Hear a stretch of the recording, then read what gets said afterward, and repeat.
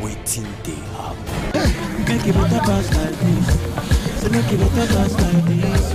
So make it better pass like this. And I pray one day. Waiting they happen. To Nigeria, my country, here, to be faithful, loyal, and honest, and to serve Nigeria with all my strength. Now, so it's supposed to be. I pledge to Nigeria, my country, to be faithful, loyal, and honest, and to serve Nigeria with all my strength. Now, so it's supposed to be. Citizens of the Federal Republic of Nigeria, how are they? Anywhere you there for the world, they watch us for ITV, they watch us for Facebook, for YouTube, for TikTok, they watch us online. I there for Edo State, for Edo Central. This road when I did so, from Agbo, go reach Uromi, but I did for Ebene. This now Agbo, Uromi, Express Road. When they give contractor for the past 15 years, 10 years, 20 years, no, just say 20 years ago, 15 years ago, 10 years ago, this road na nightmare. People when they pass here, both trailer, both vehicle from now Agbo direct. If you dey go this side, now Uromi direct. The road you get a CP. This one a small one, oh. This one a small one. If you go front, hey, federal government. So far, government don't give us out. What soon? I say make I come up from Benin City. This Uromi Agbo road by Bele, how this road be? What soon? Don't be small thing, no. Where to they pass through for this road there? Now let God. See, here now, here still good now. Here now express. Go for go Ekpo. Now pit. Motor they fall every day. We don't know what we do. Government. The road again. We don't know. We don't cry tire. We don't cry tire. I beg. Help me tell government. Make the help us. Help me tell President Tinubu. I beg. make it cut our aid. Okay. Federal government, Federal Ministry of Works. Yes.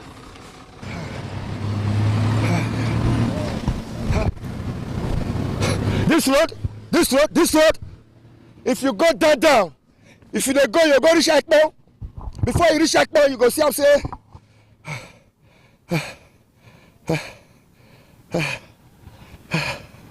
God is.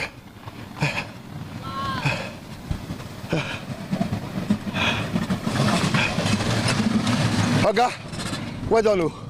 How the journey now? I greet everybody. Oga, how this road be? Nah, unbearable. The road not be here.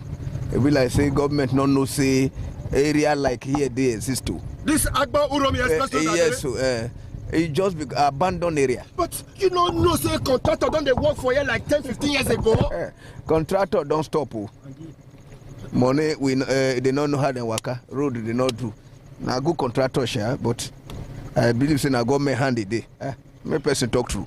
And we need to remind government. Yes. Say this Agba Uromi Expressway. If it is even crying every day, to let them be aware that people are passing here, we're supposed to be doing that. Suffer everybody day for this road. Now suffer everybody day. It don't pass 2 hours so we did this road since. Make government still know say now people, children, now did this country. You made them remember this road. Made they call one. I beg now we did there.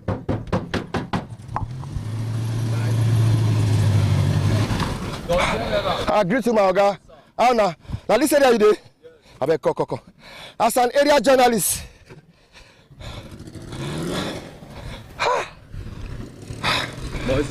This Uromi Agbo Kondisa how this road be? The road, you dey see am as e be now, e not good for eye. Many people they get accident for here. If you know wetin dey happen for here, no other route whether they pass from here go reach Agbo, Ekmo, Ewosa, Ewohimi, go reach Uromi, Igwebe. Road not dey. They say this one a small one. They say if I go front now, my heart. If you go front now, here self good. If you go front now, if you see wetin dey happen for front, if you pass checking point, go reach Ewosa to Ekmo, road not just dey. Nowhere when road dey. What you dey advise me now? Make I leave my motor here, or I fit carry my motor. Even when you carry your motor now, you not go see where you want carry and pass for that side. My motor fit reach there, or may I leave am here, carry back, they go that side. You go leave am. You will leave her for here. Daddy, because the only how are you? How's everything? How this side now? I say make I come out from inside city, make I come this make you come sit by yourself. We not go Agbo again. We not go Uromi again. We just remember if you want to go, except you carry back. Charter. Finish. See road now. You see, can sit by yourself. This one is federal road. Federal road. Just a beg government. Make them come help us. You go close to the market now. The same thing like this. You go to Ewosa, the same thing there. Go to Ekpo by railway, the same thing, the worst. Biology, the same thing. I been want carry my motor go there, I been make I enter bike. Except you go follow Lugu for inside town, go bust at. Okay. Welcome. Hey, Pastor, wait. Hey. My leader. How's everything, sir? I'm going home. Fine, sir. You are going home? Yeah. How this Agbo Uromi Express? You yourself know say contractor work for this road 10-15 years ago. How the road be? Very terrible, very terrible. I have just been telling my boys that this is funny, very funny. I'm from Ekmo, so I drive this road, so I know what it is. And we are asking that the government should help us. They should do something for us, because it's becoming something else. Terrible, very terrible. So from here now to Ekmo will take me still another time. Look at the vehicle, look at everywhere. So if you don't have maybe a jeep, you can't ply this road. Like me, we carry Yaris come from Benin now, and I be the plan to reach that village Ekmo. I go fit succeed. You fit, but it go stress you. I wish you grace. Safe journey, oh.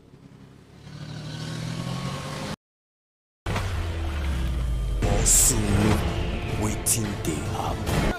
Make it better pass like this. So make it better pass like this. So make it better pass like this. And I pray one day. Waiting they happen. The Ministry of Works.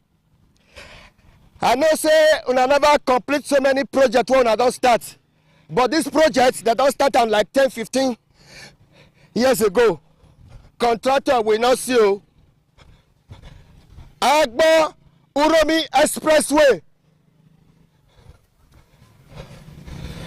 This country.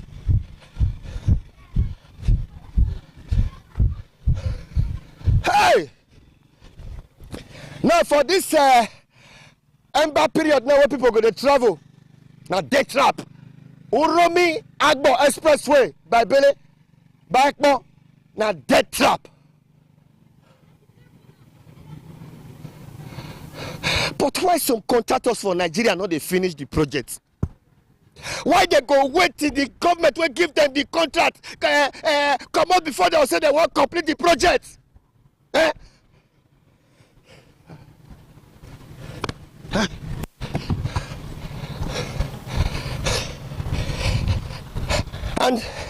And Federal Ministry of Works, they don't forget this road. No. From Agbo to Uromi, Federal Ministry of Works, they don't forget this road. For Agbo Uromi Expressway, I don't come out from Ebele, this Naiwosa. Not be smart, you know. Federal Ministry of Works, NDDC, Federal Ministry of Works, NDDC, for the past 10 to 15 years, now federal government of Nigeria award this contract. It don't pass 15 years old from Agbo, Delta State, to Uromi for those states. Contractor work. After you go see them, after you not go see them, after they go come out, after they go pack, after they go return them. But citizens of the Federal Republic of Nigeria, when they pass this road on a daily basis, if to say not be God, hey!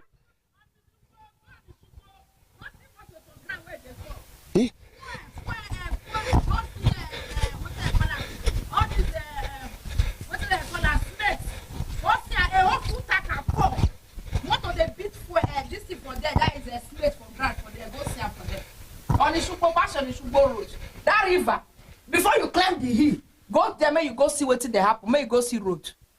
Go there now, may you go see road. Go see full smith of motor. The rain they beat up.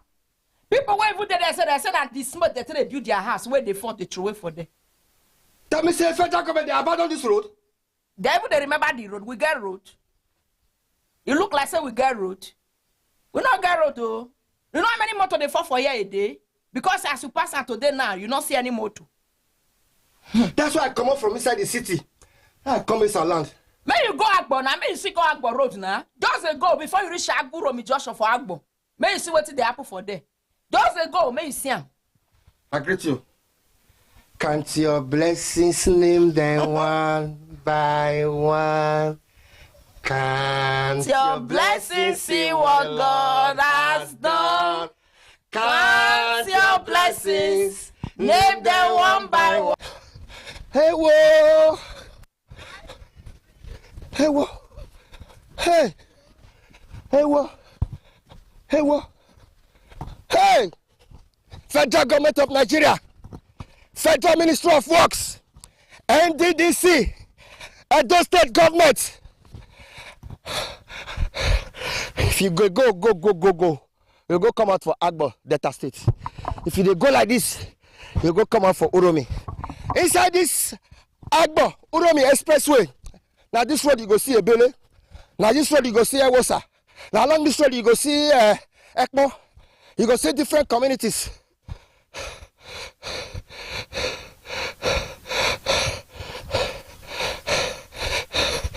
If road dey lonely like this and road spoil like this, how kidnapper no go dey road? First the region and before we speed, the region I will slow down. If they did here, they will come outside. The jackal carry come out. I greet you. How's everything? I said I don't too short for city, make I enter inside. Exactly. Well done. It is sup here. Too much. Just imagine saying a motor pass and your tire hook here. And everybody don't sleep. They say if you see something, say something. I don't see something now. Now I can't show now. So, Abamena, Baba. I should they watch them, drop your comments. I should they watch them, share them. I should they watch them, like them. Share them, make federal government of Nigeria see them. Share them, make federal Ministry of Works. Share them, make those state are there for Uromi, Agbo, Expressway. This work. If your motor stop here. Hey! You notice what they happen for this road? In case you they wonder, are they for Esa land? From here I go enter Ubiaja, enter Ebele, enter Ekmo, enter Iwokimi, enter Ekpoma, enter Uromi, enter Iruekpe. Are they for Esa land now? From now till like 2 weeks time, they for Esa land. This they happen, no. Water na problem. Water na problem for Esa land. Light na problem. Come. Now spoil this road.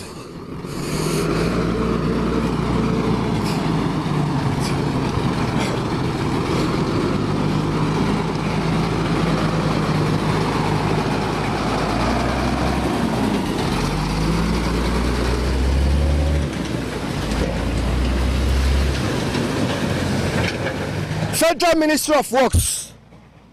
Any federal road for Nigeria will tell at a pass. And I need to tell the contractor the kind specification of road.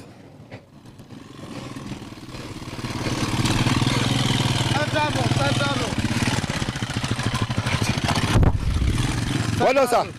Your bike particulars, your fire extinguisher, your driver's license, and all the particulars. But how you doing? I'm fine, sir. I'm not too fine, sir. I'm not fine because of the road. This road is not road. Just look everywhere. Very bad. Agbo-Uromi Road? No. Express Road? When federal government, you know how much federal government of Nigeria budget give the contractor to do this road for the past 15, 20 years? You don't know? Okay. Now, just look at the road. We are suffering. This is a bad government. You know if we talk like that? Oh, God. Now your own opinion be that you know if we talk in a bad government because they do road for that place because they never reach us. You know yes they fair give this road to contractor. Let them do the road, let's see. Okay, thank you. Federal government of Nigeria, Federal Ministry of Works, NDDC, Edo State government. Why BC for this our country? Road now one of the biggest challenge. How long will Nigerians continue to complain about road, water, lighting, food, house, road?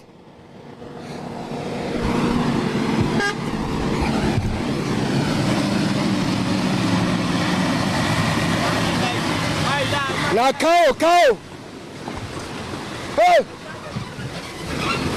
Agbo-Uromi Expressway. Agbo-Uromi Expressway. You pass Ekmo, Ewosa, Ebele, the road.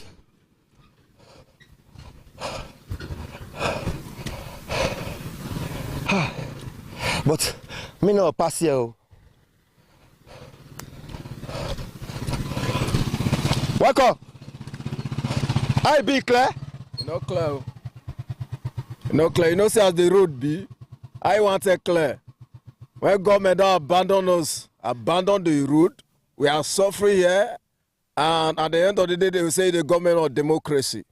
How is it democracy? For the people, by the people, for the government. Oh yes, we are not benefiting anything. Only the top men there that are benefiting. We are suffering. We the youths, the old and the young, the children, all of them are you suffering. Not aware, say 15, 10, 20 years ago, federal government award this contract to big contractor from Agbo to Uromi? We heard of Buhari that time. He said the road was awarded. They started the double lay from here to Abuja, and before we could know, the contractors left. We don't know exactly what happened. They will not be able to sponsor them, or there is no money. That's why they left. We cannot tell. But since the time of Buhari now to Tinubu, we are still suffering on this particular road. Look at the condition on the ground now. I got injured some days ago. Look at it here. It's because of this same road. When I was struggling with the passenger to Agbo to get my daily bread, I got injured. I was fed and I got injured. It's a pity. You understand?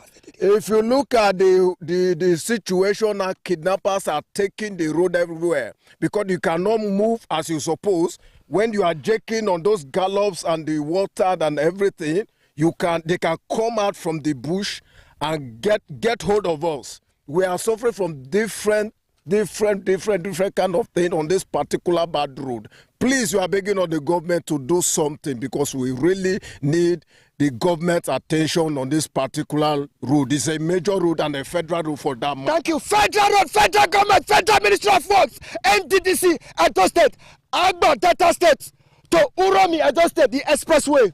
You go pass it. No, is at all. No road from Uromi Junction to Agbo, no road. Una see wetin we dey pass through from Uromi Junction to Agbo now, it will take you no less than 4 hours. Now wetin we dey pass through for the state now be this one o. Federal government dey not answer us o. Everyday trailer dey fall, small motor dey spoil for road. Before machine go fit pass here, you see road, see our body. Abeg o, we need na support o. And that guy talk say once motor enter this kind sharp corner where be say you come dey slow, they struggle to pass. Now that time kidnappers and armed robbers they show face.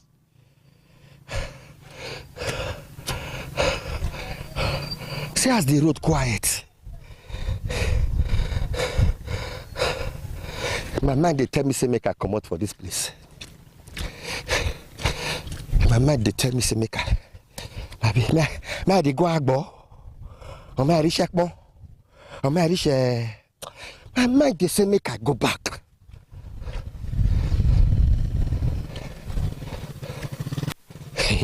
So now back, can they pass here now? This road bad o. Bad, men are help also. Men are help for this country. We are suffer.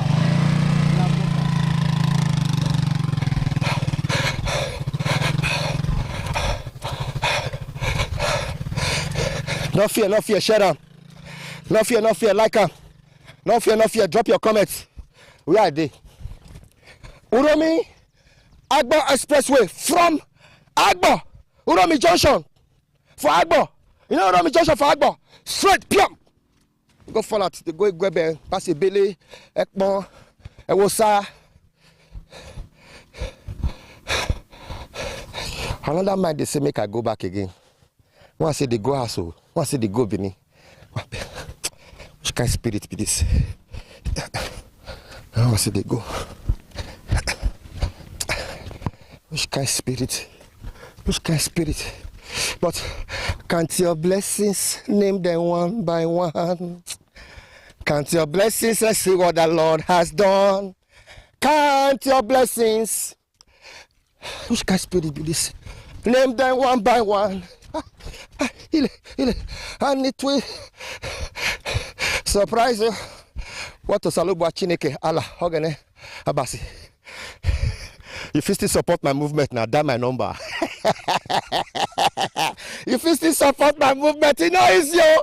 Just dial my number 080 55 40 7359.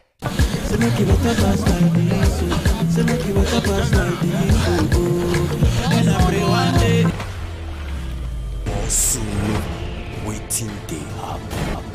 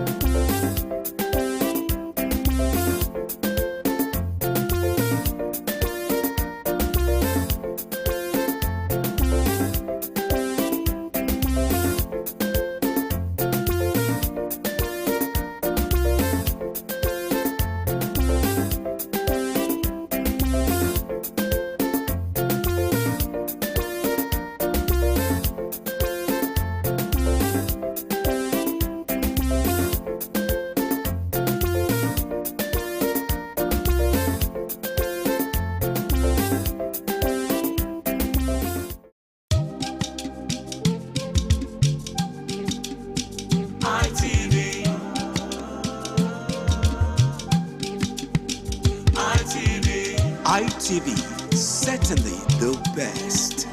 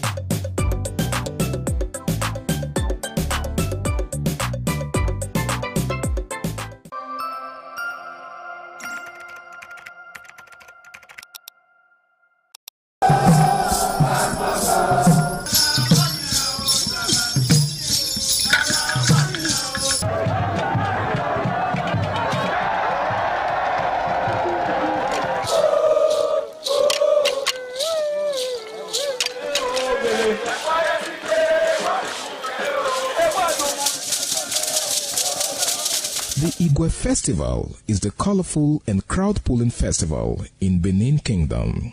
The Igwe Festival is an annual event that is celebrated by all Benin, both at home and abroad, to mark the end of the Benin year and to usher in a new year with a renewed hope for peace and prosperity. The annual Ugie Festival is centered on the Oba of Benin as the Oba takes the center stage.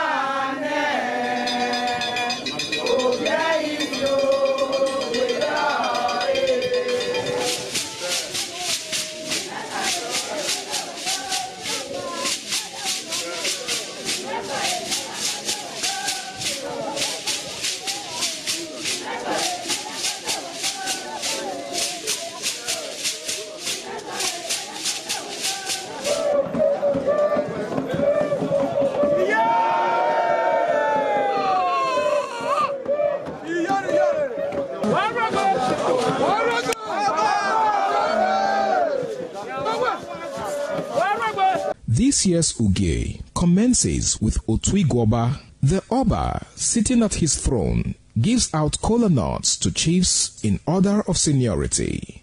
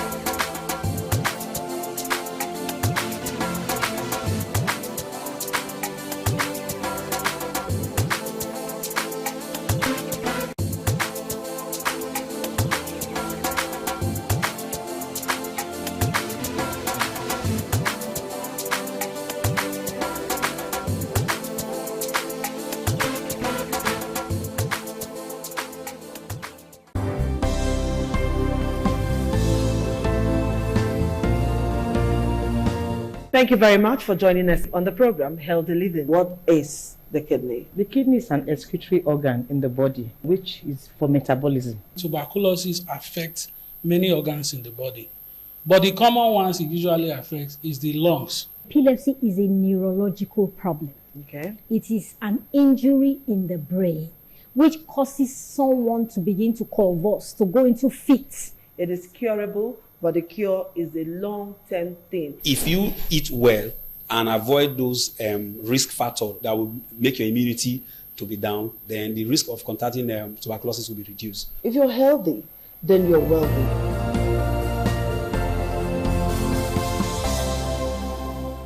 Merry Christmas and a prosperous New Year from Independent Television and Radio.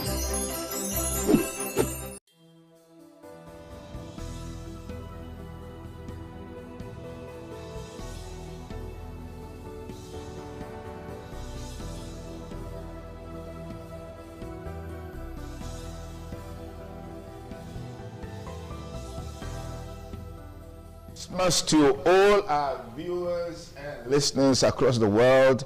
Welcome to our special edition of the show, Politics Today, on Independent Television and Radio. And I'm your host, the most sunny Duke Okosun. Hope you had a great Christmas celebration. It's beyond eating rice, it's beyond the stew and the chicken and all of this fun. It's about Christ. And even if you didn't have all the resources to celebrate as much as you want to, or perhaps buy the clothes, buy the shoes, and all of those lovely things, the most important thing is the gift of life. If you're alive, to celebrate 2025 Christmas, that's the biggest celebration. So welcome on board the show.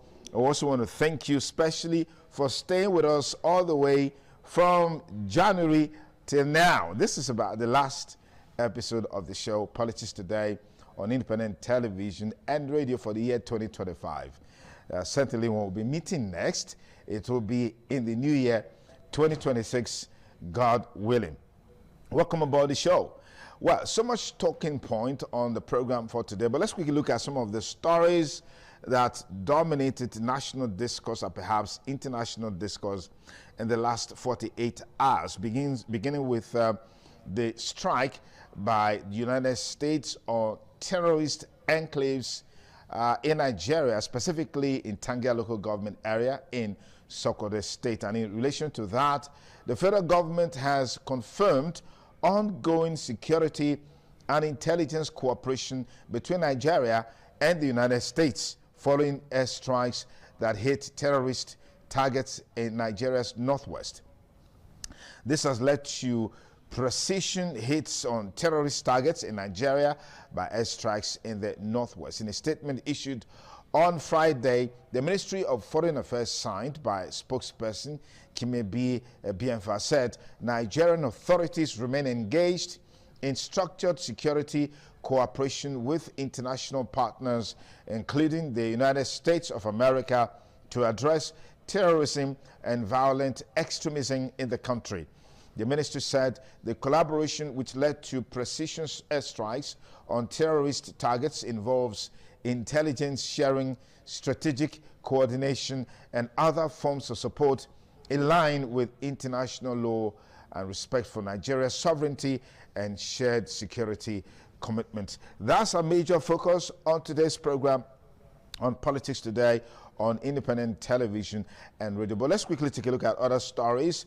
The People's Democratic Party has criticized the federal government for allowing the United States to disclose details of terror strikes carried out on Nigerian soil by the Nigerian authorities, addressed the nation, describing the development as a disturbing failure of security, communication, and national leadership. In a statement issued on Friday, the PDP National Publicity Secretary, Ini Emebong, observed that the federal government's delayed reaction forced Nigerians to depend on foreign sources for updates on critical security operations taking place within their own territory. All right, and now let's look at more stories in the world of politics. The All Progressives Congress APC in Ebonyi State has announced that its primaries for the forthcoming local government and councillorship elections will be held on January 25, 2026. The announcement was made by the state chairman of the party, Stanley Emega, on Monday during a briefing with journalists in Abakaliki following a state executive council meeting. Emega advised political appointees intending to contest the elections to comply with Governor Francis Onweforo's directive to resign before the primaries. And now moving on, 6 members of the Zamfara State House of Assembly have defected from the People's Democratic Party PDP to the All Progressives Congress APC, citing deep internal crises within the PDP and what they described as poor governance in the state. The lawmakers announced their decision on Thursday through separate letters addressed to the Speaker of the House. Those who defected are Bashar Aliyu Gumi in Gumi 1 constituency, Nasiru Abdullahi Maru North, and Bashir Abubakar Masama Bukuyum North, Bashir Bello Bugundu West, Amiru Ahmad Keta Safe West, and Mukhtar Nasiru Kara from Kara North. That's some of the stories we're following at this time on the program today, Politics Today on Independent Television and Radio. We will take a short break. When we return, we'll meet our guest analyst, who is a global affairs analyst joining us from the UK, Chief Daniel Matthew Akwemoha, in just a moment as we look at the reactions that have trailed the U.S. strike on terrorist enclave in Nigeria. And one man who has been very outspoken on this issue is Sheikh Gumi, and he's been receiving a lot of bashing and criticism because of some of the things that he has said. And we'll be talking more on this when we return after this break. Please stay with us on Politics Today on Independent Television and Radio.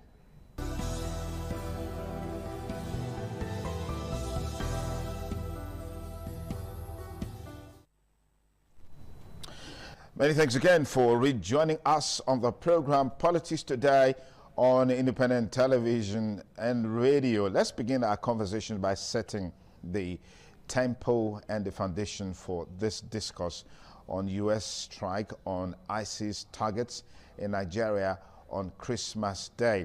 This came from President Donald Trump, who said that the U.S. launched powerful and deadly strike against Islamic State forces in Nigeria after spending weeks accusing the West African country's government of failing to rein in the persecution of Christians. Trump said, "Tonight, at my direction as Commander-in-Chief, the United States launched a powerful and deadly strike against ISIS terrorist scum in northwest Nigeria who have been targeting and viciously killing primarily innocent Christians at levels not seen for many years and even centuries." Mr. Trump wrote on his social media platform, Truth Social, "I have previously warned these terrorists that if they did not stop the slaughtering of Christians, there will be hell to pay, and tonight there was." Mr. Trump did not provide further details on the strikes, such as how many people were killed, who or what was specifically targeted, or how many strikes were carried out, other than to say there were numerous perfect strikes. U.S. African Command, which oversees U.S. military operations in Africa, said in a statement that its initial assessment is that multiple ISIS terrorists were killed in the ISIS camps. Defense Secretary Pete Hegseth posted on X, "The president was clear that last month the killing of innocent Christians in Nigeria and elsewhere must end. The Department of War is always ready, so ISIS found out tonight on Christmas. More to come. Grateful for Nigerian government support and cooperation." And in reacting to this, the Minister of Foreign Affairs, Yusuf Tugai, came out to say this was a collaboration, a cooperation between Nigeria and the U.S., that he spoke with President Bola Ahmed Tinubu to get clarification and approval, and it was given. And he also went ahead to say that to a large extent, the narrative being presented by the U.S. government is a bit twisted. The strike was against terrorists, and it wasn't based on the initial claims by U.S. and President Trump that there was genocide against Christians in Nigeria. Well, you know, in recent time, this has been a major talking point. Now, it has finally happened, and we're seeing reactions from the left, from the right. And one man who has been very vocal is Sheikh Gumi, who is saying that U.S. doesn't have a moral right to carry out such an action, saying countries that are qualified to carry out such actions include China, I think Pakistan, saying these countries, they have clean hands. The U.S. has no moral ground because it doesn't have a clean hand. That U.S. has been involved in terrorist activities itself, and so it doesn't have a moral ground to be involved in this. And this has attracted a lot of reaction. But let's quickly meet our guest for today's program. Chief Daniel Matthew Akomoha is joining us from the UK, Global Affairs Analyst, Chieftain of the Labour Party, and Public Affairs Commentator. Thank you so much, Chief, for creating the time. And once again, Merry Christmas, and thank you for joining us on this special broadcast of Politics Today on ITV and radio. Thank you very much for having me. It's always been a privilege and honor. Thank you. Okay.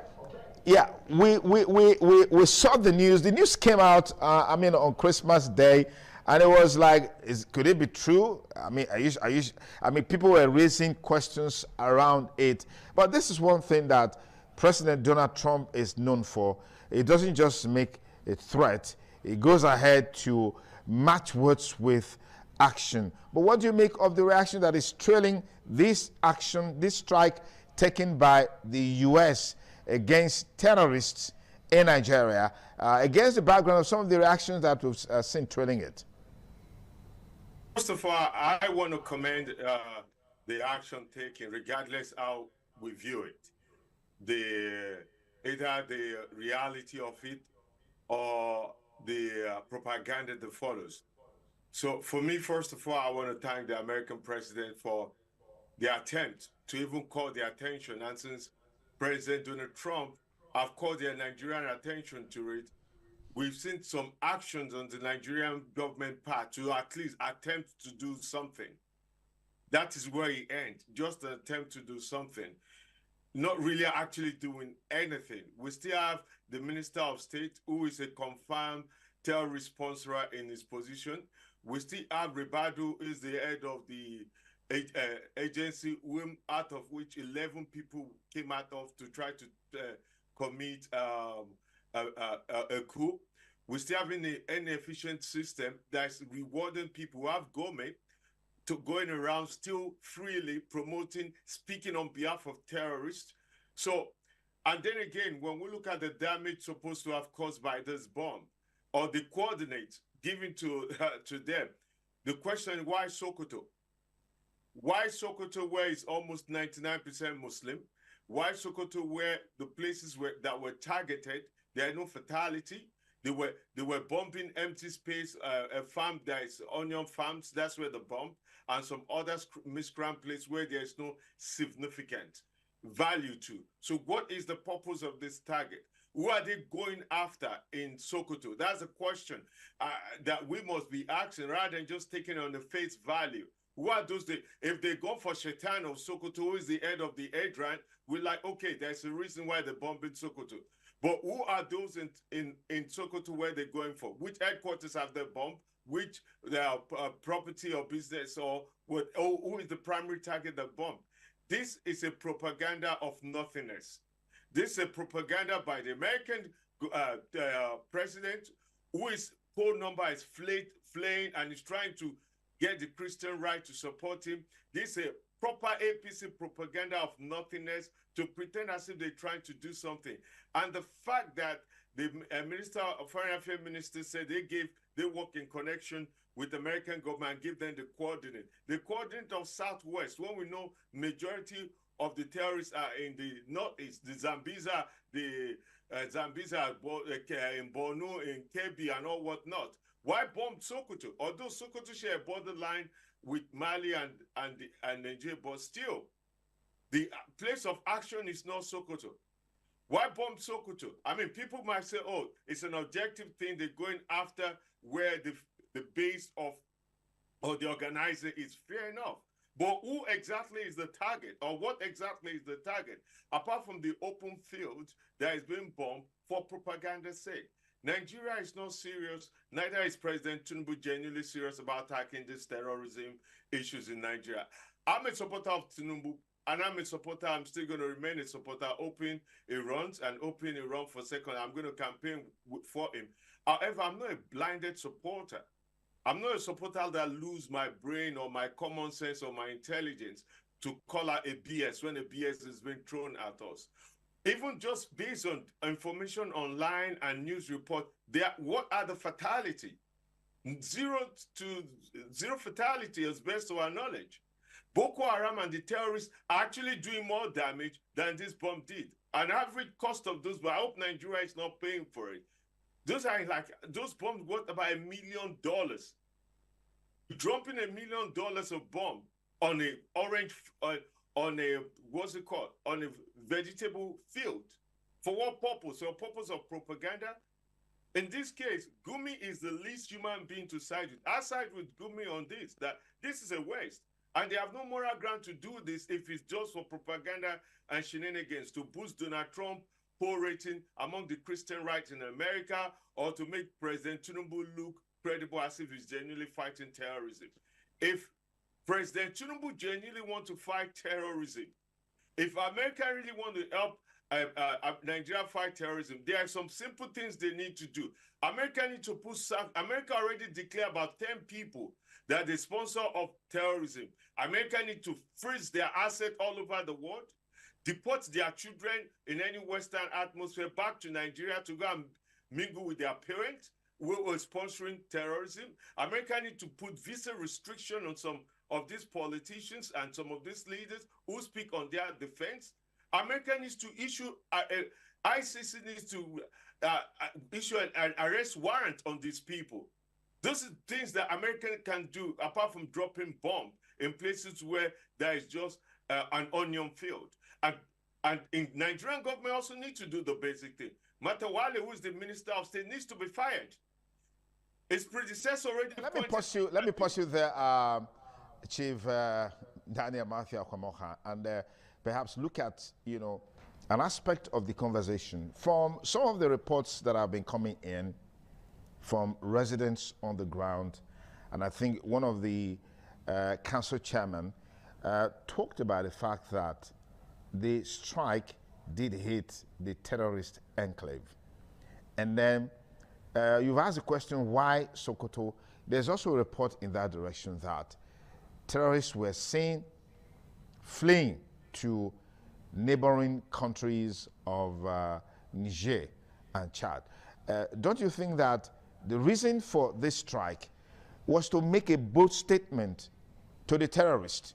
And that's if the strike didn't fulfill its purpose, why is someone like Sheikh Gumi reacting the way he's reacting, and some of the reaction that we have seen in the last couple of days? In any case, you started by commending President Donald Trump and the Nigerian government led by President Bola Ahmed Tinubu for this initiative to put the terrorists in their place. I commend them for the attempt, but we've gone beyond propaganda. This is a pure theater. It's just a performing act, what they've done. They've not actually gone to the art of the beast. Because if they really wanted to do this, Sheikh Gumi will complain about anything. Sheikh Gumi will complain about anything that seems to be going against the direction of the terrorists, because he is a terrorist. Sheikh Gumi is against state police. Sheikh Gumi is against the new appointment. Sheikh Gumi is openly saying we should not even fight terrorists. We should create a special budget for them. So Sheikh Gumi should be arrested. Sheikh Gumi, anybody who is claiming to be a spokesman for the terrorists should be arrested, should be part of those sponsoring terrorism. Now, the intention of going after the terrorists by Donald Trump is a noble thing, and we should commend that. But the theater and the make-believe and the propaganda that does not achieve anything apart from gratification for himself, is something that we should be against. If they actually gone to try to bomb where the terrorists are, if they come to, this is me, I'm going to put it out there. If they're like, oh, we're going for the head of the Hydra, we're going to go for the Shaitan of Sokoto, and they bomb the palace, say, you know, you are the head of Islam. And we're bombing this simply because you're the head of these northern people. We're bombing you and trying to get rid of you to get off the head. I would say, okay. Because you're going after the Shaitan of Sokoto. But that's okay. not Now, Chief, we need to really focus on the discussion. You are not recommending President Donald Trump to order that, but what you are saying, no, I'm not. If, for example, that happens, you know, there's a definition of what the purpose is. But you're saying, in effect, that this bombing has no focus, no direction. You expecting the bombing to focus on places like Borno, Zamfara, Katsina, maybe Benue, and other places. But you are aware that the Nigerian Armed Forces is also on a, more or less like they are on an onslaught against terrorists. You saw recently Bello Turji, who is one of the most dreaded, notorious, wanted terrorists in Nigeria, coming out to, you know, request for peace and a safe landing. And the Nigerian Armed Forces said, look, there is no going back in this, you know, confrontational approach, kinetic approach to dealing with these guys. That's exactly the point you are making, I want to believe. Dealing for peace negotiation talk because he's afraid America was coming to bomb his ass. He knew America was coming to bomb. So he was trying to make peace with Nigerian government to protect him. However, American government have now come, or President Trump have now come, they've done exactly what he wanted. They've gone and thrown a bomb in an onion farm. They've not gone after him. America is very good at doing targeted killing. From Osama bin Laden to this guy in Syria, how come in this case, they are bombing open field? So what evidence do you have that they bombed open field and not the terrorist enclave? Do you have the coordinates, or you are relying on what you saw on social media? No, those who carried out the action told you that they hit multiple targets and it was deadly strike, which means those strikes actually hit the target with a casualty. We may not have the figures of those casualties, and you are seeing the reaction, for example, from the PDP saying that, criticizing them for releasing the information about the strike at all. And then you are saying they should release more information before you believe. What is your evidence that it was an onion farm that was struck by this strike? The African Command, the Department of War, and the U.S. president has come out to say this was a deadly strike, and there were multiple strikes, and they struck the targets that they wanted to hit. So how do you now justify your own position that it was an open field? Financial Times is a credible journalist paper. They don't do propaganda. I would advise everybody to go and read it. They went on the ground. They take pictures. It's online. Just Google Financial Times. They spoke to the local people there as well. That's one. If you go online, there's so many local people updating, uploading, also sharing the views. One of the major places they bomb is an onion field. Some of the locals said, oh, ISIS or the Boko Haram terrorists used to gather there, but that was like 2 years ago, not recently. They don't have any terrorists. The highest they have in Sokoto is bandits who are kidnapping Christians along the way, demanding money, not terrorists. So we need to separate that clearly. And secondly, in Sokoto, inside Sokoto, we know that the whole coordination for this terrorist movement is in Sokoto. We know that.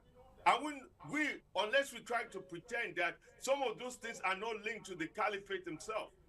Now, if you're to bomb... Okay, now just a moment, Chief. I don't want us to make what you would call an illusion of casualty in trying to piece things together that we cannot authoritatively verify or confirm on this program, because this is a global audience, so we don't send the wrong signal and make the wrong, put out the wrong information there. We don't misrepresent facts, and people try to have a misconception of the purpose of our conversation. Let's try and stay on course without trying to make insinuations and join issues together to avoid people misinterpreting the conversation today. But we'll take a short break. When we return, we will look deeper into this fight against terrorism. The federal government recently declared anyone caught in the act in kidnappings and all of these as terrorists. That's the general designation. Whether you are a bandit and all of that, you are a terrorist, most especially if you are involved in kidnapping for ransom and all of those, deadly activities. We'll take a short break. We'll be back with you to talk more on the show. Don't forget, at about 10:15, our studio line will be open, so you can call and be part of the conversation. What's your take on U.S. response to the terrorist situation in Nigeria based on the threats issued by President Donald Trump, and also the reactions coming from the federal government giving holistic support to this action? And then interface that with the reaction coming from Sheikh Gumi on this issue. Stay with us. We'll be back with you in just a moment.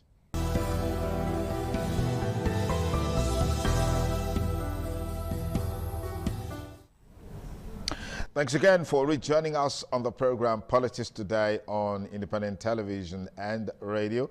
We're still looking at the recent strike by President Donald Trump or the U.S. on Nigeria against terrorists. And this, of course, is in tandem with what President Donald Trump promised some few days back, which, of course, has come into full manifestation. There are concerns that unless and until perhaps the casualty figures come to the public space, there is that seeming tendency for people to believe that this is just a propaganda. That seems to be the point that you're making, Chief Daniel Matthew Akomokan. But it doesn't take away the fact that the promise made has been fulfilled, the proposed action has been taken, and it establishes the fact that the Nigerian government and the U.S. government officials are working together to ensure that the days of terrorism in Nigeria, the days are truly numbered. What do you make of some of these actions taken so far in terms of the results that we're seeing, and then the multiplier effect that we're going to see in the days to come? Do you think that this will have far-reaching implications in terms of whittling down terrorism activities? Because we've seen some of the debris fell in places like Offa in Kwara State, and that has brought some of these conversations that, the bombing hit onion plantation or hit open spaces and stuff like that. I've seen a comment by an air officer, an army officer, saying when a bomb is shot, the fuel for the engine, once it is expended, it falls off, and then the bomb just propels to its target. But it's really possible that with the level of sophistication that the U.S. has gained in terms of war and all of that, they will go about some of these actions just for propaganda and hit empty spaces. Is it really possible, Chief Matthew? Yes, it is. And evidence shows in the pudding. We have zero casualty up to date for the massive level of bombardment they claim to have used or done. We have open field with big pothole that they just circled around, and we have no follow through. The only person so far to date that's actually making an effort to fight this terrorism is the Minister of Defense, Christopher Musa. And it's the only person who said local indigents to defend themselves. It's the only person pushing for state police. All the majority of the northern leaders is against it. The terrorists is against it. Gomez is against state police and the right for people to defend themselves. That's to tell you where the focus is. So for me, I support President Tinubu and I'll keep supporting him, but I'm not a blinded supporter. I'm a rational supporter. But what I'm saying is this.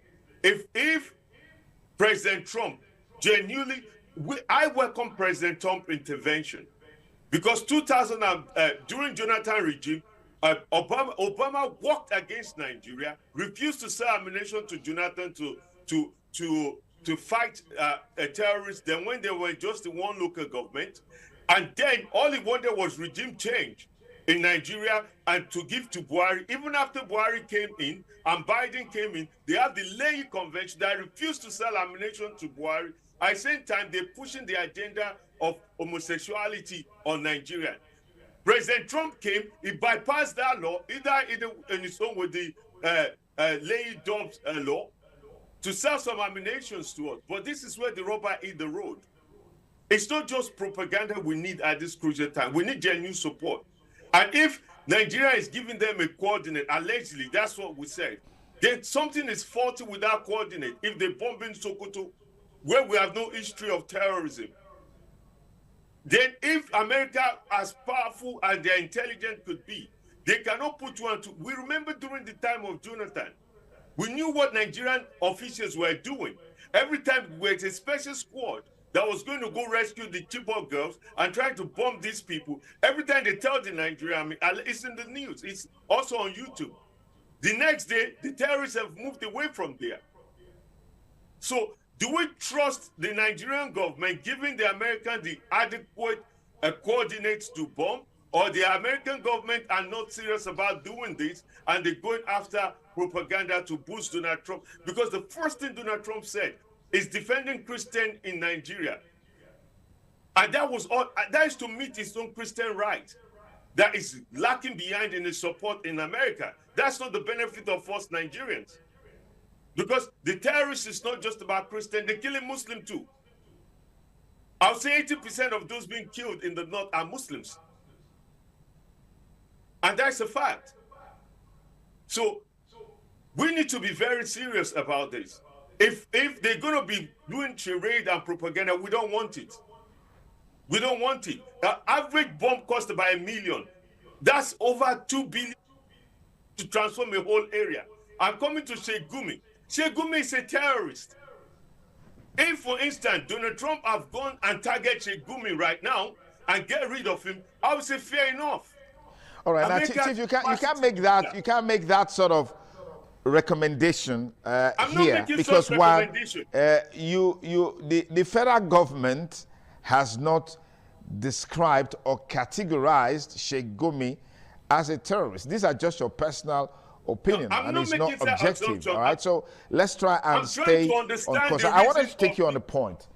I've heard even the likes of Sheikh Gumi making comparison between the Niger Delta militants, as it were, and the bandits who have now been designated as terrorists in terms of the demand. Is there any similarities or are there any differences if you want to look at these two planks as far as this issue of insecurity is concerned? Is there any justification for that sort of comparison in the first place? There's no justification, there's no comparison, there's no similarity. Let us go back to Niger Delta people before coming. Niger Delta people are very geographically based, and they are very, very narrowly targeting. They were not ethnic cleansing. They were not attacking villages. They're not trying to take over villages, and they never kidnap anybody for ransom. They went after the oil company, and they tried to disrupt oil flow, because the oil company were polluting their waters and their land. And they demand clean production in their area. They weren't attacking villages. They're not spreading their jihadis across anywhere. And you didn't hear them raping, kidnapping school children, raping people, demanding fees. No, that did not happen. Sheikh Gumi, Boko Haram terrorist people, what is children in school, Catholic school, got to do with them? What's rape, kidnap, banditry, and demand of money got to do with, compared to that with Niger Delta? Niger Delta was narrow, was a neat with clear purpose. What exactly is the purpose of these terrorists? Apart from one thing and one thing alone, to impose their own way of life across everywhere. Why are we having terrorism across every part of Nigeria? Why are we having terrorist action in Edo State? Did the Delta people go outside the Niger Delta area?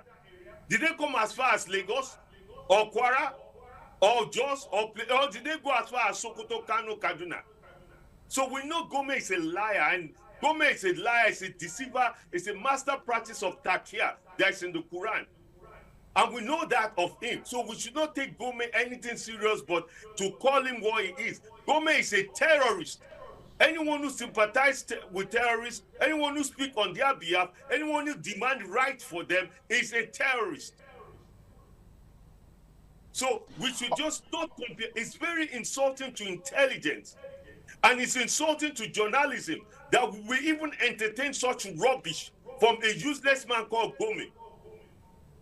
All right, I don't want us to get personal, Chief Daniel Matthew. I want us to be civil in a language. I mean, you don't need to be dropping names and attacking personalities just the way you are doing. That's unacceptable. Let's be civil in our choice of words and focus on the issues and not attacking personalities, so we don't, create a wrong narrative and misconception of our conversation. We're looking at this semi-comparison. There's also another thing I'd like you to get a reaction. I've heard some very respected Nigerians, some global personalities, so to speak, the likes of Bishop Hassan Kuka, saying the bandits that we see today, they are also victims of the system called Nigeria, in terms of the deprivations, in terms of lack of access to education, in terms of the poor quality of life, and all of these issues. I want to get a reaction on that, because when you look at some of the videos that you have online coming from some of the leadership of these terrorists, they tell you that their means of livelihoods, they've been cut short because they can't rear their cows anymore.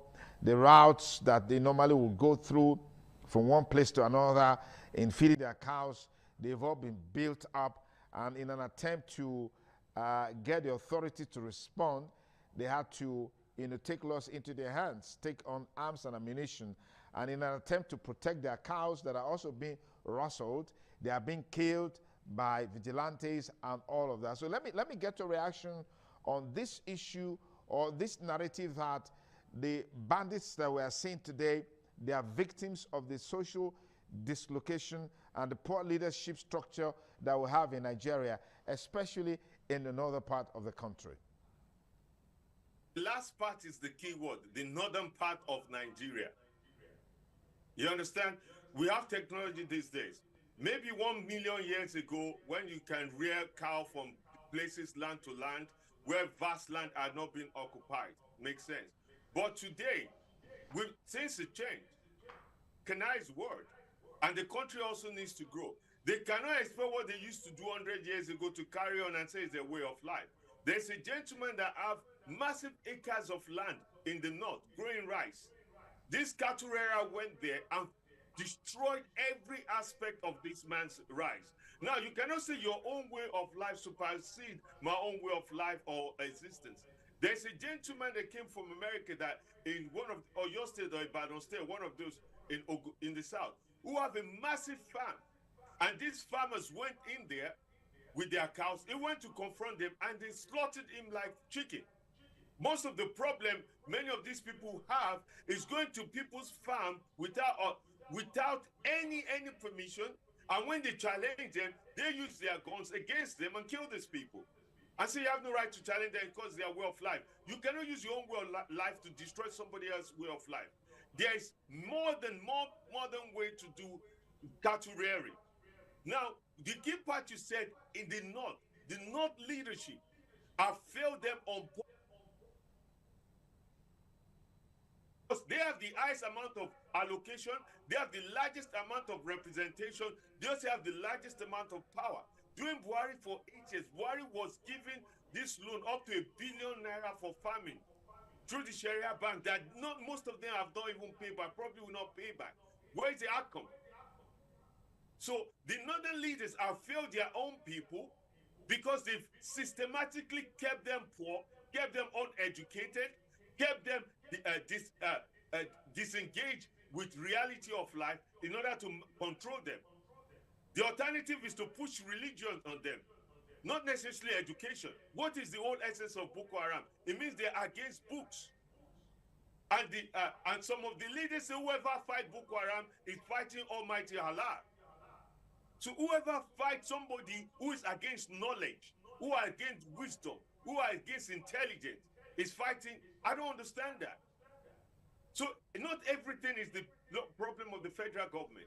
This is exclusive to the state and to the local government, exclusive to the state governors. So let's blame them. The state, Matama, the current minister of state, is the present governor said how he had a relationship with terrorists. The former Borno governor is now they blaming each other. The former Borno governor, who Bua was his name, who people said he was the founder of Boko Haram. Those are their problem. Why we don't have that in Lagos State? Why we don't have that in Edo State? Every part of Nigeria, people are struggling. People's way of life are changing.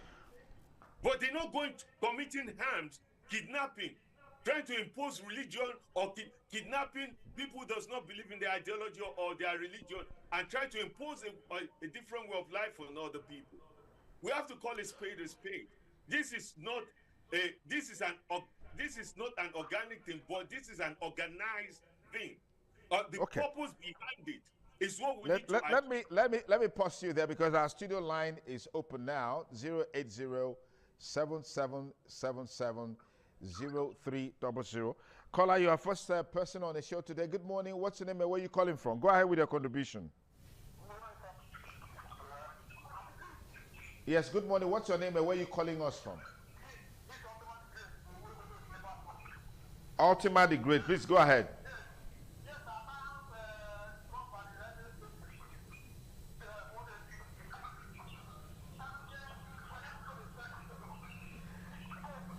The call is a bit distorted. I'm sure it's a network issue. Maybe you can call back again, Ultima the Great, so we can get your take on the conversation so far. Hello, good morning, caller. What's your name and where are you calling from? Good morning. Yeah. All right, Dixon, go ahead.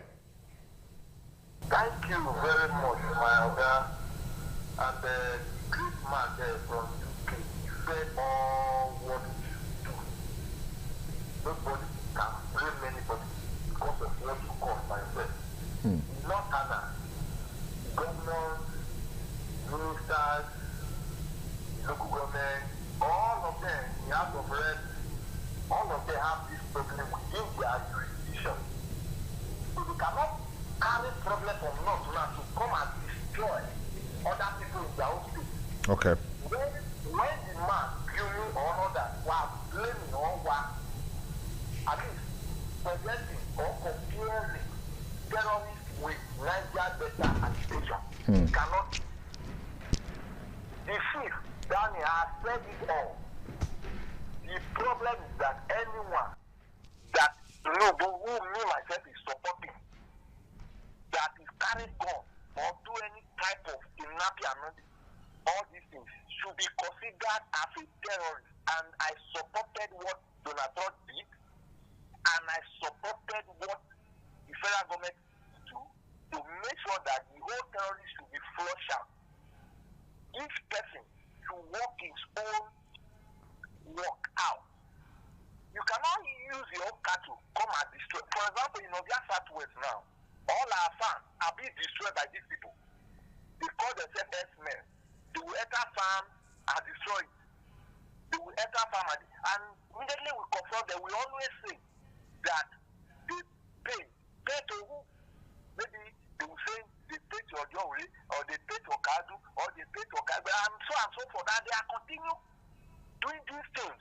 By the time we retaliate now, somebody will come and tell us that maybe we are just concentrating on them because they are from Natana. But no one of us in South here can go to their place and do such. Okay. Okay, thank you for your contribution, Dixon. Our studio number is still 08077770300. Hello, caller. Good morning. Tell us your name and where you're calling from. Go ahead with your contribution. The number is 08077770300.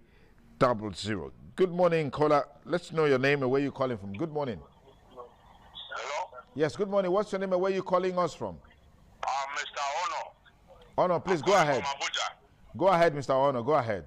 Yes, this Gumi, if the government failed to, if the foreign government failed to get him, it means they back the head halfway. Gumi wasn't the target. President Trump hasn't told us that Gumi was the target, and the federal government that also supported and gave the go-ahead didn't tell us that Gumi was the target. The federal government has also not designated Sheikh Gumi as a terrorist, all right? Anyways, thanks for your contribution. I've just said my own. All right, thank you. Thank you.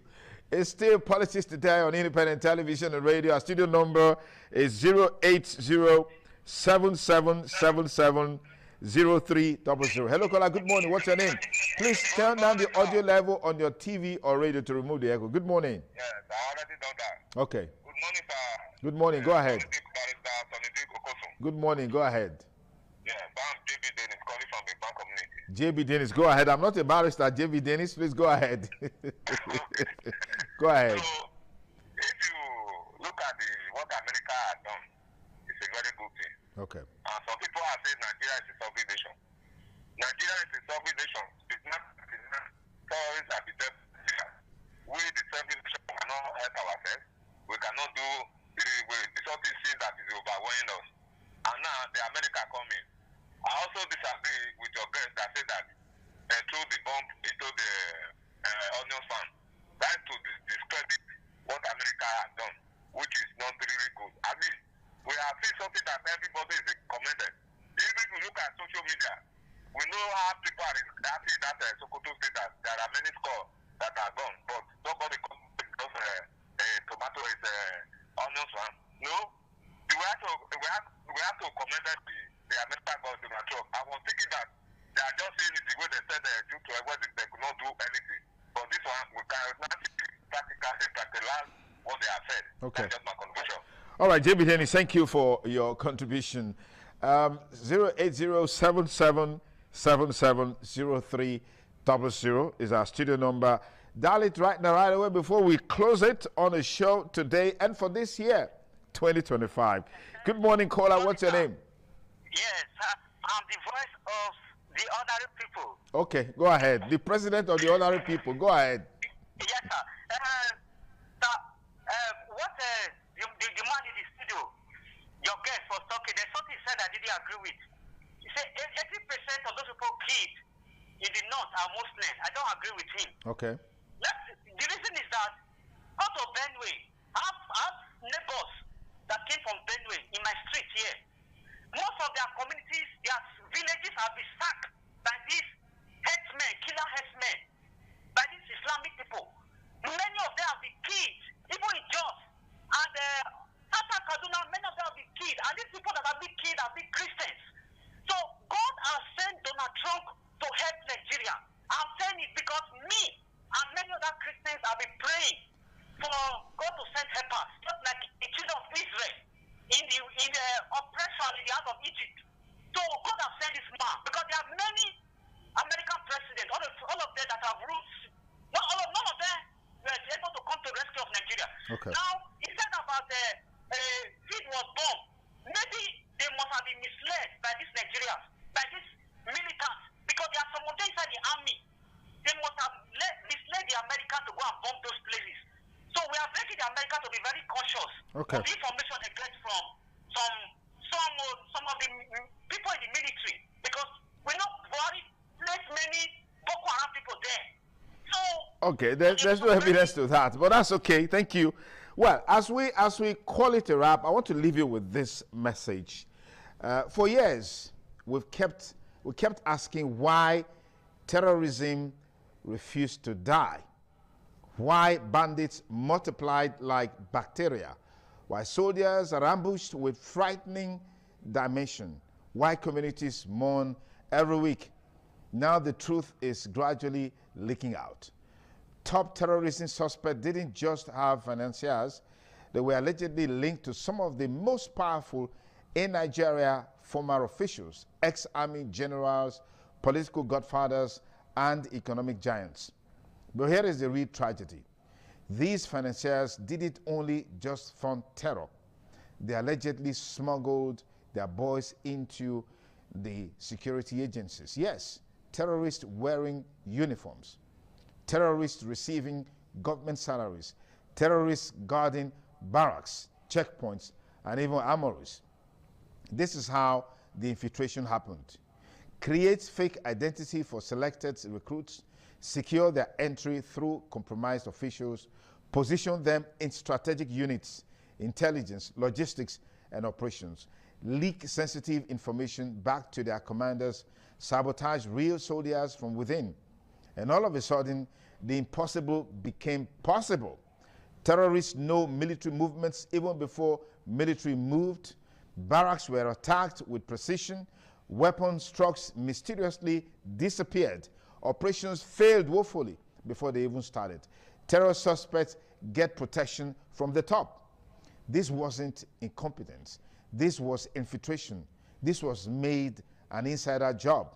Nigeria, if this is true, our fight is not only against terrorists in the forest, it's more against terrorists wearing uniforms and receiving government protection.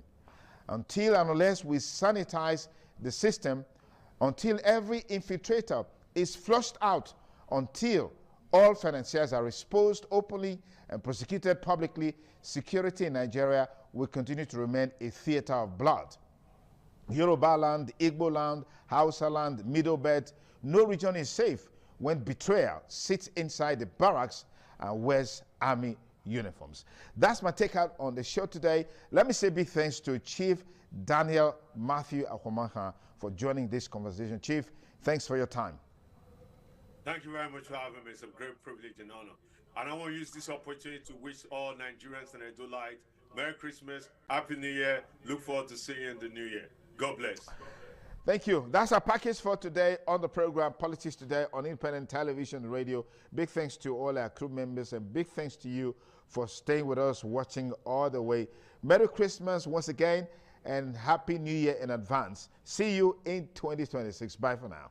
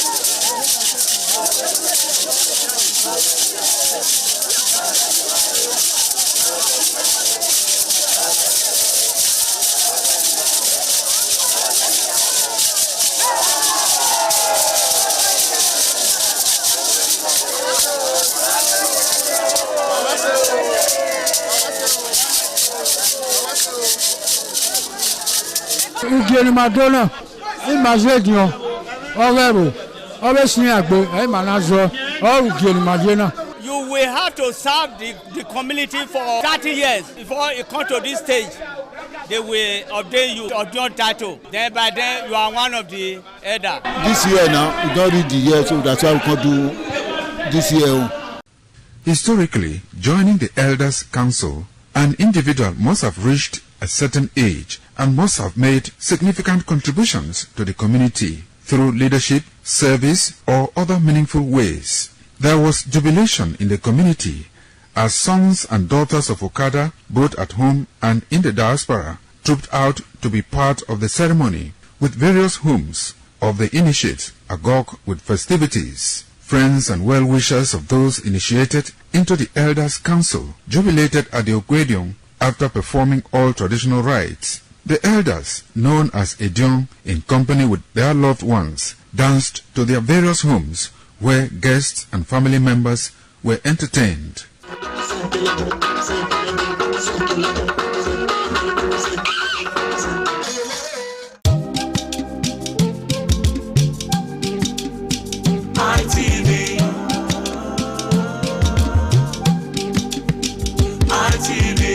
ITV, certainly the best.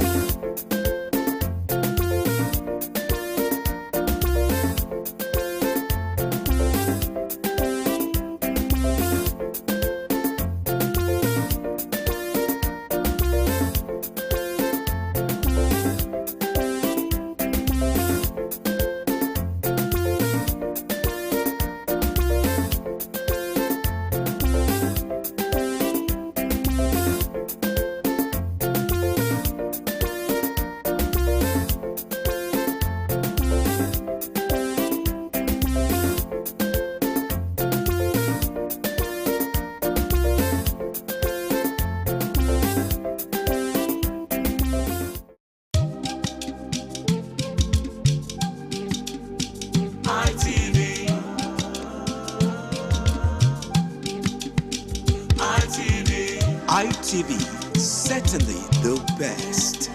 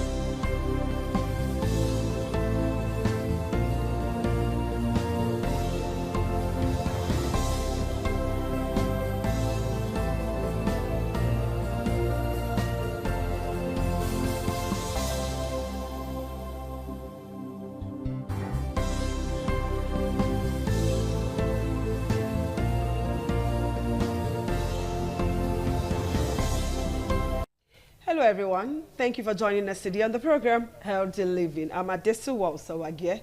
As you can observe already, the Harmattan is here, whether we want to like it or not, because when you see the level of dust on our streets, particularly earth roads, you will know that, yes, so Harmattan don't show, you know.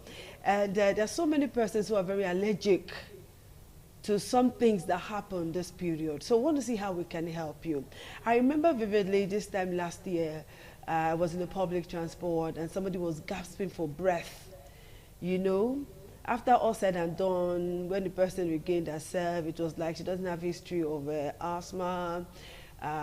She has not been sick like that, but she inhaled the dust and everything just got mixed up. We were quite scared, and thankfully everybody in that bus was nice.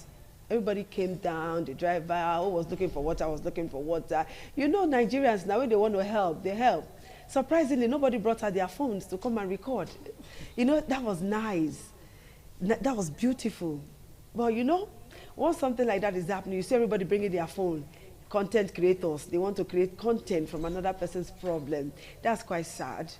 We need to help anybody in emergency situation, not looking for how to create content out of somebody's pain. Now, let's go to what we have to discuss today. The Harmattan season and your lungs. What are the things that can happen to your lungs? Do you know? In case you don't know, I have a beautiful doctor in the house. She's Dr. Uche Ezeaputa, Senior Registrar, Department of Medicine from the University of Benin Teaching Hospital. Hello, doctor. Good afternoon. You're looking cool. This Harmattan no near you. At all. That's lovely. All right, we're in the Harmattan season now. It is a natural season. So, but what are the things that can happen to one's lungs during this period? Thank you for having me. You're welcome. Right, we are in the Harmattan period now. It has just started. What is Harmattan? Harmattan is just dry wind that comes with dust. Seen mostly in our parts of the world, the West African countries. And when this season comes around, it comes with so many things that affect our lungs. The lungs is a part of the body we use to breathe. So, with this dry weather, the lungs get dry quickly. The lungs are protected by the mucous membrane, let's just say the oil that keeps it running. Okay. Yes. So with this Harmattan now, it tends to dry up fast. And that is one of the biggest challenge we have this season. Okay. And when it dries up like that, it's a problem. You know, the oil is not there to keep the lungs working effectively. So when it dries up, it becomes irritated. The lungs become irritated. It can become inflamed. And from there, the person may be prone to develop a respiratory problem. Thank you. Okay. So these respiratory problems, how does it come? What are the signs? What are the symptoms? Thank you. So when the lungs become inflamed, they become hyperactive. It can come as a discomfort in the chest. Okay. When the person is breathing, you will say, I have pain on my ribs. It can as well come as cough. A lot of persons will begin coughing at this period. Also, it may come with sore throat, dry mouth, dry nose. Like the ones I'm experiencing already. Oh. Cough, catarrh, and all of that. That is the effect of Harmattan. Okay. Yes, everything is dry. So what do we do? Particularly for children first before we talk about adults, because at least some adults can take some precautionary measures, but children, they are carefree. How do we protect our children at this period? For our children, We can try as much as possible to keep them away from dust, if possible, or limit the number of exposure to these dust particles. If it's a child that can put on a face mask, you will encourage that child to wear a face mask when going to school or when going out. Okay. Also, this is a season where we encourage water intake. Adequate water intake, frequent water intake to keep your mucous membrane moist. Okay. Yes. And for the adults? Likewise for the adults, same thing essentially, wear a face mask. If you are not comfortable with the disposable face mask, you can make a cloth. There are very good ones, cotton materials you can procure and wear it when you are going out. And if possible, you limit your exposure to dust, especially for adults with a background respiratory disease. Try and limit the number of exposure to this particle, this dust or windy particles. It will help. Okay, you know, you said particularly adults with background ailments. We know that this period, those who are suffering from asthma, tuberculosis, and all of that will face some serious challenges. All right, dealing with all of that, what is this person supposed to do? And at this period, I've heard, I don't know if it's a fact or a myth, that this period, a lot of airborne diseases will begin to fly. So let's answer that first. Is it a myth or a fact that this Harmattan period, there will be lots and lots of airborne diseases? It's a fact. Okay. Because this Harmattan period comes with wind, and this wind carries dust particles, and as well, it can trap organisms, germs, and we breathe, everybody breathes. We breathe in these things into our lungs, and that increases the likelihood of respiratory tract infection this Harmattan season. So when these microorganisms get trapped in the air, in the dust particles, we breathe it in, they go inside, the lungs are already dry, they are inflamed, they have this ability to quickly trap in these organisms, these germs, and they trigger the respiratory problems that we see in this period. So, ladies and gentlemen watching, it's a fact that this period, a lot of airborne diseases will fly. So cover your faces with face masks if you can, and limit the way you go out. We'll take a short break. When we come back, Doctor will answer the other question. Stay with us. All right, thank you for staying tuned. We still have Dr. Uche with us, and we are talking about your lungs and this Harmattan season, the things that can happen to your lungs. All right, Doctor, talking about those with underlying ailments, particularly, let's take the issue of asthma. We know that some persons don't like to carry their inhalers as a result of stigmatization. Some don't want people to know that they are suffering from such an ailment. And this period is when crisis will always come up, or emergencies will just come upon that person. What is that person supposed to do? And what are those around that person supposed to do to help this person? Okay. So, talking about people that have background asthma, likewise other respiratory illnesses, this period they are very prone to having an exacerbation. Exacerbation means a frequent attack of their symptoms. Okay? Because the lungs are already having problems. They are dry at this period, they are irritated, they are inflamed.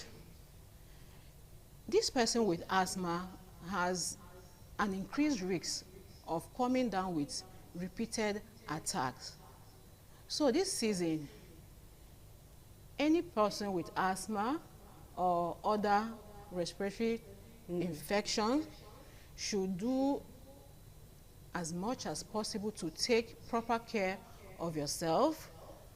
Number one, protect yourself by wearing a face mask. Okay. Very important when you are going out, to protect yourself against the dust and the wind and every other thing.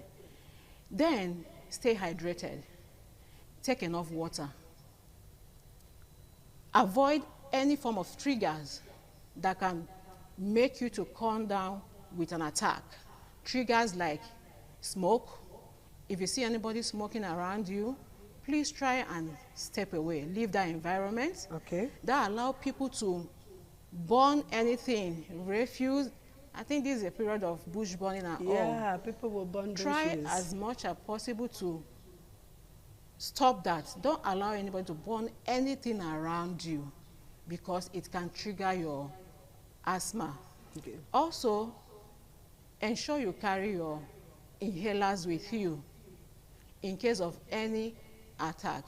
Please don't be shy of bringing out your inhalers when you are in public. You are trying to hurt yourself if you do that. I won't advise you to do that. Bring out your inhaler and use it as recommended. Also, keep up with your health checks. Visit your doctor for follow-up.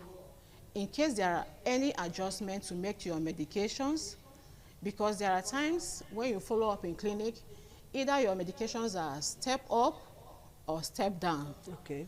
When your symptoms are mild, it can be step down. So this period, you need to visit your doctor so that adjustments can be made to your medications. Okay, this issue of asthma, is this something that can be cured or managed? Asthma can be managed. It cannot be cured. We manage it by taking your medications as when due.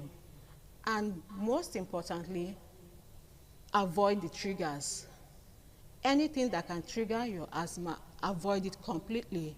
You cannot bleach oils to fry your tomatoes. Some are allergic to their pets, cats, dogs, even your termites, your chairs in the parlor.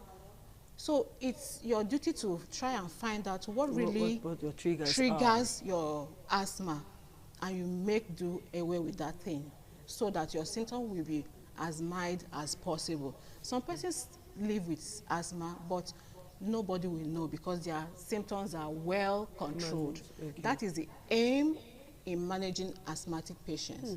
That's huge. Okay, this period, a lot of children have started coughing. And, you know, like in our usual character, an ordinary cough, we just go to the backyard, pluck a fairy, pluck bitter leaf, squeeze together, give that child to drink, or we just look for this one that they call leaf of life. Just squeeze it, add a little bit of salt, give the child to drink. Even adults take it, you know.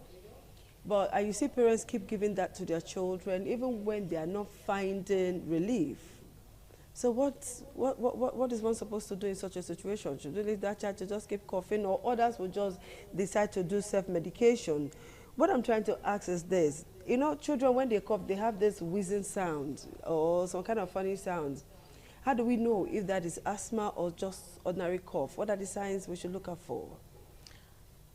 Okay, for children with asthma, when they start coughing,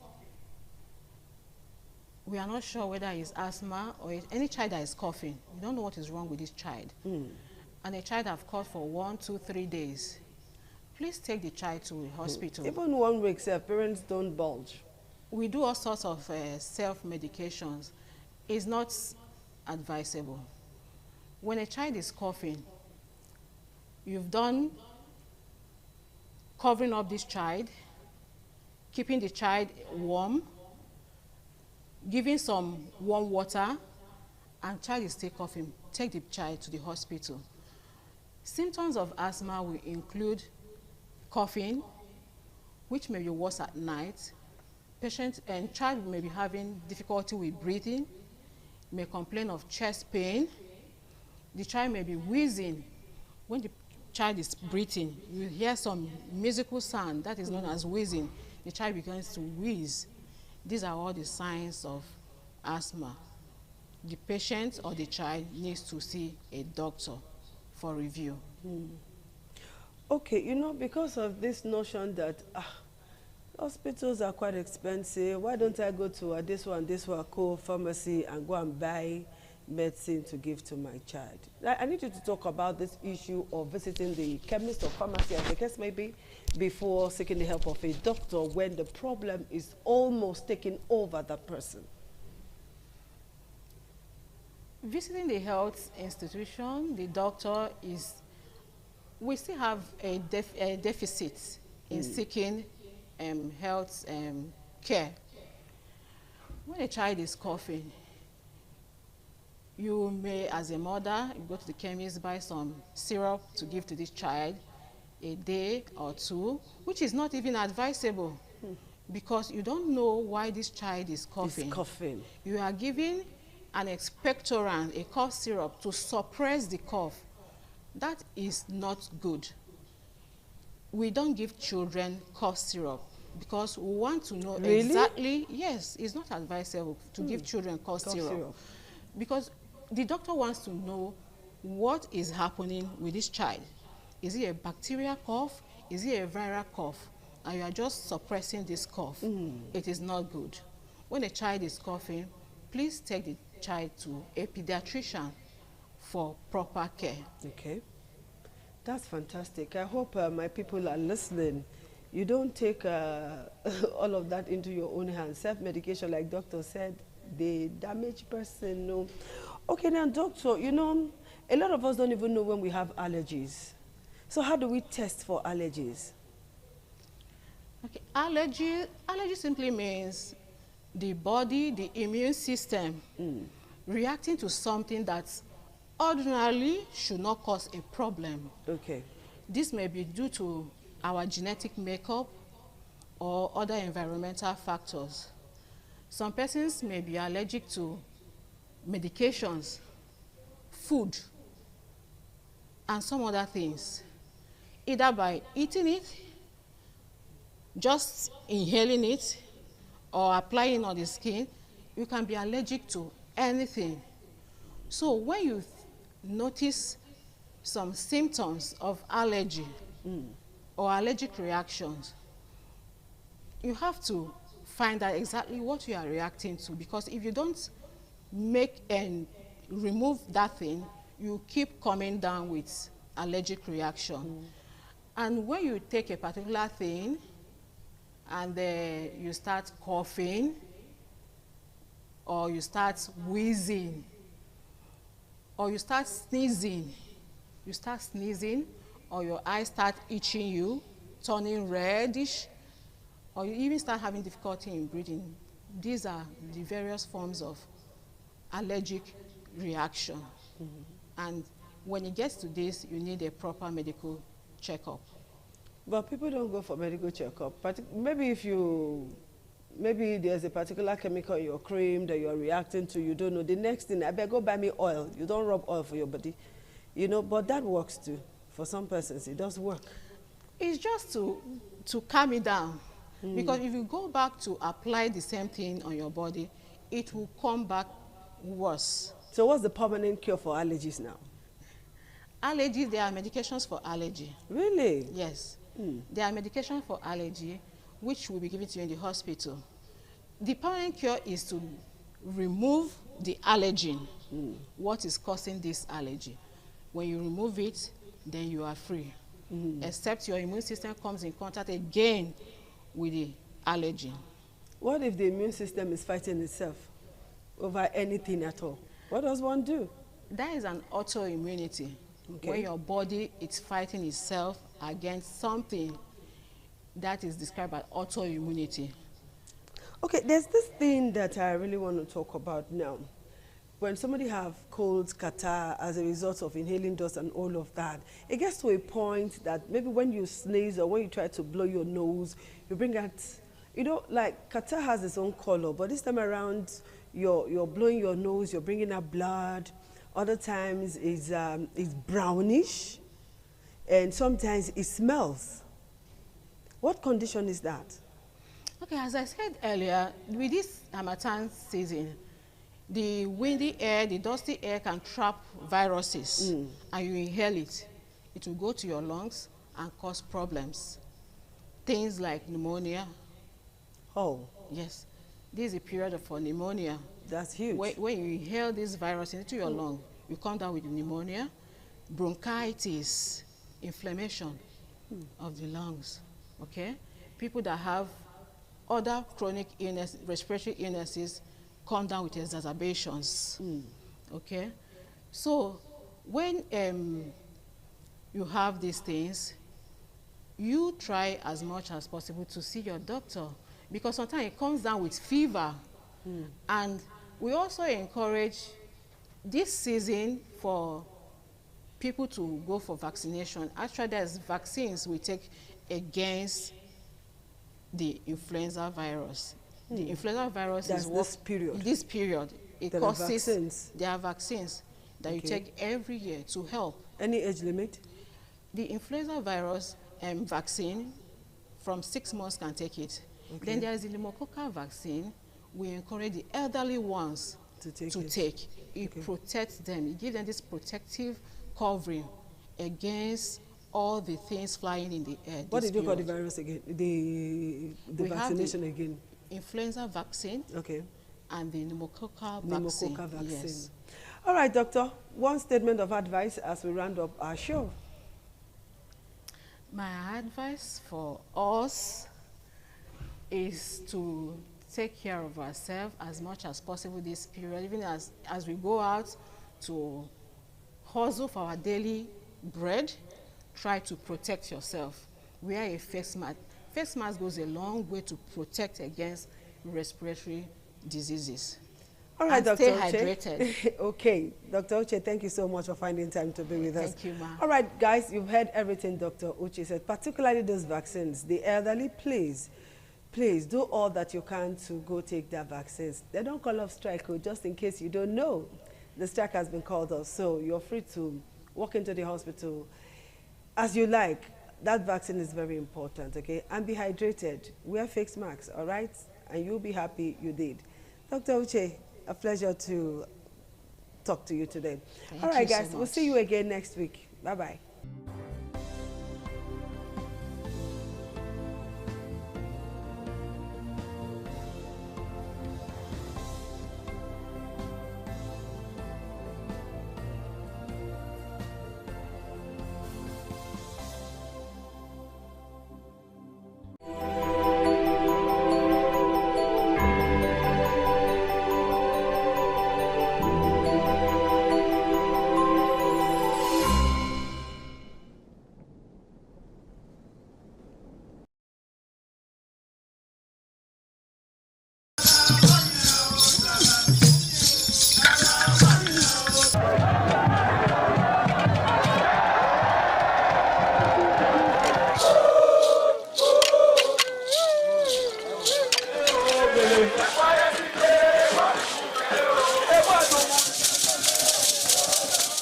Some days, there comes the Ugemobo Festival, which the Oba celebrates outside the palace gate. A pavilion is built of red cloth where rites are performed to drive away all evil spirits still unsatisfied by the year's sacrifices. The Ugemobo Festival is to commemorate an event in Benin history which dates back to 1504 AD.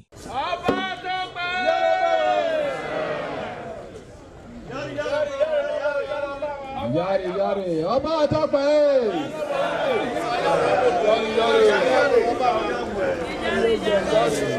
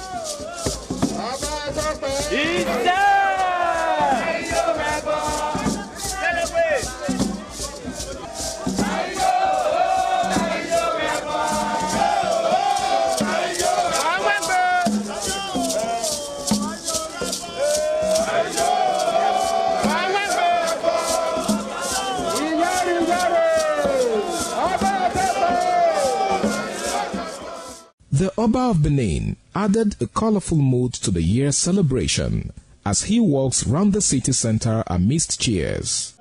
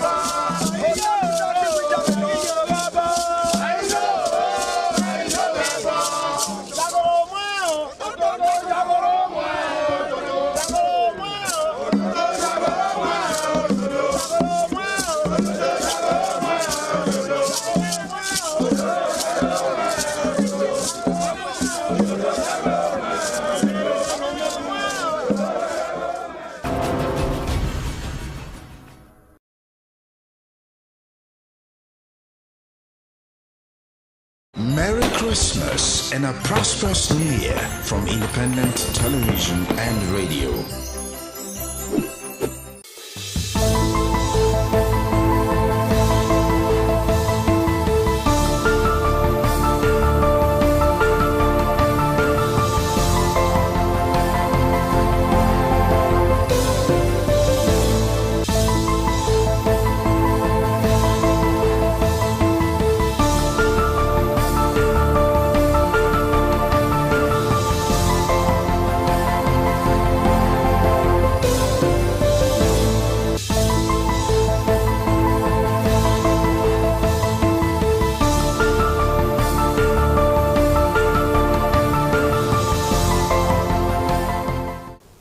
It's Law and You, the program that brings legal issues to the people and the people to the law. Today, we shine the spotlight on accountability in governance, a cornerstone of democracy that ensures those entrusted with power do not abuse it or abandon their duties. But what happens when public officials fail to perform? Are citizens helpless observers? Or does the law empower them to demand change and seek redress? From petitions and, of course, public interest litigations to recall processes and legal sanctions, this edition explores the legal remedies available to citizens when elected or appointed officials fail in their duties. We will be speaking with legal minds and, of course, rights advocates on what the Constitution says and what the court can do and what you as a citizen must know. And don't forget, you stay with us on Law and You as it unfolds the power of the law in the hands of the people. My name is Philip Omao-Gyukbo. We'll be looking at accountability in governance and, of course, legal remedies, that the citizens can explore. We will also have the opportunity to have the presence of a custodian of the law in the person of Emmanuel Obakpolo. Big thanks for always having time to be part of the show. Good afternoon, Philip. Good afternoon, Nigerians. All right, let's quickly set the ball rolling. A lot that needs to be done as regards getting it right. We have a system that needs to, work effectively. But first of all, what is accountability in governance? And how does it apply to the citizens demanding this? What importance does it have for citizens to demand this from the government of the day? Yeah, accountability, as pronounced, is to give records. So accountability in governance is the presentation of records on government's administration to the people and how those records have been properly handled by those in government. That is just accountability. So accountability is to ensure that the people understand and have knowledge on how governance is being carried out on their behalf by those in government. Okay, but what is the importance? Why should they do that? Yeah. If you look at governments, from the definition of democracy, it's a government of the people, for the people, and by the people. That is what democracy is. And now government is a machinery of governance. So those who are in government, they are managing the wealth of the nation on behalf of the people. And as such, they must give account of how those resources that are made available by the people on the people, so that the people will now understand and have knowledge properly on how governance is carried out. And this government, the governance must be on the benefit of the people. That is all. That is the singular reason why there must be accountability in governance. You don't go into administrative spree or financial spree on how to just spend public funds without being accountable to it. Okay, do you see a disconnect in between, as in the aspect of the government functionaries, backing on the accountability project to make sure that they give account to the people and render their still worship, and again the aspect of the people, those who are being governed, demanding this? Do you see a disconnect? Yes, I see a disconnect, because if you look at the provisions of the Constitution, the extant Constitution of the Federal Republic of Nigeria, which upholds and observe and also demand practice of the separation of power, which is spelled out of and enshrined in section 4, 5, and 6, is all about accountability. And also, if you look at section 85, subsection 1 of the extant Constitution, we provide for the office of the Auditor General of the Federation. The essence for the office of the Auditor General of the Federation is to provide for accountability, because he is the one who will audit government accounts, he audit government expenditure, and now know how money or monies that belong public fund has been used, administered, or utilized for the benefit of the people. So there is now a disconnection. Why do I say so? Because even the legislative arm, who ought to carry out oversight function in ensuring that the executive, which is vested with the power to perform executive function, and also the runnings of government on behalf of the people, are doing that as it as spelled out by the law. Unfortunately, we have a legislature, particularly in this Fourth Republic, that is so lackadaisical and a rubber stamp. So wherein instead of them to carry out their function, they are busy carrying out the lullaby of on your mandate we shall stand. That is not the reason why they are elected. That is not why a legislative function. The legislative function is to ensure that accounts and accountability as rendered by the executive are done on behalf of the people, even to them, properly, so that the people can now be beneficiaries of government expenditures and the runnings of government. Okay, when you say the legislative arm seems to be failing in that, let's draw a dichotomy, because I understand separations of power, by Montesquieu has brought a situation where the legislative arm, make laws, and of course why the executive implement these laws, and then the judiciary, interpret and settle disputes, between all of this. Are you saying generally that the legislative arm under the system we operate in Nigeria is faulty to a point where any elected official seems to be tilting towards the executive?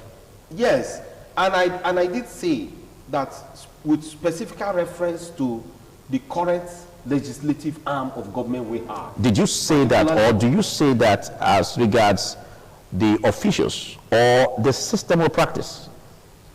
It's not the system, because the Constitution does spell out how... It's a constitutional provision. And I also told you about Section 85, subsection 1 of the extant Constitution, which also provide for the office of the Auditor General. So it is not a problem of the law? It's not a problem of the law.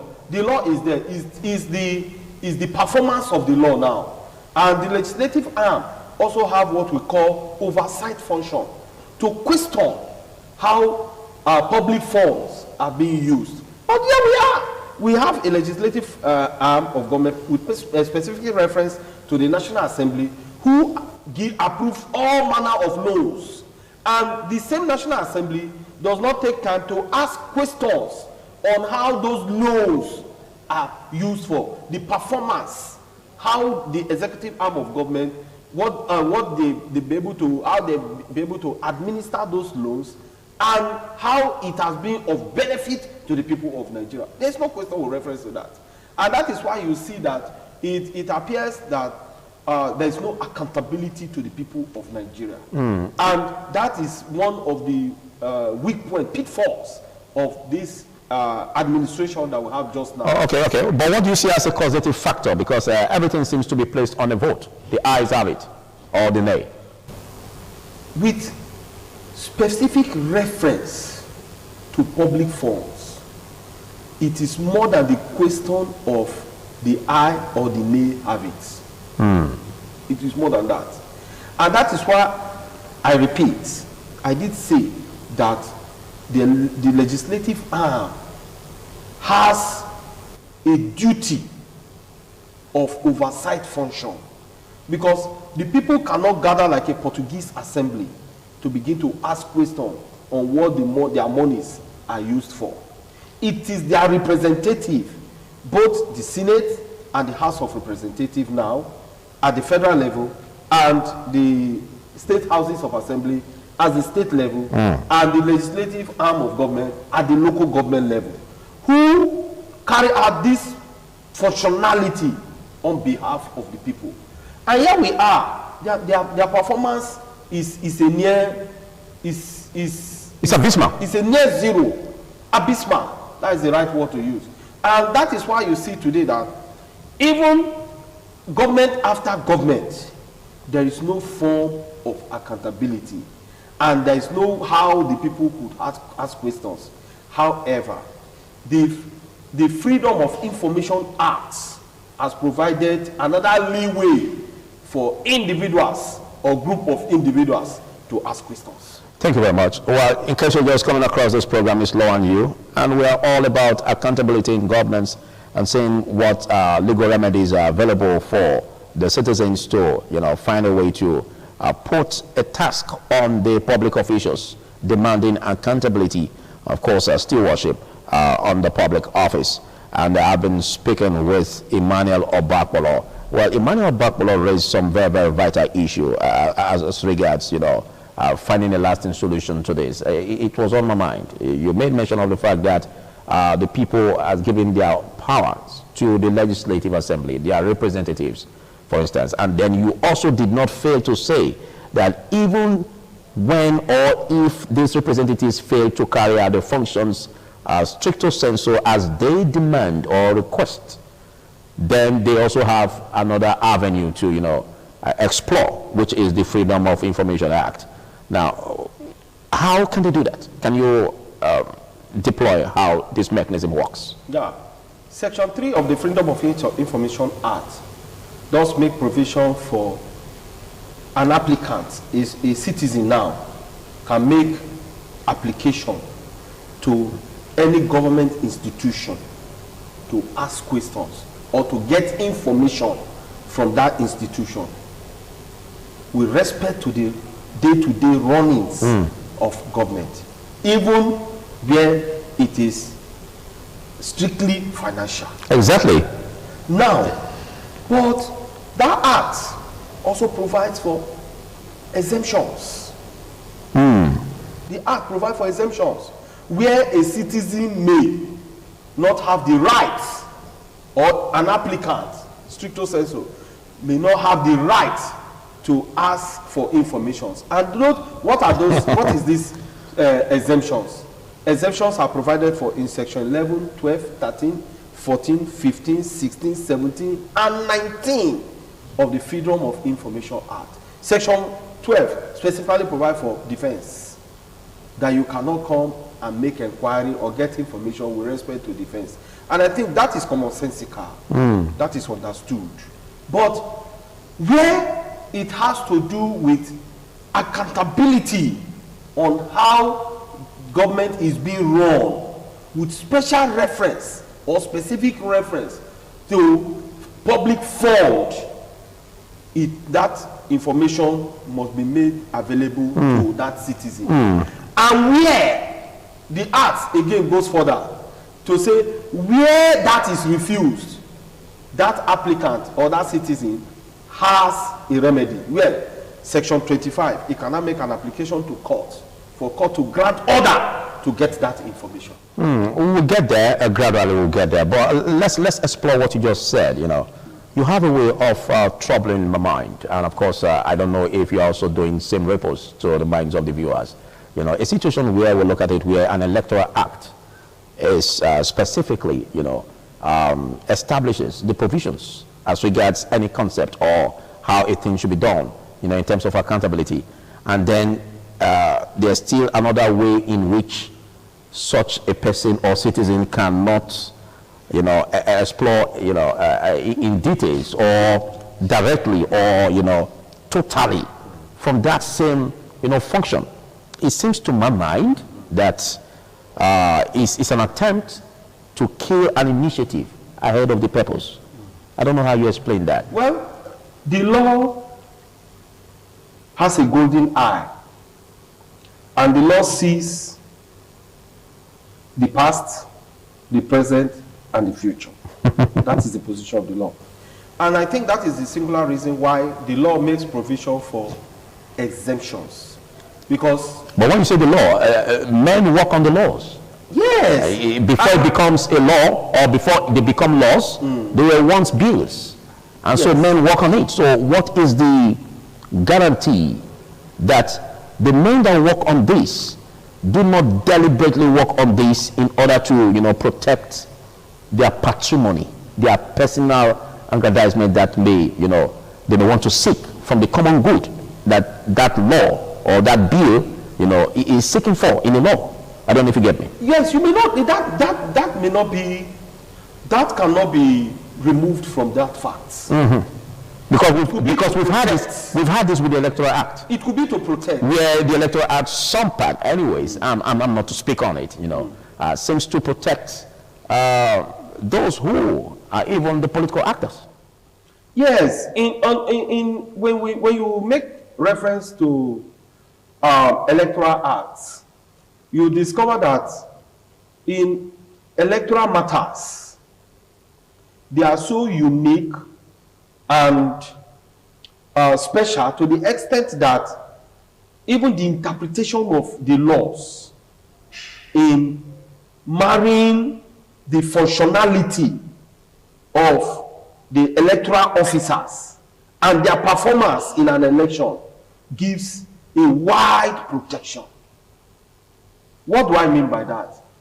There are the courts in even interpreting the law with respect to electoral acts may not consider the actors of their functionalities, of their performance, but may consider what is known as public interest or public safety.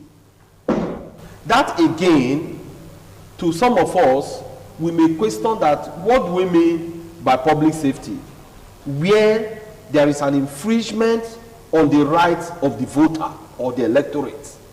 Where the right of the voter or the electorate is infringed upon, is violated, do you now say that whatever interpretation you give is for public safety?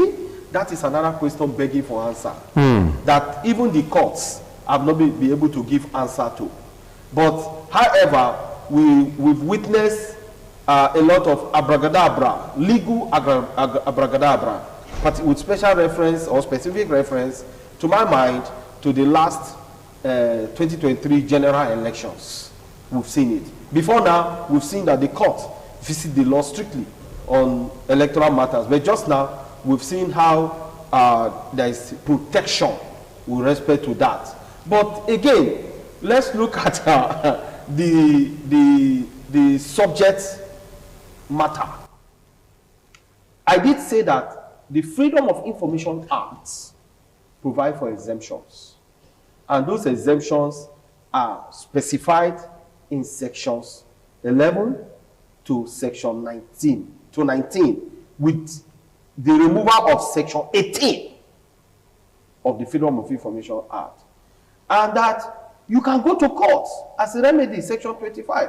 Now, you can see that even that law, the Freedom of Information Act rather, also has given the court responsibility to make order with reference to information as applied by an applicant or a citizen of the Federal Republic of Nigeria.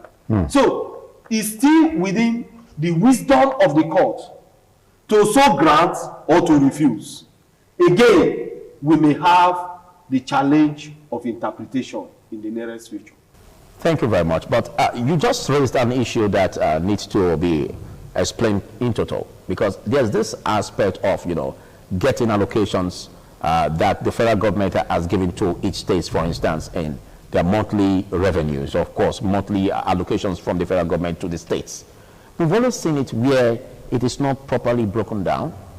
We can hardly, have, reports on the monthly, allocations that each state gets from the federal government.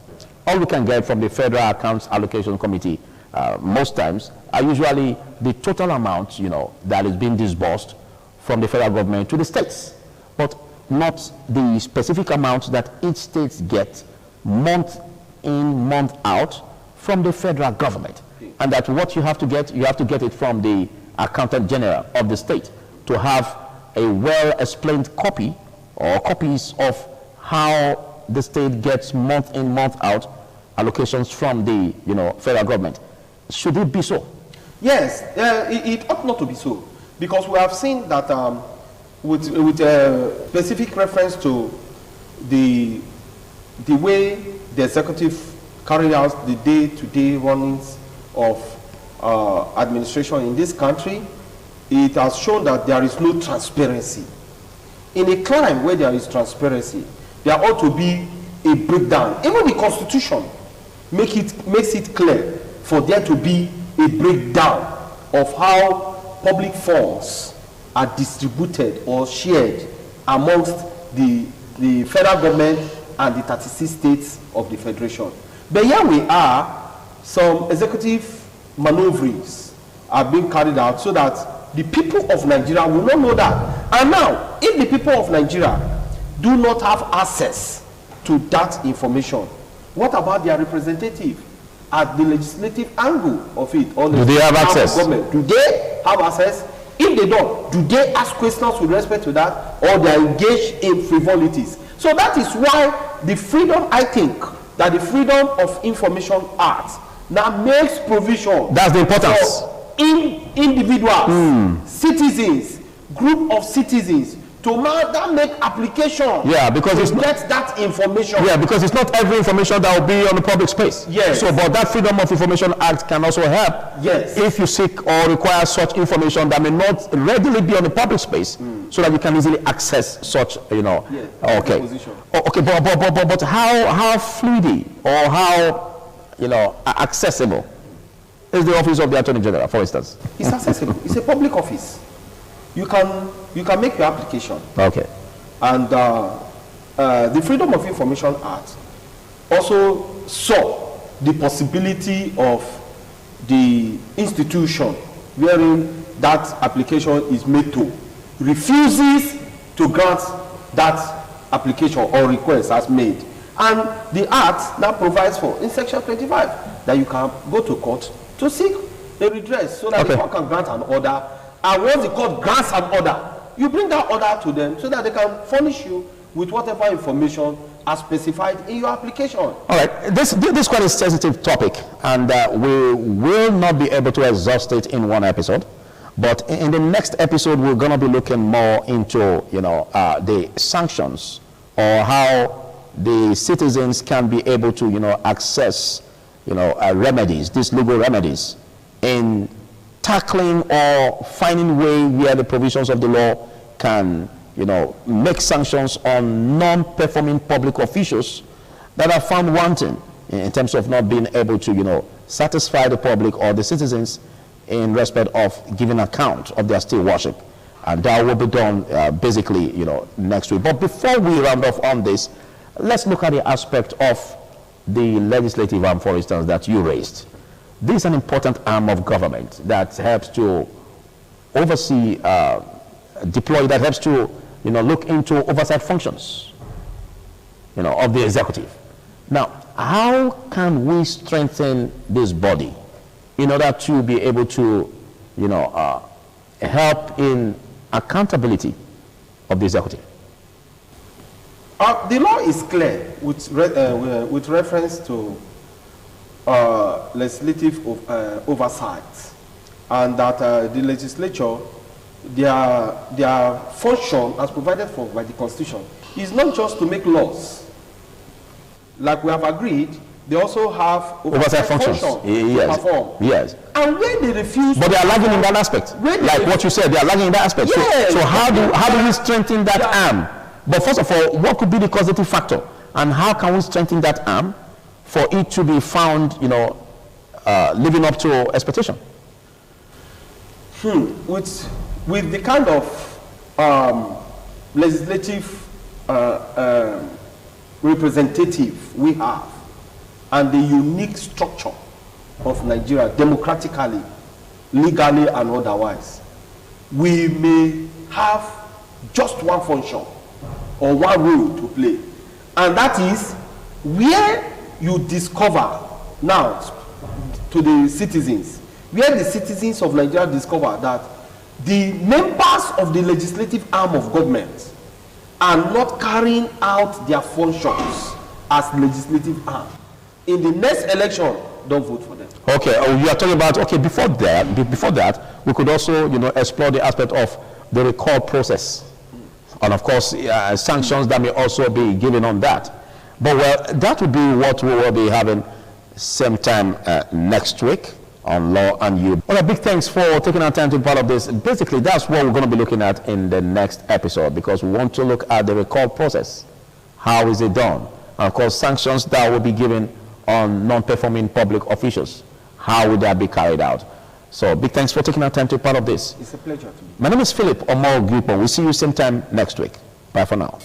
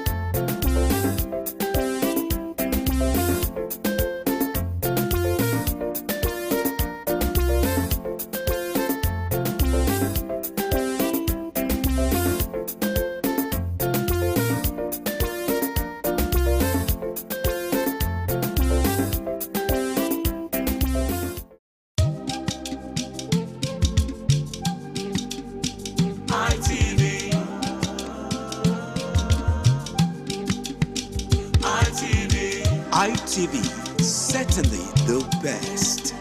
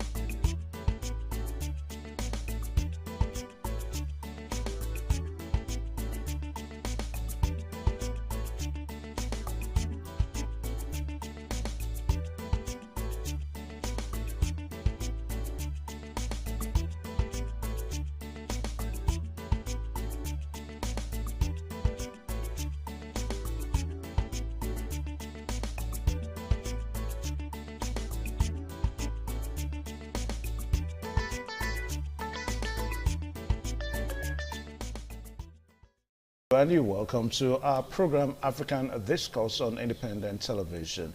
My name is Evan Sunokuge. Today on the program we're going to be following what happened a few days ago in Guinea-Bissau, and of course how world leaders have reacted and still reacting to the issue. We're talking about the coup that has ousted the president there, talking about Embalo.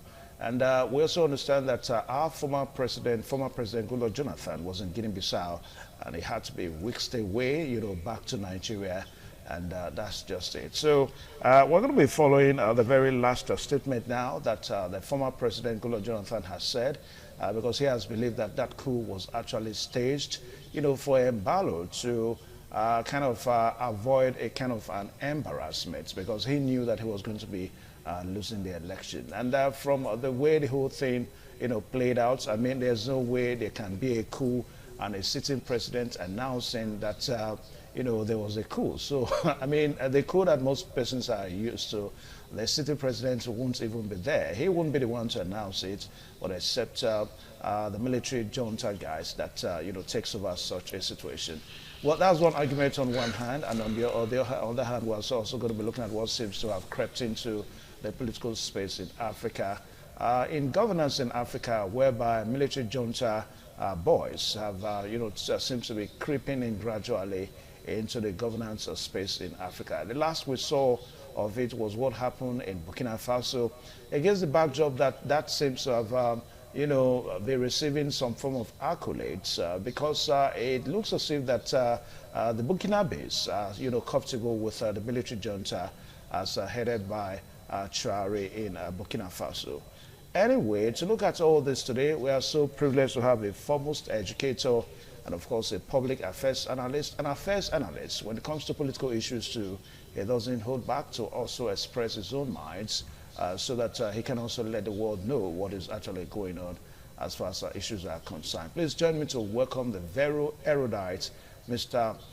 Peter Okungbowa on the program today. Mr. Peter, you're welcome to the program African Discourse. Thank you, Evans. Yeah. And compliments of the season. Merry Christmas in advance. First day of December. Thank you. All right. Now, so let's just, start from some of the reactions, like what I said a while ago, that world leaders are already making reactions to what happened in Guinea-Bissau recently. Now, ex-President Goodluck Jonathan led the West African Elders Forum election observation mission to monitor the election in Guinea-Bissau. And of course, the Nigeria's former President Goodluck Jonathan has alleged that President Umaru Embalo staged the military coup in Guinea-Bissau to avoid losing a presidential election. And Mr. Jonathan said the military takeover was a ceremonial coup and demanded that the election results be announced. Then the former president led the West African Elders Forum election observation mission to monitor Guinea-Bissau's presidential and legislative elections held last on Sunday. And he returned to Nigeria on Thursday after being evacuated from Guinea-Bissau following a military takeover. And we understand that he has also spoken to journalists to that effect, and he has said that he would not categorize the incidents in the country as a conventional coup. Just like what I said a while ago, that the conventional coup that most persons are used to is a situation whereby the ousted president is not even, in most times, is kept under house arrest. But in the case of Guinea-Bissau, we saw that Embalo was the one that was making the announcement. So Goodluck Jonathan has said that what happened in Guinea-Bissau is not a conventional coup, and he has alleged that the event was staged to derail the announcement of the election results, and he has stated that no military leader would allow the ousted president to communicate with the media while being held in custody. Then Mr. Jonathan noted that President Umaru Embalo swift declaration that he had been arrested despite freely speaking to international media on his phone cast doubts on the possibility of the claim. What happened in Guinea-Bissau is quite disturbing to me. That's former President Goodluck Jonathan now as a person, and to also other observers around the world. So that's just what the situations are, and of course the reactions to as far as that coup is concerned. Anyways, Mr. Peter Okungbowa, you're welcome one more time. Now, you can see the reactions and counter-reactions that seems to be trailing what happened in Guinea-Bissau, a few days ago. Now, what is your submission? How would you want to describe the alleged coup in Guinea-Bissau? There are those who might say that this is nothing but a conspiracy theory to advance some distractions among the citizens of Guinea-Bissau, so that other things can take the front burner of political discord, distractions here and there, as it were, away from what should be the natural discussion there now, which is the next person who's taking over the reins of power, as it were. I want to ask that the African leaders, as we have them, always have one or two schemes up their sleeves. This is by no means something that happened by the machination of the military. This sounds, in all its intent and purpose, this sounds more like an organized coup, wherein that the possibility of losing the elections there, these trappings and indicators have said that the elections is going to be lost by the incumbent President Mbalo. And like you have noted, if the military want to strike, it's always more often than not by brutal force. In exceptional cases, like in the case of IBB that was termed the palace coup, there are still indications that the military came in themselves not motivated by any factor. In this case, I'll say that the coming weeks, the coming days, the coming months would vindicate the conspiracy theorists if they are right that this coup was stage managed by Mbalo, or that this coup has taken its natural course. And in any case, if this coup has taken a natural course, it will simply be that the coups in Africa, the African countries before this Guinea-Bissau coup is more or less like an invitation to the military boys to take over the reins of power. I recall very recently when talks about returning to democratic rule came up in Burkina Faso, where Ibrahim Traoré is head of state. And the citizens overwhelmingly voted against the idea of going back to military military rule, as opposed to they voted against going back to civilian rule and adopted the continuation of Ibrahim Traore. What does that tell you? If you look at Nigeria, for example, some would argue that all the major achievements of the Nigerian state were done under the military, and the facts are there. And you see Ibrahim Traore delivering to the people of Burkina Faso the dividends of democracy. So what if this coup in Guinea-Bissau is actually not as opined by the conspiracy theorists, that it was an escape or a way of holding power by proxy by the ousted president, or rather that this coup has been genuinely motivated by incidents and factors that are looking at throwing the country into disharmony if the military will not come in. The military will always adduce reasons for coming in. In the case of the January 15, 1966 coup of Nigeria, there was a well-tabulated reason why the military struck. In this case, are there reasons for the military to have come in? This is where I want to take a lean back from the position of the ex-president Jonathan as an election observer. Are there reasons for the military to take over? Is it that if they don't take over, there will be casualties, as well as there will be untold pain and deaths on the people of Guinea-Bissau, owing to the fact that the election is obviously looking like it's going to be manipulated, and there's going to be a grandstanding, and there's going to be a resistance. A situation where you now have the one who supposedly won being able to organize a militia to face the state will now call for nothing but a civil unrest. Might be to the military a very good reason to arrest power and to stabilize the nation. But let's also submit to the wisdom of ex-president Jonathan. As an election observer along the African continent, he's seen more than enough. He has heard more than enough. In fact, he was even there in Guinea-Bissau when the supposed coup took place. They had to whisk him away. The security apparatus had to whisk him away. So from the experience of a first-hand person who was there live, I want to say there might be merits in his position that this coup has been stage managed, and it's just another way of the ousted president continuing in power by proxy. This is very possible in its entirety. It's possible that he has a conviviality with a military with some certain military sect within the military armed forces who are willing and ready to do him the bidding of a continuation by proxy. So that is why I said the coming days, the coming weeks, the coming months will tell us whether the conspiracy theorists are right, or whether the position of the ex-president Jonathan as an election observer is correct, or if indeed the military was motivated by an array of factors to have taken over power in Guinea-Bissau. All right, now some of the arguments that we follow is that because, you know, just like you are trying to opine, you know, very typical of African leaders, they have a way of always shifting the goalposts, you know, when they know that the possibility of them losing the election. I mean, some of the arguments that have been making rounds, you know, concerning this coup in Guinea-Bissau is that Umaru Embalo had the opportunity. Let me say had now, because as we speak now, it's assumed that he has been ousted. He's somewhere in exile in Senegal as we speak now. Now, the argument is that he had the power to have shifted the election. Well, he is supposed to be handing over sometime in February next year, 2026, to whoever would have won this election. What I'm trying to say is that why would he plan the coup when he had the power of maybe trying to shift the election, or even you know, trying to organize a situation whereby no election was held at all? So don't you think if he knew that he was going to lose the election, he would have maybe extended the election? The current and tides, politically speaking, in Guinea-Bissau as of today is best known by the citizens and the president and those who run the government of that state. He might have come to his notice that there's no how he's going to postpone the evil days. It's surely going to come.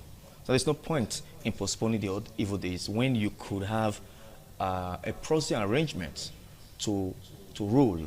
In the African continent, we've seen African leaders who are close to dying still holding on to office, and by proxy, foreign powers are the one actually ruling those African countries.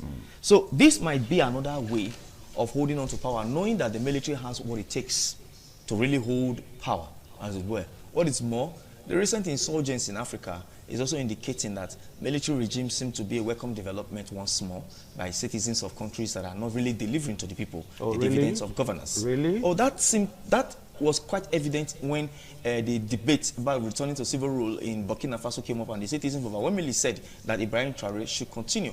Why would it? I just also give an example of most of the landmass achievements of Nigeria were done in the military. I'm not saying the military should come in, but I'm saying that the military always have reasons. There are always background that encourages the military to come in and take over power. For example, in the case of Guinea-Bissau as it stands today, the one cogent reason the military could have adduced for coming in, if they organically came in without being motivated, is simply that the country was about to be thrown into turmoil and civil unrest. And for them, this is the best way to arrest the situation. So it also now behooves on the Electoral Commission to go ahead and announce the results and expect that the army or the military should step down for whoever has won the election. The outcome of this whole process rests still on the president that has been ousted and the military that has been placed on ground. If the military actually have a plan to make sure civil unrest is curtailed, then it's simply that in the coming days, let us hope that they will allow the electoral body to announce the winner of the elections, and they allow swearing-in ceremonies and acknowledgement of whoever has won to be done. In which case, if it doesn't favor the president that has been removed from power just now, then we can now say that the military came in, indeed, to forestall any possible case of threat to peace and public safety. And as such, they've delivered on the position of the people, wherein the one who won the election by reason of the votes have been sworn in as president. Anything other than this, like I said, the coming days will also tell us if the president who has been removed from office is complicit in the army coming in. The days to come will also tell if the army perpetuate themselves in power and are refusing to deliver to the people the dividends of democracy, then it will be more than clear that they are playing to the gallery and they are dancing to the tune of the piper. In which case, much of this is yet to be heard, is yet to be seen. A lot rests on the institutions of state in Guinea-Bissau as we speak. So the investigation should go as fast. The Electoral Commission in Guinea-Bissau that was responsible for conducting this election, what is their body language as of today? All right, now some of the information that we are following also is that the newly sworn in Armed Forces Chief of Staff in Guinea-Bissau, that's Thomas Njasi, is considered to be Mr. Ebalo's ally. Oh.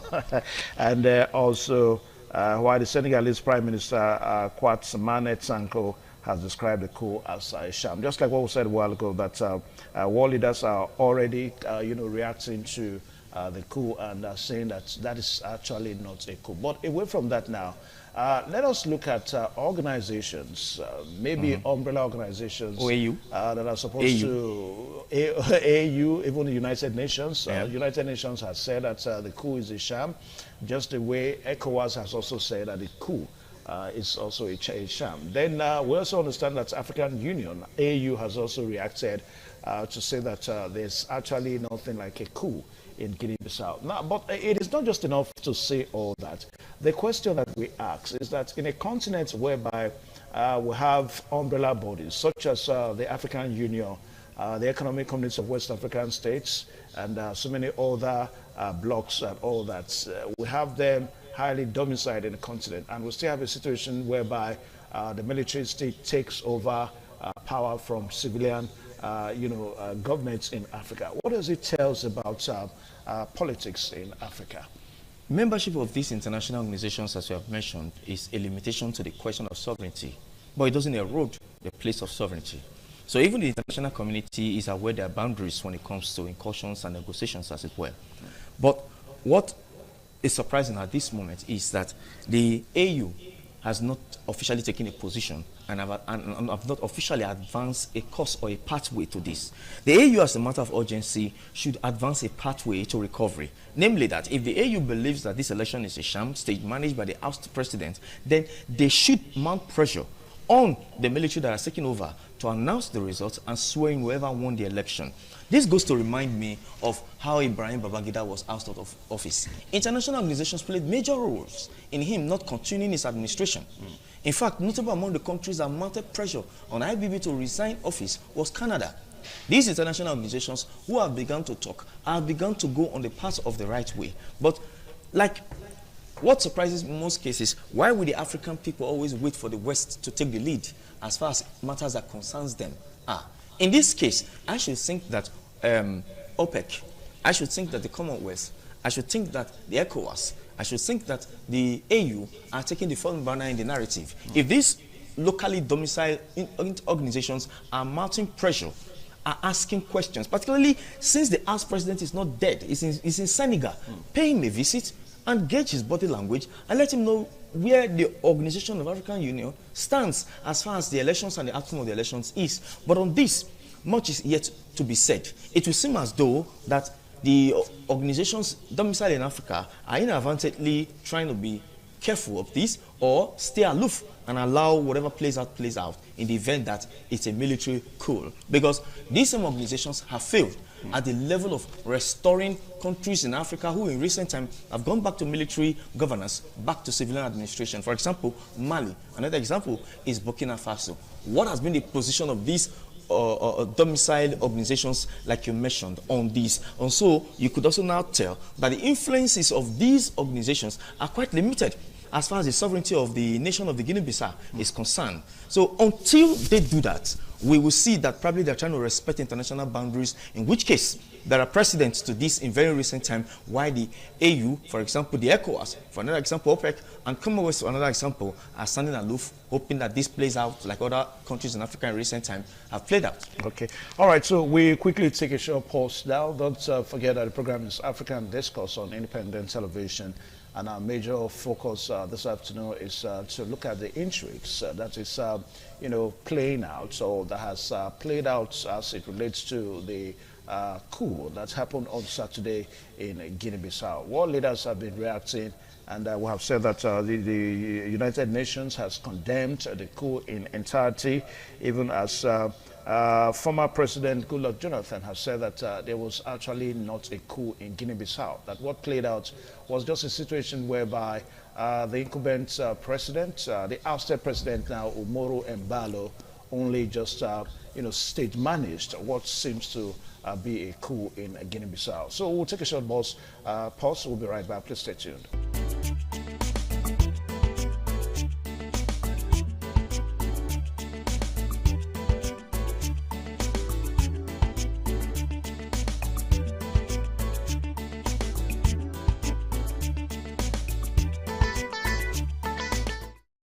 All right, thank you one more time. The program still African Discourse on your television, and our focus this afternoon is talking about the coup in Guinea-Bissau, whereby so many intrigues seems to have played out concerning the coup. A while ago, we were trying to look at the reactions that world leaders are giving to the coup. Then we also say that the United Nations has condemned the coup in its entirety.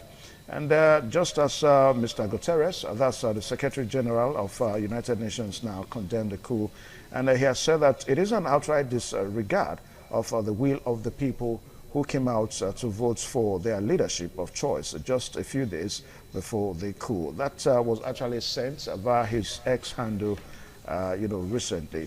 Now, away from that, now let us look at what we need to also pay attention to. I mean, just like what you said a while ago, that's why some are praising military junta, coming into political space in Africa. Others seems to not to be praising it, because from what is happening in Guinea-Bissau now, it appears that this military junta is not, gaining or getting acceptance. So why do you think the military rule is being hailed in somewhere like Burkina Faso, then why somewhere like Guinea-Bissau is not being, accepted? What do you think? What is the difference? I mean, military junta is military junta. Because the people in the end are not stupid.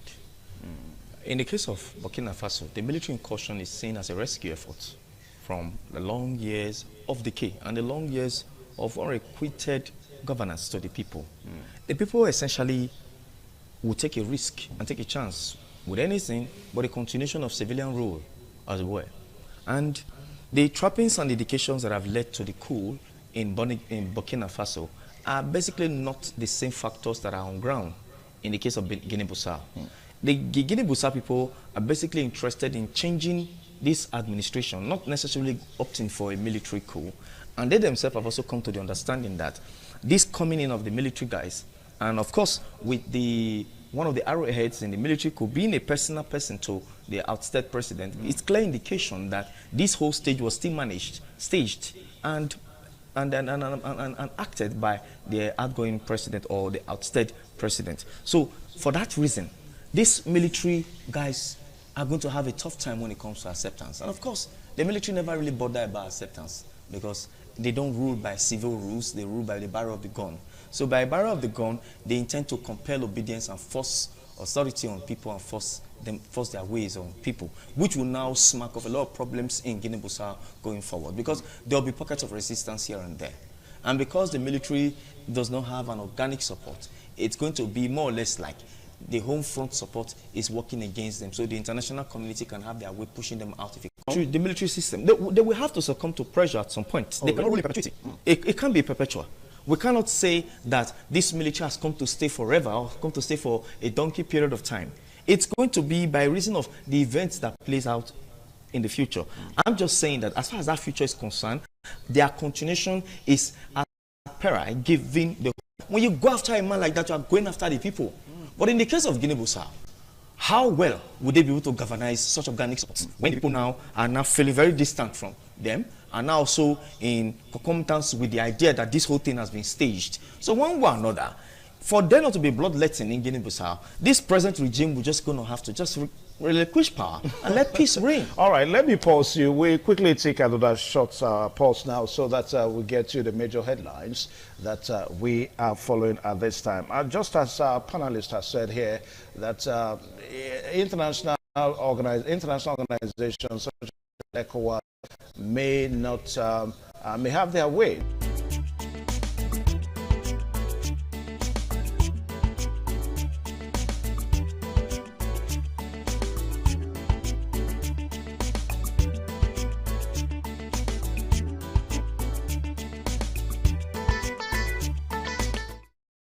All right, thank you one more time. The program on your television again, African Discourse, and we are looking at the coup in Guinea-Bissau, the intrigues as they have played out so far for a few days now.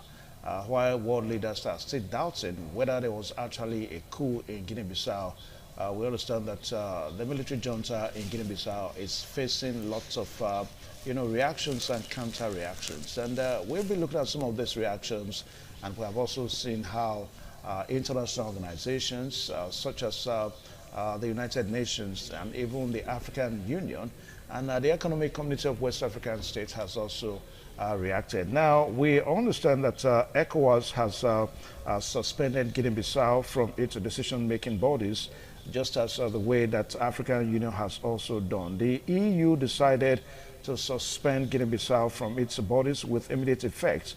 And the chairman of AU, that's African Union now, Mohamed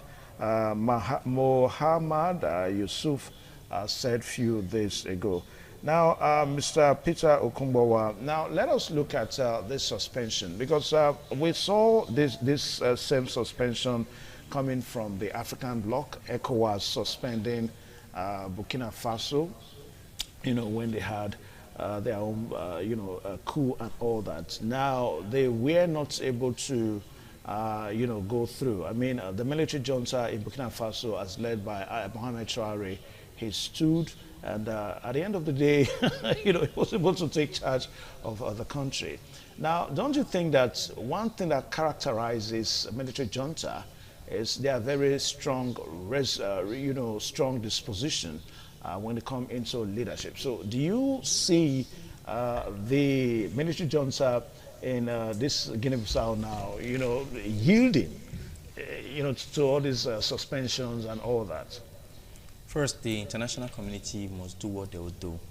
As was in the case of Mali and as was in the case of Burkina Faso, they issue out this plethora of suspensions and threats, as the case may be. There might be even international sanctions coming their way, as it has come the way of Burkina Faso. But the question of the matter is that no government is as legitimate as a government that is backed by the people, whether it be military or civilian government. A military government can begin to assume the coloration of a civilian government when it has a widespread acceptance amongst its people. So basically, when you're coming after such a regime, you're coming after the people. So, in the case of Guinea-Bissau, I have said before now that much is yet to be seen as to their level of acceptance or organically if they came to power or they are doing the bidding of the ousted president, as it were. Now, if they came to power organically, they will not be getting the reactions they are getting so far. They'll be getting widespread acceptance, given the fact that in Mali and in Burkina Faso, there's an acceptance of the military guys there because it's working for the people. They will by now be feeling the body language of the people on our side. But on this, as it were now, the international community, the local community, the people of the country are very much aware that this coming in is not for their rescue. It's for a continuation, as it were, through a handler or a proxy, as it were. So, in the case of Guinea-Bissau, I see these military guys surrendering the reins of power at any moment. Because when the sanctions and the pressures are coming in, and they are not getting the love and support of the people, it's going to get choking at some point. It's going to get choking to the extent that the guys who have decided to usurp power now may be reminded that this was never their cause in the first instance. It wasn't genuine for them. It wasn't their resolution, as it were. This is as good as doing the bidding of a grandmaster behind a closed door. And as every military goes, there's an extent to which a civilian can push a military. As it stands now, these guys may be doing the bidding of the ousted president, but how long will they keep up with doing his bidding? So, in the time to come, they may turn to wear the uniform of an acceptable civil, military government when they begin to deliver to the people the dividends of the democracy that they've not gotten from civilian rule. When that time comes, and the people are now behind them, it now becomes a new challenge for the international community to act or remove this military government, as it were, as much as they've been unable to remove that of Mali and Guinea-Bissau, which is now giving rise and encouragement to the other African states or military leaders in other African states to toe that path.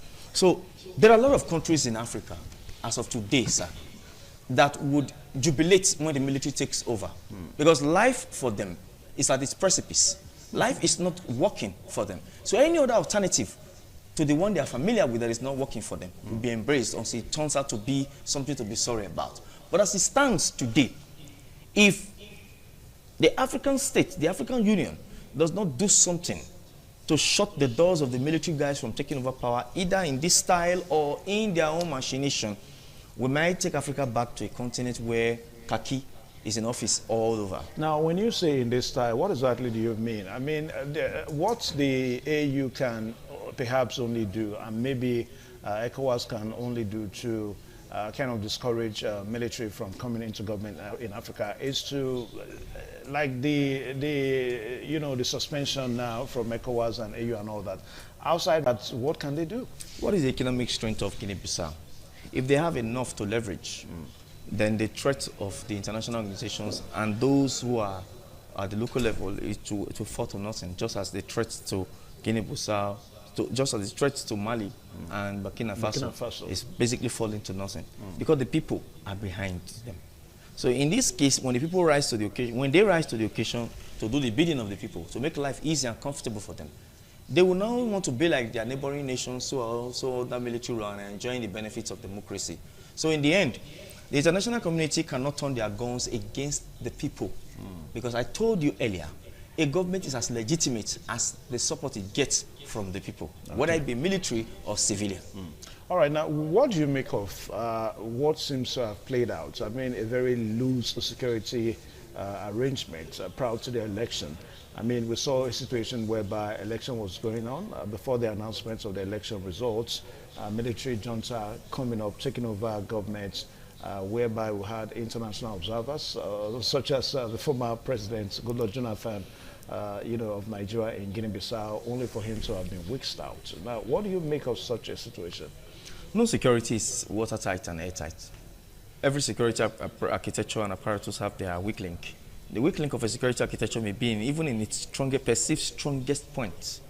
So, the military guys, if this was an organically orchestrated coup, don't forget they are also close to the seat of power. They have 7 chiefs. And if the 7 chiefs, any of them are interested in doing this, they know all the loopholes. In fact, they are in charge of the security apparatus of that country, only dictated to by the commander-in-chief of the armed forces. And in this case, it is the commander-in-chief that they want to remove from office. it will not be a problem at all. The security of any nation is in the hands of its army and largely in the hands of those who hold power at the civilian level, how they manage the army and how they manage the economy and the people. So the security condition of any African state can at any time give way. There is no strong security in Africa so long as we are using what they call a borrowed technology. We have not indigenously built any security apparatus or security engineering or security architecture. Let us be careful with the way we say that. When we say that there's no security in Africa, they are not organic to us. All the security apparatus you have in Africa were imported from the Western world. The last I checked, science has evolved to the extent that those who gave you the weapon can be watching you through the weapon they give to you.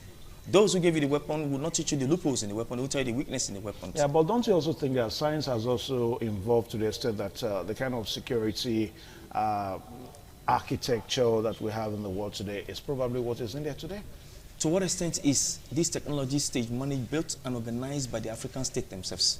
To what extent are they secured from the prying eyes of those who made this technology and handed it over to them? That's why I use the language, it's a borrowed technology. So what kind of security would you want to... Every country of the world developed their own security in line with the security challenges they are facing.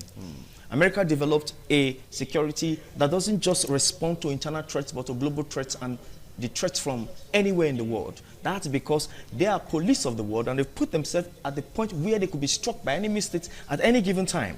So when they were building in view of the challenges that they are now facing, the experience they've had, such as the 9/11 and the other ones they've had.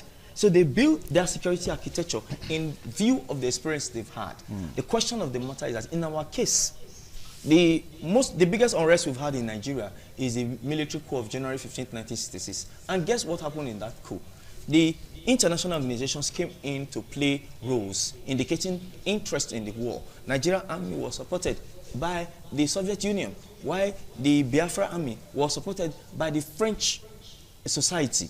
So to what extent was that war actually a Nigerian war, a Nigerian civil war, when the international community who had interest had come in to perpetuate themselves and not to advance their interest in the process? So whatever help or technology that they were given, was it indigenous to them?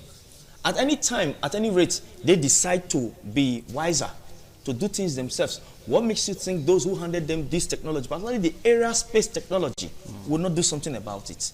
We have a Nigerian airspace. We have a Nigerian Defense Academy. What have we built for ourselves as far? I'm talking mostly, not even the hardware and the software when it comes to security. What do we have that is organic to us? So that's the same question in Guinea-Bissau. If the international community wants to usurp today, they'll have their way. They'll have their way. All right, so we'll take another break now, and when we return, we're going to be commencing the descent on this program today. Now, when we return on that time, we're going to be looking at other nations of the world. Now, we said a while ago that they ousted Umaru Sissoco Embalo, was reported to have been in Senegal. But as we speak now, it is also coming out that he is in Congo's capital, Brazzaville, and he arrived there on Saturday, days after he was overthrown by the military, in Guinea-Bissau. Now, when we return, we're going to be looking at other nations that seems to, because the issue is still evolving now. The coup is still, it has happened in Guinea-Bissau, but there's no doubt that from the way things are going, the intrigues are still building. So it seems that other African nations, they may have colluded with Embalo to have successfully staged that coup in Guinea-Bissau. We'll be right back. Please stay tuned.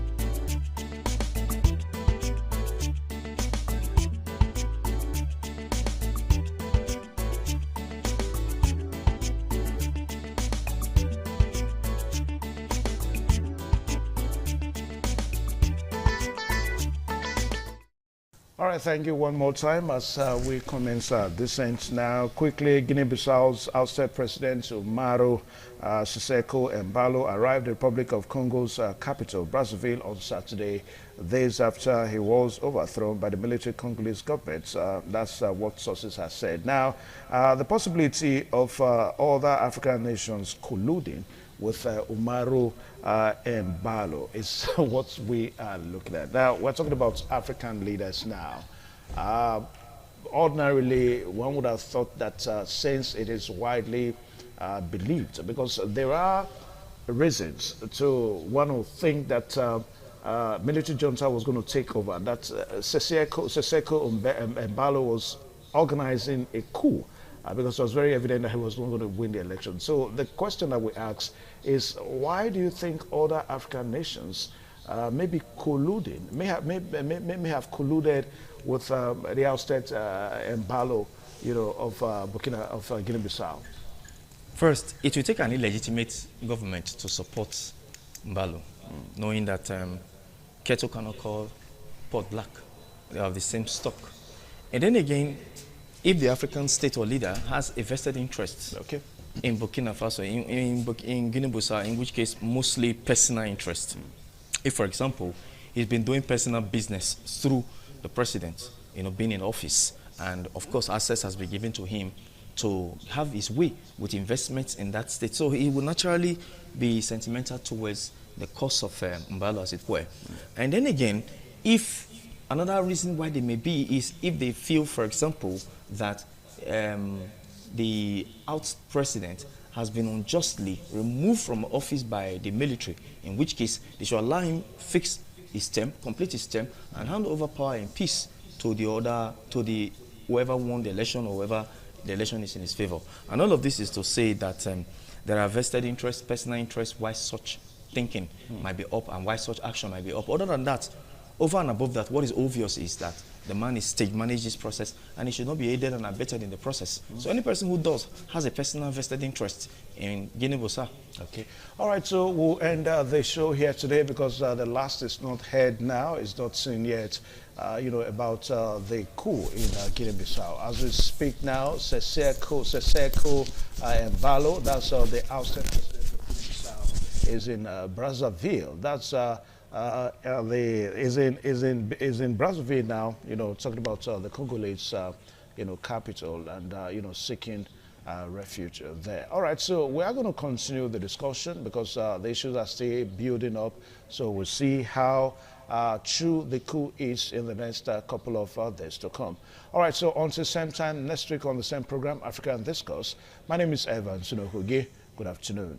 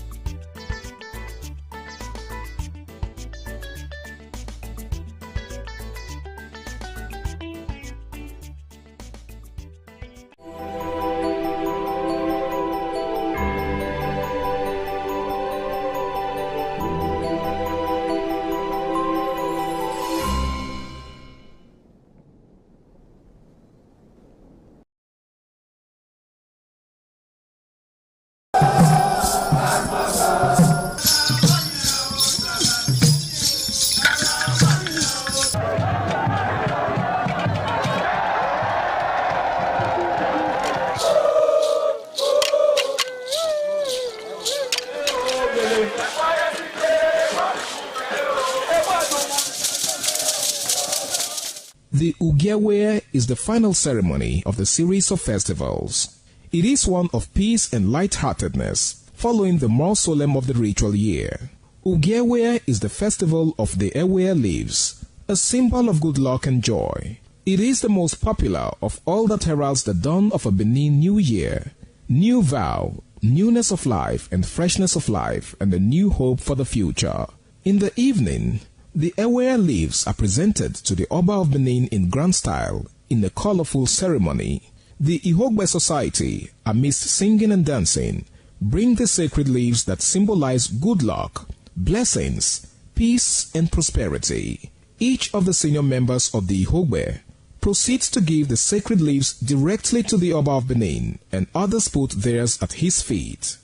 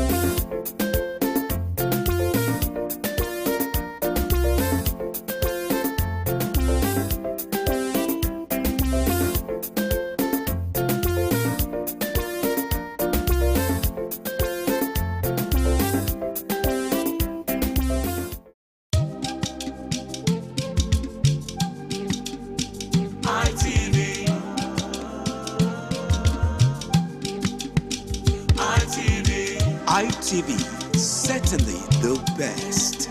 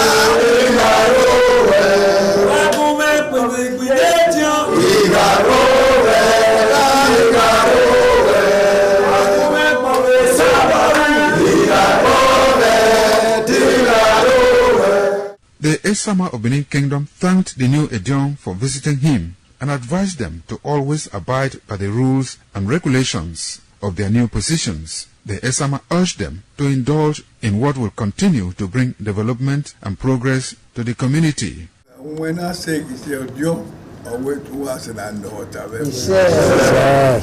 Papa. The caliber was in a cocoa, that we said. Who paid you? Who paid you? Baba. Eko mwana sewa. Ewa ya lote nete dirwe asewa mabo. Awe huwe dine. Ejo wuki.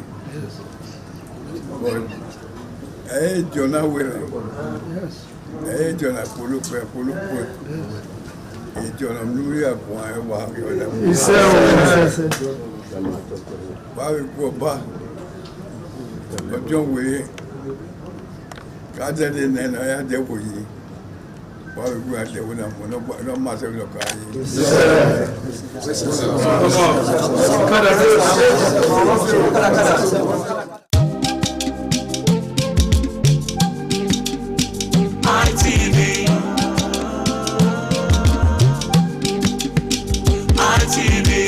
ITV, certainly the best.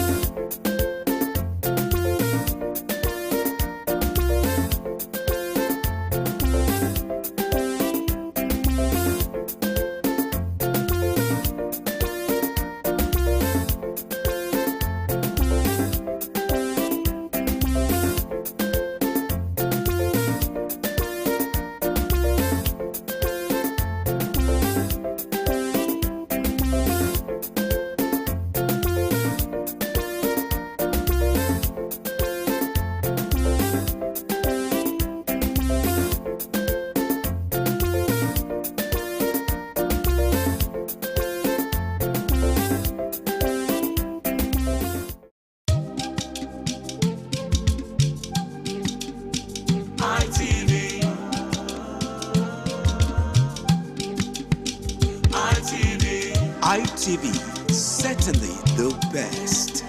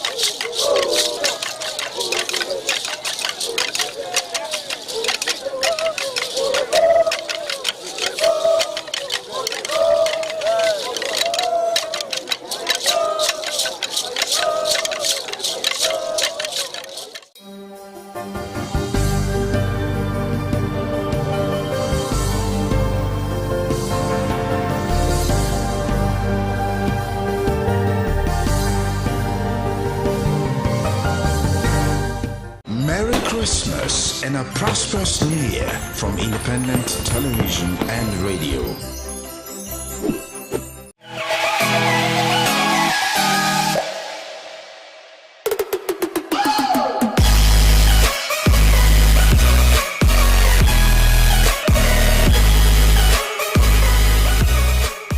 All right, beautiful people, it's another lovely, lovely Monday evening. Of course, it's my pleasure to have you join me on yet another lovely episode of the Guys Hangout Show on Independent Television, reaching you live from the city of Bronze. Yes, it is that city where the king is truly king. Now, for those who are just joining us for the first time, the Guys Hangout Show is one show that, teaches men to put themselves first, to prioritize themselves, and of course, to invest in themselves. All right, it's important to invest in others, it's important to give to others, but you have to first give to yourself. After all, the Holy Book says that you should love your neighbor as yourself. So if you don't love yourself, you can't love others right. Yep, that's basically what to teach men on the Guys Hangout Show. My name is Harry Aigbo J, and of course, it's my pleasure to have you join me on this episode of the show. Now, tonight, we're going to be taking a look at a very interesting topic, which has to do with, taking action rather than procrastinating or just, doing wishful thinking.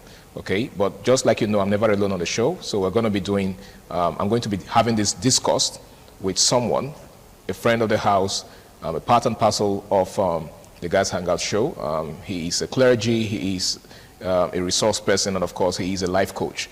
He has contributed a whole lot to, seeing to the development of men and masculinity, and he goes by the name of Benedict Ochago. It's good to have you in the house, Benedict. Yeah, it's a pleasure once again. Always a pleasure. Always. And good evening to you out there.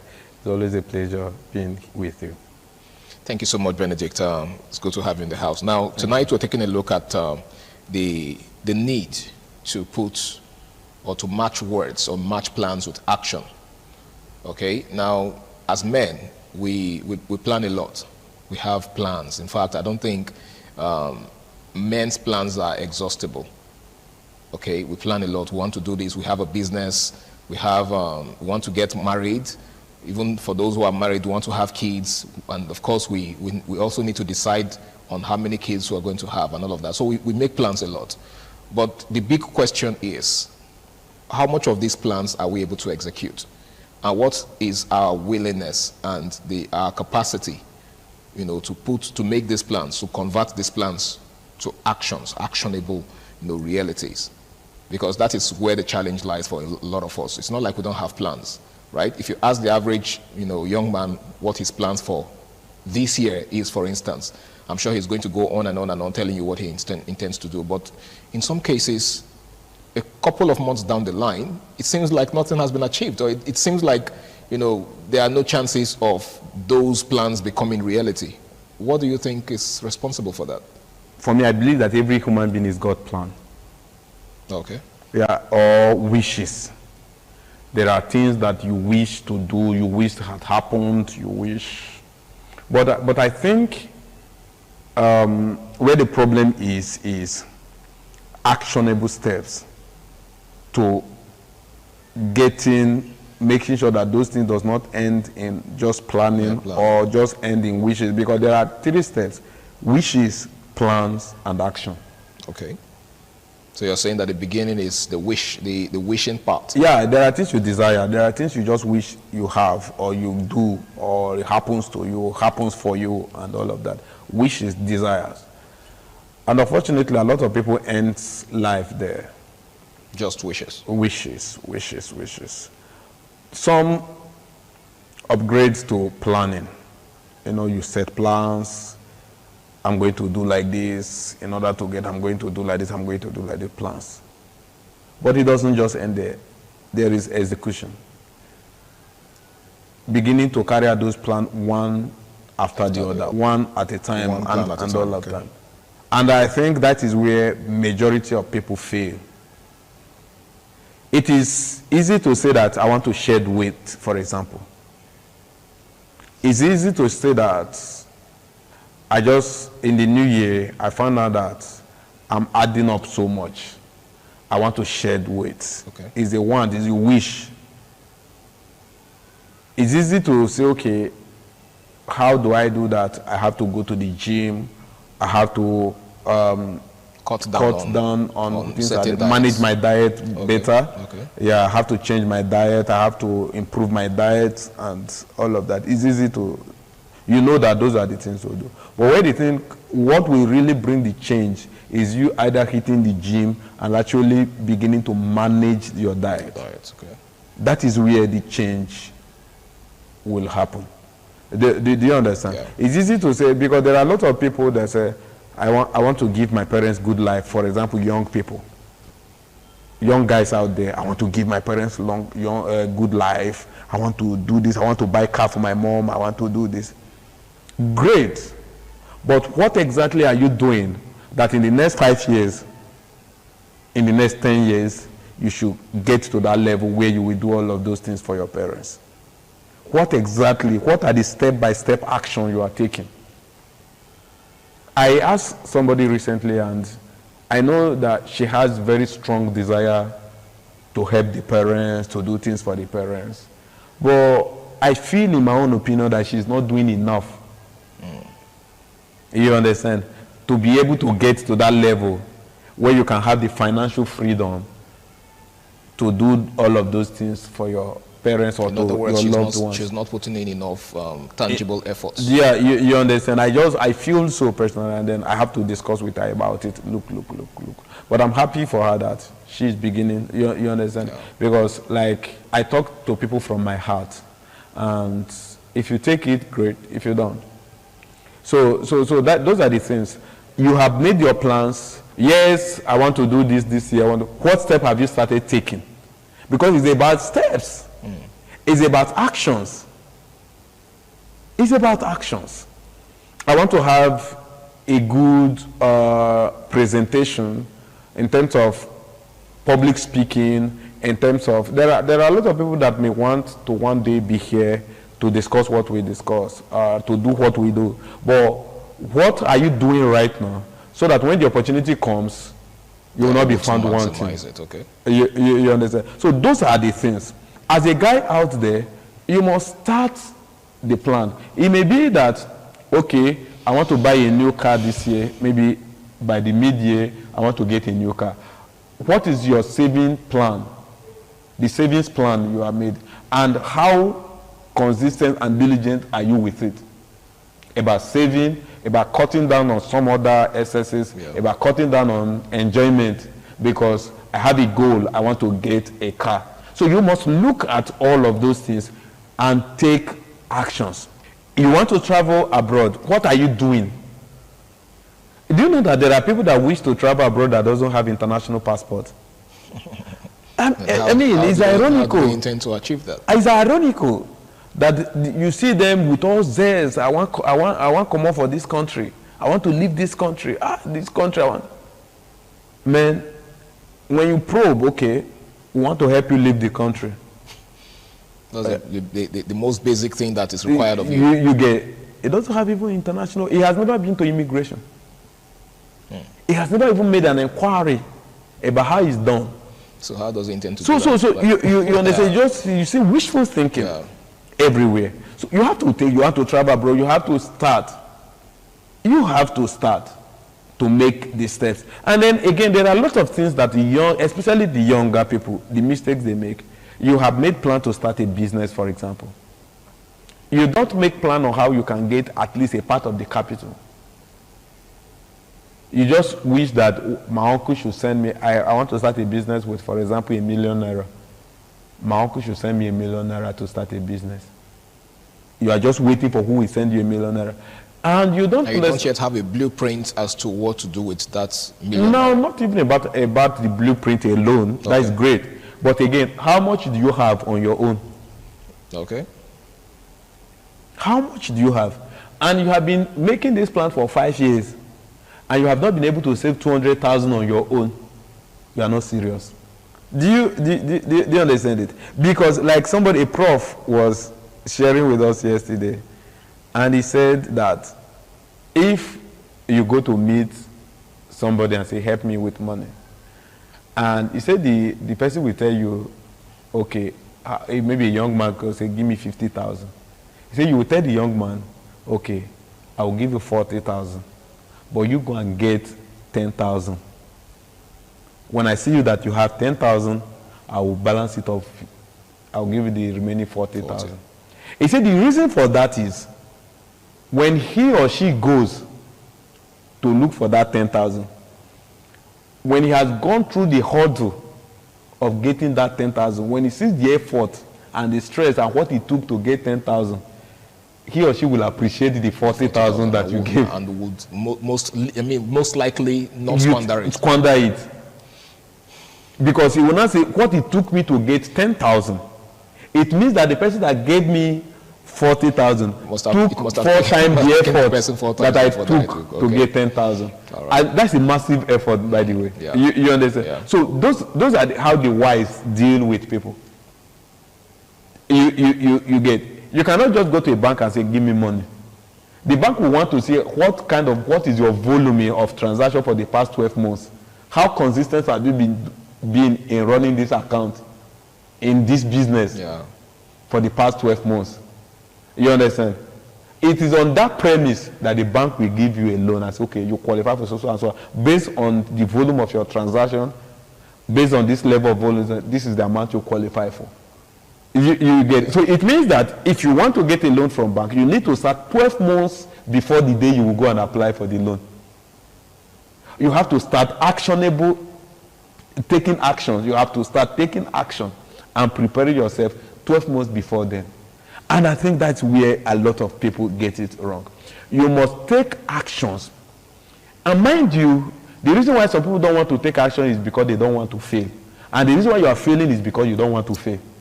I was actually getting to that because, we can't, look at actions without first trying to examine the reasons some persons just stop at wishful thinking. We've actually established that there are so many persons out there who just wish to achieve certain things. They wish to have certain things, but that's where it ends. So the real question is, why do they have this mindset that certain things are beyond their reach or beyond their achievement? They just wish and that's the end of it. Why don't they make efforts? What do you think is responsible for this lukewarm attitude towards, fulfilling their dreams? The biggest among them is the problem of the mind. And then society. The biggest among them is the problem of the mind and what society feeds, what we feed ourselves on in the society. The things, the ideologies. For example, when you tell somebody, I'm not saying you should throw caution to wind in terms of making investments, for example. You tell somebody, make investment, invest in this particular thing. The first thing the person will ask, what if the money loss? Are you getting it? His mind, that's pessimism. He's more careful. He's more conscious of losing that money than gaining that money. So you're saying that, a major factor is a pessimistic mentality. Yes, mindset. The mindset. The problem is the mind. The problem between the rich and the poor is the mind. Is the mind. Well, don't you think there is a legit excuse for that? Because it's easier for the rich to, make some very huge financial commitments because there is so much more where that came from. Yeah. Than for someone who managed to put a certain amount together, and then you are trying to convince them or persuade them to put their money into a certain line of business. Yeah. They'll want to think twice. Like, okay, what if I invest this money in this venture and, it's all goes down the drain? Okay, now, Harry, the first question is, how did the rich become rich? When you read the autobiography of that man that is rich, you'll find out that there was a time he was having 100,000 naira, maybe all the savings of his life, or it was even 10,000. You understand? Yeah. It was the risk he took with that 10,000. The investment, because every investment comes with a level of risk, though some come with higher risk than some. It was the investment he made with that 10,000 that brought him to the millions and the billions he is today. Do you understand? Meanwhile, there were people that had 100,000 when he had 10,000. That are poor today because they held on to their 100,000. Are you getting it? And over time, their 100,000, the value of their 100,000 is nothing to. In fact, some has even squandered it because you are holding on to it. But when you want to use it to buy a suit or a good shoe, a shoe that you like, you will not hold on to it. you forget that even the shoe you bought is still, over time, will still be a loss. Because the highest you can wear that shoe sometimes may even be 2 years, 5 years. Maybe sometime even after 6 months, 1 year, your younger will come and pick it. For example, you get what I'm saying? So what we are saying is that it is a mindset thing. Taking action, undermining the negative part, and focusing on the positive. These are the things we have done. These are the things, you know, I'm a risk taker, a big one. If I share certain things, there are things we cannot come to the public to take. Say. The financial risk we have taken in time past and we are still taking. Are you getting it? But that's what has shaped us and made us as tough, as we are, as determined to succeed as we are. Because you don't want your story to be told of a man that lost. When you see a man that is determined not to allow his story to be told as a loser, do you understand? That man definitely will succeed. One of the things that distinguishes Cristiano Ronaldo and every other player in the world, are you getting it? Including the best player, in my own opinion, that has kicked the rank ladder, which is Lionel Messi. You understand? Pardon me, you don't have to go into the details. No. It's okay, I understand. All right. That was on the line. But one of the ways why I fancy Ronaldo, even though I believe that Messi is a better footballer than Ronaldo, but Ronaldo, I am a fan of Ronaldo. Okay. Why I fancy Ronaldo is because he never wanted his story to be told just to end at where he failed. One of his teammates said that when he feared Ronaldo was when they went to play tennis. In those days when Ronaldo was just about 21, 23. 21 thereabout. They went to play tennis. They finished football, you know, footballers at the end, after training, they would just go to have some other exercise. He said they went to play tennis and Ronaldo lost in that tennis. Ronaldo refused to leave that place. You understand? Yeah. He started training and training until the next time when they met, he defeated that guy that beat him. That was when Ronaldo realized that. He said that was when he started being afraid of this guy, that this guy, his winning mentality is top notch. I mean, this is not football now, it's tennis. But he doesn't want his story in any way to be told as a man that failed. Light or failure. That is why you see him putting on all the effort. That is, a lot of people watch the football, they don't learn that part. It's about, I love Ronaldo. Ronaldo is better than Messi. Messi is this. And the young people wasting their life arguing on who is better, and your own life is in one place for 10 years.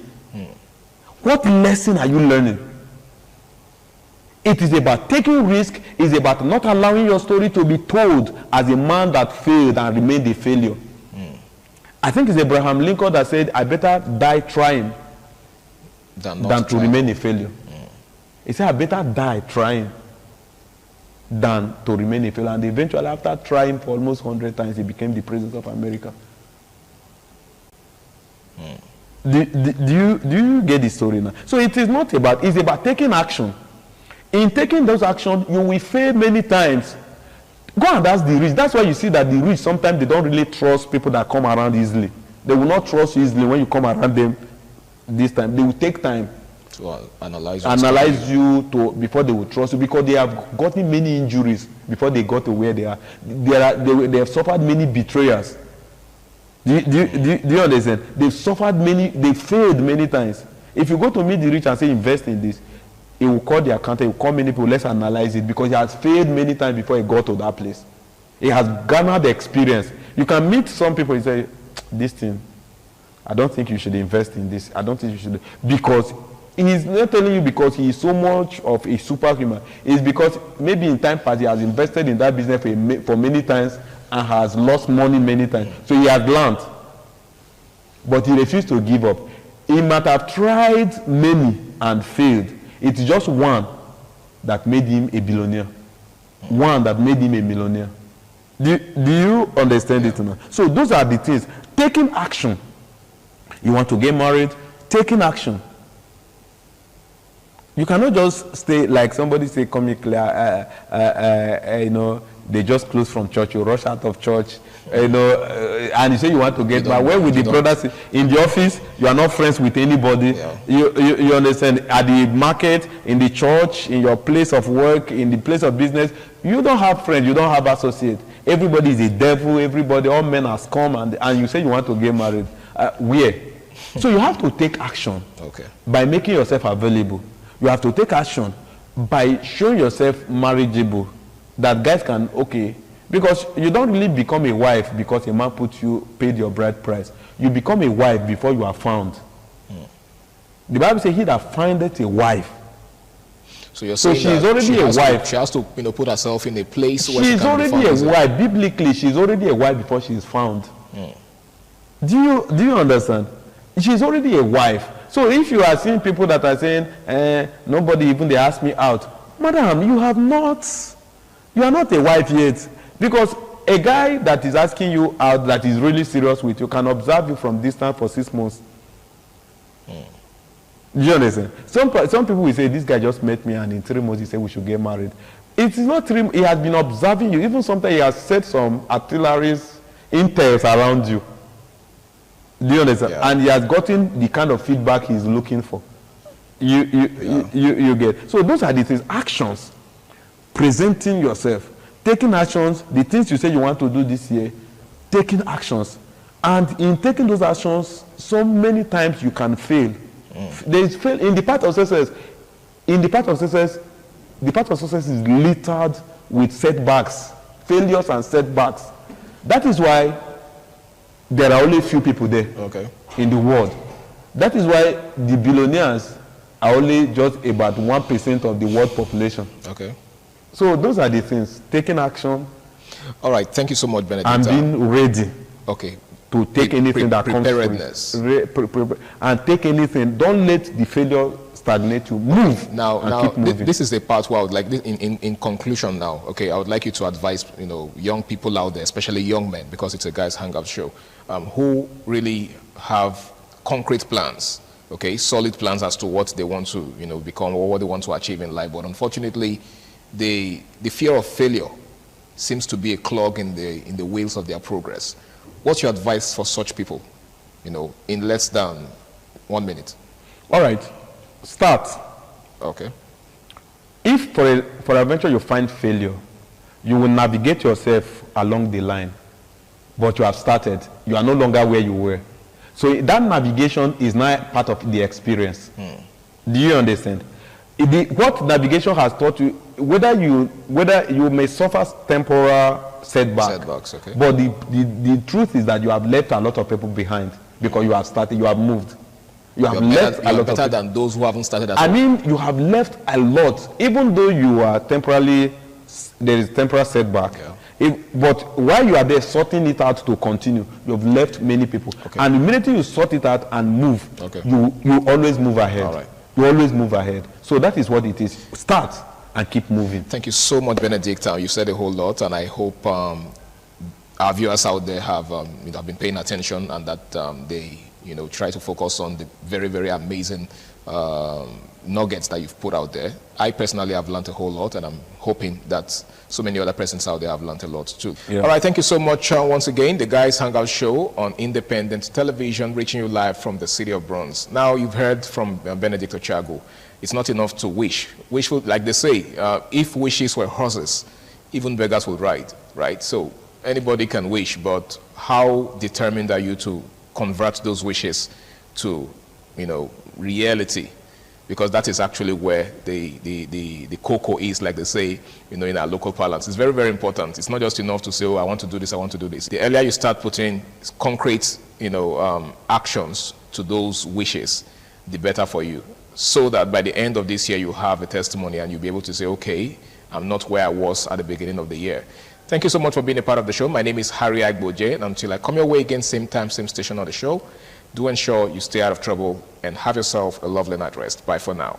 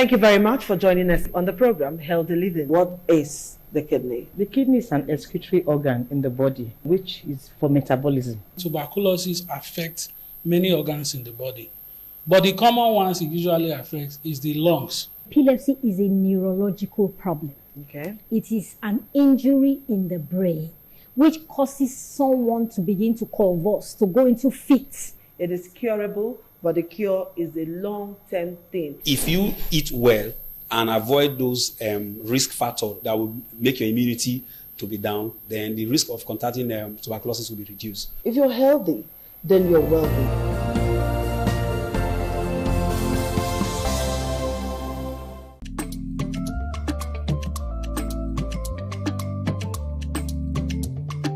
The man went out to bring in thugs to come and beat her. Yeah. In a situation like that, do you think women would have seen that and still want to speak? Really, we're talking about. That's what I said. So when they bullied her, Yeah. if she's not bold enough, she will shut up. What is your advice for girls out there that are so desperate to be married? We women, we have to be really intentional about our parenting. If you know a child is being abused, or you see signs, a bruise or a child, it has to be investigated. People barely even breathe when they are going for a shrebi and something. Party. You have to be They can't smart. sit If down. you see where they are dressing them or are dragging on both sides, you cannot breathe. That's what And these matters. women will stay in those events for hours just to keep up with that beauty trend. Is that healthy? That's not healthy. I am Patricia Uremu Gabriels, and we're reaching you live from our Lagos Network studio. Of course, Women in Conversation is a program designed for women to discuss about themselves.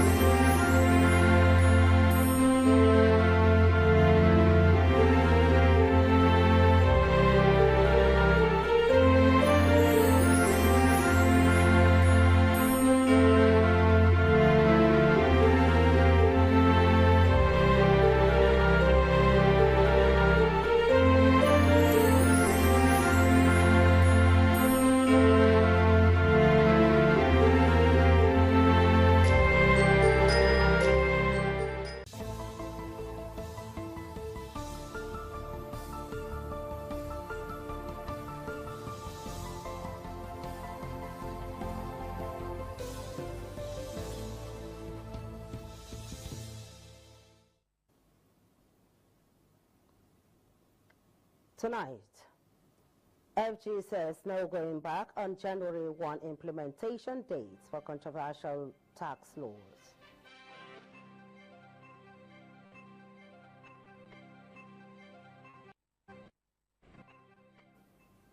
Khan leadership says 2025 Christmas, the first in years without attack on churches, Lord's President Tinubu.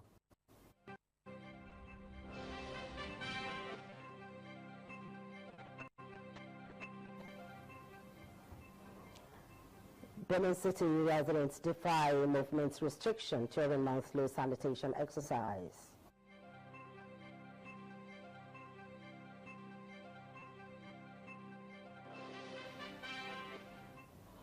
Guests expressed divergent views on U.S. strike in Nigeria.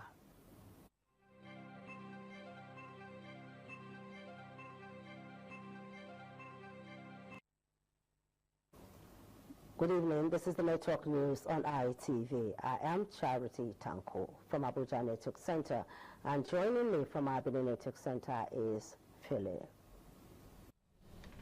Good evening, Charity. Quite awesome to see you. I must say the U-turn looks good on you. Season's greetings. You too, Philip. Thank you very much. From the Abuja Network Center, the federal government has insisted it will proceed with the January 1, 2026 implementation of the Nigeria Tax Act and Tax Administration Act despite ongoing controversy over alleged alterations in the gazetted versions of the laws. As State House correspondent Iharu Atta reports, the chairman of the Presidential Fiscal Policy and Tax Reforms Committee, Taiwo Oyedele, made the position known after briefing President Bola Tinubu in Lagos, declaring that the reforms are designed to provide relief to Nigerians rather than generate immediate revenue. At a time when many across the country are resting and enjoying the Christmas break, President Bola Tinubu is busy attending to national, political, and other matters. This is a meeting of the president with members of the Presidential Fiscal Policy and Tax Reforms Committee. After the meeting, which held behind closed doors, the committee's chairman, Taiwo Oyedele, briefed correspondent. According to him, the federal government would proceed with the January 1, 2026 implementation of the Nigerian Tax Act and Tax Administration Act. Oyedele emphasized that the reforms would significantly reduce the tax burden on the overwhelming majority of Nigerians. As you are already aware, there are 4 of those, and 2 of them have already commenced, and that's the Nigerian Revenue Service Act and the Joint Revenue Service Establishment Act, commenced on the 26th of June 2025. The remaining 2 laws, that's the Nigerian Tax Act and the Nigerian Tax Administration Act, are scheduled to commence on the 1st of January 2026.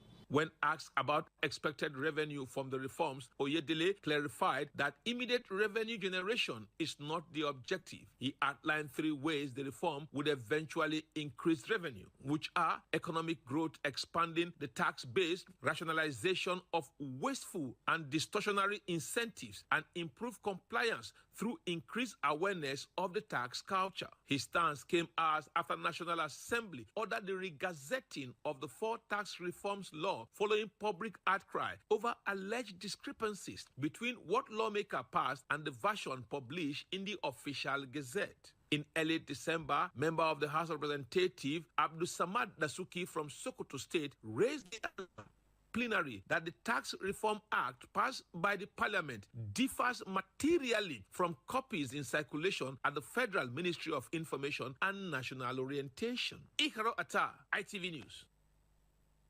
Elsewhere, the Christian Association of Nigeria has lauded President Bola Tinubu for ensuring a peaceful Christmas celebration, describing it as the first in many years without church attacks. As State House correspondent Iharu Atta reports, the CAN President, Most Reverend Daniel Oko, stated this after a courtesy visit to the President and First Lady, Senator Oluremi Tinubu, in Lagos. The Christmas homage by the leadership of CAN saw the delegation being welcomed by President Bola Tinubu and his wife, Senator Oluremi Tinubu. They also offered prayers for the president, his family, and the nation. On their way out, CAN President, Most Reverend Daniel Oko, spoke to correspondents. He described the visit as an opportunity to felicitate with the first family and appreciate them for providing for the poor and being committed to moving the country forward. This visit by the of Christian Association of Nigeria to the home of His Excellency the President Bola Ahmed Tinubu and his wife, the mother of the nation, Senator Oluremi Tinubu, is to felicitate with the first family in this particular period of Christmas, and to appreciate them for what they are doing, especially for providing for the poor and being committed to moving our country forward. Responding to question about government's handling of Trump's threat, Oko said the president has been responsive to the issue being raised. He acknowledged that challenges remain, but expressed confidence in the administration's trajectory. The recent efforts they are making to see that Nigeria every Nigerian lives in peace in this country. It is something that we are so happy about. I can tell you, this Christmas happened to be the first many years that we were not woken up with a phone call at midnight to say that a church was attacked. And it is a testimony that we must share, and we pray that this will continue. We are also here to pledge our commitment to continue to work with the president for the progress and development of our country. The CAN delegation pledged to continue working with the Tinubu's administration for national development. Ikaro Atta, ITV News. And that will be all from the Abuja Network Center. Next is Philip from our Benin Network Center. Over to you, Philip. Thank you, Charity. And turning to our first story from the Benin Network, where despite the Edo State government's announcement restricting movement for the monthly environmental sanitation exercise, many residents of Benin City were seen going about their normal activities. With the lingering excitement of the Christmas season, compliance appeared mixed across the city.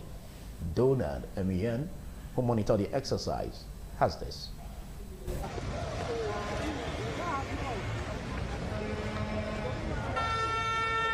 This is expected to be the last environmental sanitation exercise in Edo State for the year. The exercise comes 2 days after the Christmas celebration by Christians. The December sanitation exercise recorded partial compliance as many residents of Benin City defied the government's restriction of movement to attend to personal and commercial activities.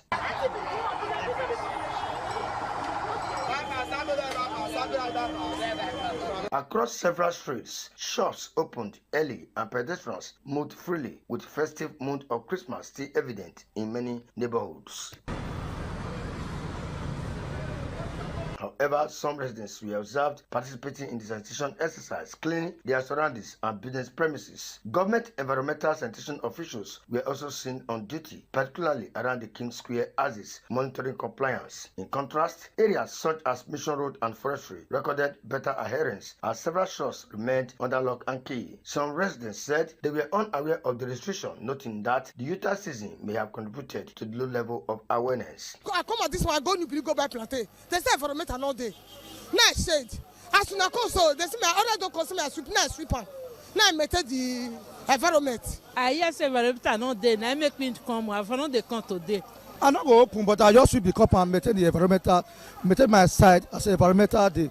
The Edo State government has continued to emphasize the importance of environmental sanitation as a collective responsibility aimed at promoting public health and a cleaner environment. From Benin, Donald Ehimien, ITV News. Following the reported United States missile attack on an alleged ISIS ISWAP stronghold in Sokoto State, Nigeria, reactions have continued to trail the development. A guest on the audience participation program Politics Today examined the attack from different perspectives. Efosa Wangwe has more. What has now been described by many as the Christmas bombing of terrorists in Sokoto, Nigeria, has generated widespread debates, with the legality of the United States action trending across various platforms. Although the federal government has confirmed the legitimacy of the attack and many Nigerians have expressed joy and support, others have continued to voice strong reservations. A public affairs analyst, Chief Daniel Matthew, who joined the program virtually, commended the airstrike but raised concerns over the choice of Sokoto State. He questioned why states such as Borno and Niger, which are more frequently linked to terrorist activities, were not targeted. Why Sokoto, where it's almost 99% Muslim? Why Sokoto, where the places that were targeted, there are no fatality? They were bombing empty space, a farm that is onion farms, that's where the bomb, and some other miscrammed place where there is no significant value to. This is a propaganda of nothingness. Listeners on radio and viewers on television also share their opinions through phone-in contributions. Carry gun or do any type of kidnapping all these things should be considered as a terrorist. And I supported what Donald Trump did. We have to commend the American government, Donald Trump. I was thinking that they are just saying it the way they said due to avoid they could not do anything. But this one, we cannot practical and what they have said. Politics Today is an audience participation program aired simultaneously on ITV and radio every Saturday from 10:30 to 11:30 a.m. From Benin, Efosa Wangwe, ITV News. The governor of Gombe State, Muhammadu Inuwa Yahaya, has expressed deep sadness over the tragic motor accident that claimed the lives of 7 persons from the Lawanti community in the Akol local government area. The victims were reportedly on their way to Maiduguri, Borno State, to attend a wedding ceremony. Reacting to the sad news, Governor Inuwa Yahaya described the incident as a painful and devastating loss, not only to the affected families, but also to the entire Lawanti community, Akol local government area, and Gombe State at large. He noted that the untimely death of such precious souls has deeply touched the hearts of all, adding that no words can adequately console families who have lost loved ones under such tragic circumstances. The governor commiserated with the families of the victims, particularly the district head of Jalingo, Bello Hassan Babangida, who lost his sister and niece, Idris Lawanti Maigari, who lost his daughter, and Idris A. Isa Lawanti, the councillor representing Akwa Ward, who also lost close relatives. The Delta State Police Command has arrested a 42-year-old man for allegedly sexually abusing his 13-year-old stepdaughter, resulting in pregnancy and attempting to terminate the pregnancy through the use of hard drugs. Warri correspondent Benga Ahmed brings details. According to the public relations officer of the Delta State Police Command, SP Edafi Bright, the suspect was arrested after the victim reported the abuse to her school proprietor. The girl alleged that her stepfather has been sexually abusing her for over 1 year and 8 months, prompting the school authorities to report the matter to the police. And ask our proprietress, ma, please, if someone that is not your father is having sex with you, will you and that your stepfather have the same blood? That was the confusing question, and that was what led the cat out of the bag. The victim narrated an ordeal to investigators, while the suspect also reportedly admitted to committing the offense. The first day he violated you, how did he do it? The first day, he called me inside the room. Inside the room? Yes. You said there was a wedding party in your compound? Yes, outside the compound. So he called me inside the room and started touching me. And even if I shouted, nobody will hear my voice. So he started touching me from there, putting my pants, and there's no way I can still escape outside. He started molesting me inside. Who did this girl be to you? My stepdaughter. So how long have you been having sex with her? About a year now. In a related development, SP Edafi disclosed that the command has recorded a major breakthrough in its fight against courtesan and violent crime, with the arrest of 13 suspected members of notorious court group. The arrests were made during a tactical operation at Eraka Community, Kokori Forest, in Etiop East local government area. The Delta State Police Command reiterated its zero-tolerance stance on courtesan and violent crime, urging parents, schools, community, and regional leaders to collaborate with police in coping criminal activities in the society. From Warri, Benga Ahmed, ITV News. It's still the network news on ITV. Stay tuned for other stories after this time out.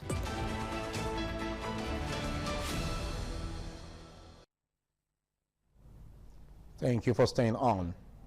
Obage Nokekmao community in the Kwabawaka local government area, Edo State, was agog with celebration as a youth leader known as Okaigale, Comrade Destiny Osagiato, distributed food items including bags of rice, gari, tubers of yam, meat, assorted drinks, and cartons of instant noodles to women and widows in the community. Egosa Agbolao has details. There were scenes of joy and celebration in Obage no Kekboro community, Ikpobaoka local government area of Edo State, as residents poured a comment on the Okagele comrade Destiny Osagiato for his consistent commitment to grassroots development and community welfare. Demonstrating compassion and purposeful leadership, Comrade Osagiato extended support to widows and other women in the community by distributing essential food and household items. In an interview, Comrade Destiny Osagiato, who is the Chief Executive Officer of Canada Auto Sales and one of the leading farmers in the Ikpobaoka local government area, said he has a deep passion for supporting women, especially widows. He explained that he decided to share the proceeds and harvest from his farmlands with the women. He urged other youth leaders, known as Okagele, to engage in productive ventures such as farming. Being Okagele does not mean that you come to the community to start selling lands, take the money to the city, go and lodge in the hotel. It's to help your people. I do my farm to help my people, not to farm and sell. To further put smiles on the faces of the women, Comrade Osagiato allocated hectares of cassava farmland due for harvest to selected women in the community free of charge. He encouraged them to harvest the produce and reinvest the proceeds into their businesses. Residents of Obage no Kekboro community, especially the women, expressed heartfelt gratitude and offered prayers for Comrade Destiny Osagiato, describing him as a compassionate, selfless, and people-oriented leader. He's a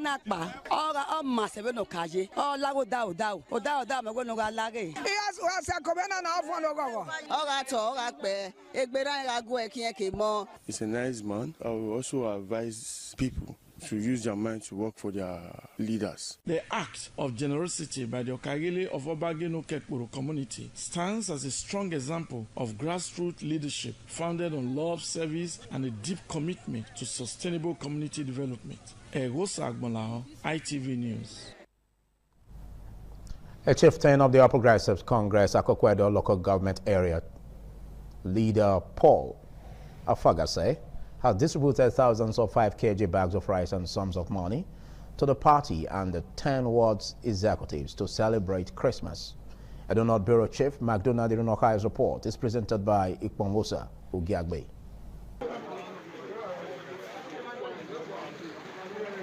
The APC chieftain Paul Afagase told his constituents that his gesture is in line with the vision of the 500,000 naira to be shared for members at the 10 wards of the local government area. We are trying to make sure that we encourage our people by giving them rice to celebrate with their family for this Christmas season. Responding, the APC Akoko Edo local government area chairman Chief Monday Use commended Paul Afagase for the kind gesture and urged others to borrow a leaf from him. He implored leader Paul Afagase not to relent in projecting the deployable condition of Auchi Gara Ibilo Road to the state governor, Senator Monday Okpewulu, for urgent repairs.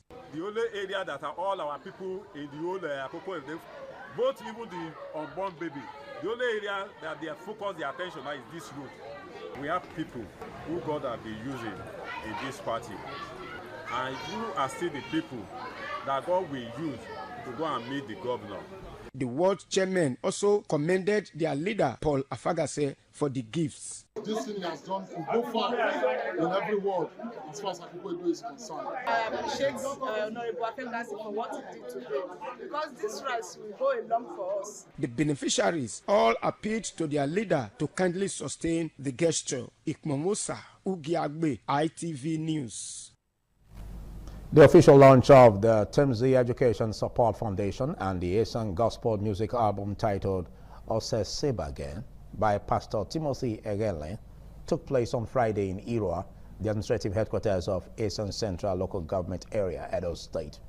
Edo Central correspondent Chris Omije reports that the event attracted dignitaries from within and outside Irua community.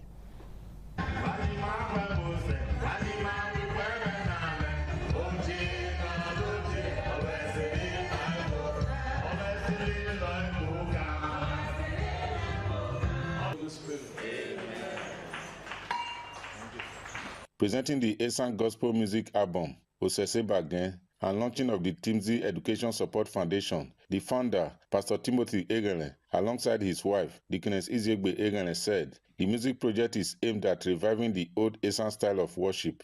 They added that the Education Support Foundation is designed to assist the indigent students in the community whose parents are unable to meet their educational needs. We are launching it because we want God to take them. So we want God to ensure that through this music album, generations that are coming after us, they will meet the song. We are appealing that you support the foundation, train a child in any capacity you can. It could be 1,000, it could even be a 500 naira. It will go a long way, in supporting the child in the school. The chairman of the occasion, Barrister Anselm Ojezwa, commended Pastor and Mrs. Egele for their efforts at revitalizing Esan cultural values through gospel music, as well as their initiative in supporting the less privileged across Esan land. This kind of foundation that is being launched today, it is our prayer that is going to be sustained for a very long time, if not forever, because the development of mankind cannot be put within a time frame. In a message, the guest preacher, Pastor Peter Osawe, admonished the guests to embrace the culture of helping the needy, particularly in the area of education. I therefore want to encourage everyone that when the time for launching comes, you embrace this music as one of the weapons God has released for the hour. Pastor Timothy Egele is the proprietor of Timzi Education Center, Ekpoma, Edo State. In Irua, Chris Omije, ITV News. You're watching ITV Weekend Network News. We turn to more stories after this short break. Don't you go away.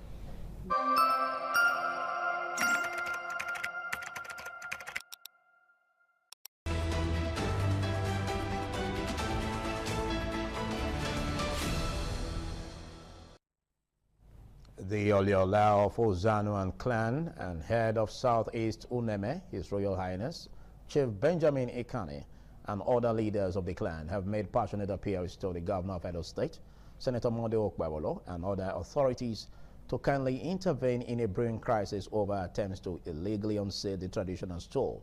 Chief Benjamin Ikane and other leaders made the appeals in a press conference at the palace. The report is presented by Ikpongwosa Ugiagbe. The Oliola of Uzanu and clan head of Southeast Uneme, His Royal Highness Chief Benjamin Ihane, surrounded by the two oldest men in the clan, palace chiefs, amongst other leaders of the clan, said the pressure and negative plans of some influential groups in the clan over the years have not abated, despite efforts by the present administration under Senator Monday Okpebholo to restore peace and development to the clan. He said they have uncovered fresh plans by some people to declare another individual as clan head, whereas the position is not vacant. Chief Benjamin Ihane pleaded with Governor Okpebholo to urgently address the issue. They declare somebody, and that will further aggravated tension here and there in the community. How long do we continue to live in disunity? This is why I want government intervention. The two oldest men in the clan also harped on the need for the people to support the reign of His Royal Highness Chief Benjamin Ihane, as only in a peaceful environment progress can be recorded. He say where this matter happen, we call 5 times. Nobody agree come for a place.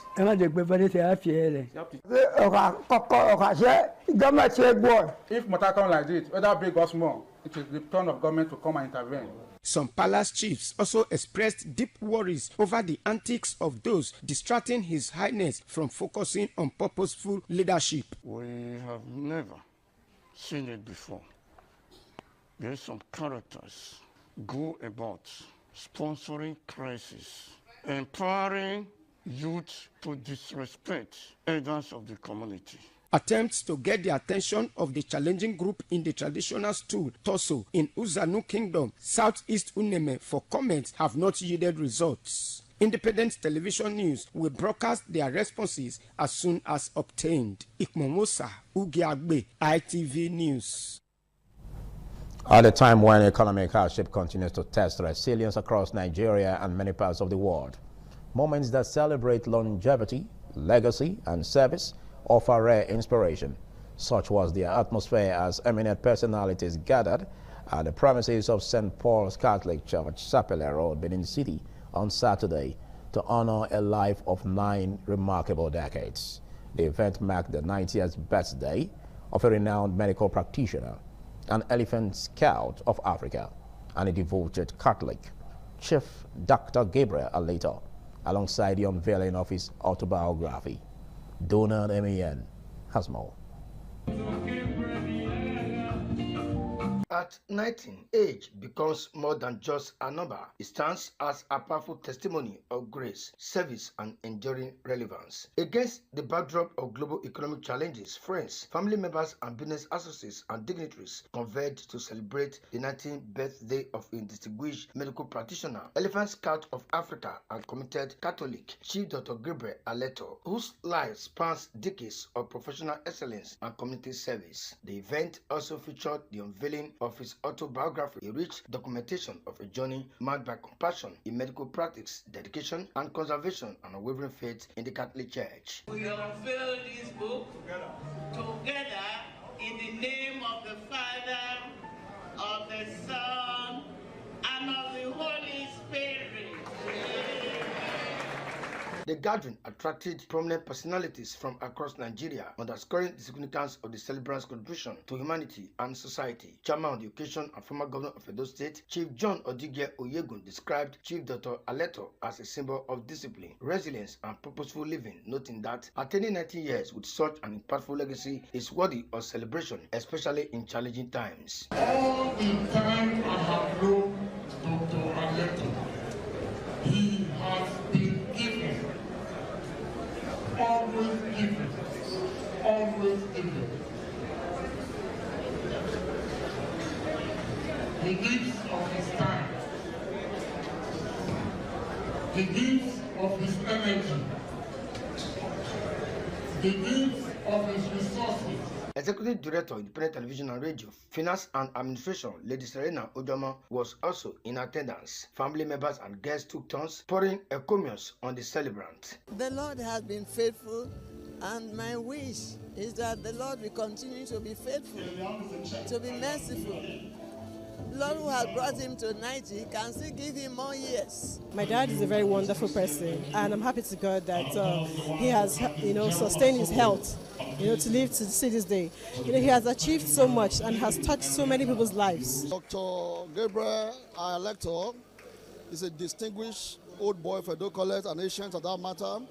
So it's a great pleasure for me and my group to felicitate with him at 90.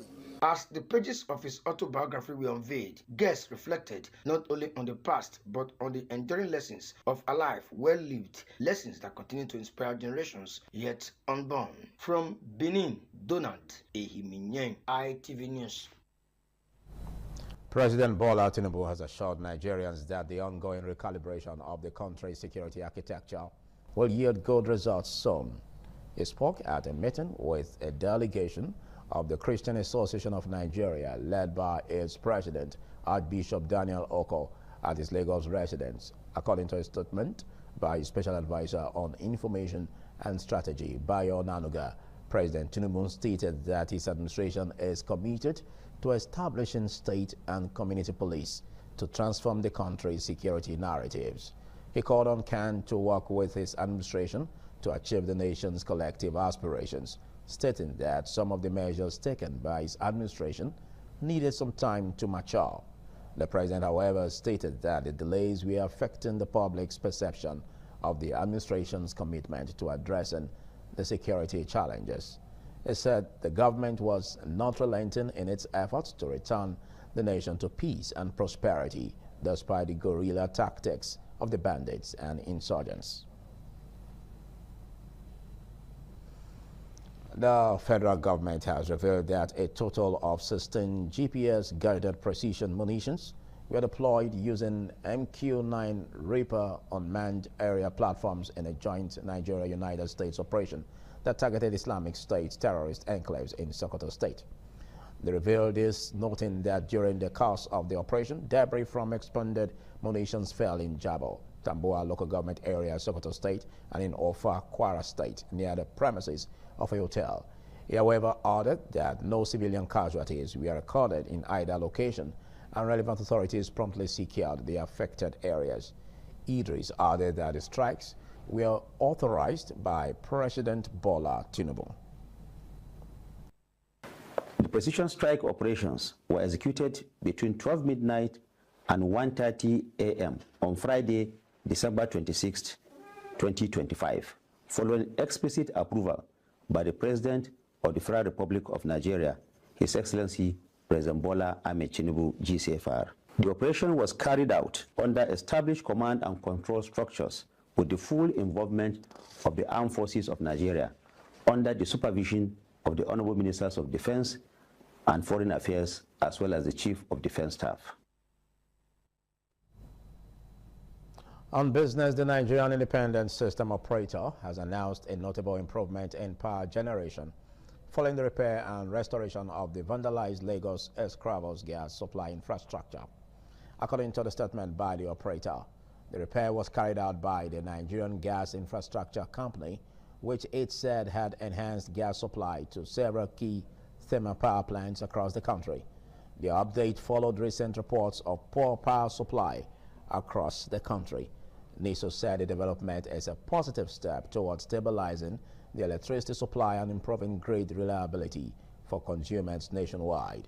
The statement added that other thermal power plants remain available and on standby, awaiting confirmation of gas supply from their respective suppliers. Hit and entertainment, the Cure guitarist and keyboard player Perry Beaumont has died aged 65, the band has said. In a statement on the Cure's website, the band said the British musician died after a short illness at home over Christmas, saying they were making the announcement with animal sadness. Having been part of the Cure's road crew from 1984, Beaumont was asked to join the band after the departure of keyboardist Roger O'Donnell in 1990. He went on to play guitar, keyboard, and bass on 5 studio albums, featuring on tracks including Friday's One I'm in Love, High, and A Letter to Elise. Beaumont also appeared on the Cure's live album Paris and Show, both released in 1993, and performed at more than 400 shows over the course of 14 years. Beaumont later became the bass player in supergroup Love Amongst Ruin. Beaumont also had a keen interest in fly fishing and built a career as an illustrator, contributing to the magazine Fly Culture. On the foreign scene, Thailand and Cambodia have agreed to an immediate ceasefire, the defense ministers of both countries have said in a joint statement. The two sides have agreed to freeze the front lines where they are now and allow civilians living in border areas to return home, halting almost 3 weeks of intense clashes in which dozens of people have been killed and nearly 1 million displaced. The ceasefire took effect at noon local time on Saturday. Once it has been in place for 72 hours, 18 Cambodian soldiers held by Thailand since July will be released, the statement said. The breakthrough came after days of talks between the two countries with diplomatic encouragement from China and the U.S. The agreement prioritizes getting the displaced back to their homes and also includes an agreement to remove landmines. We'll take a short break. Don't you go away.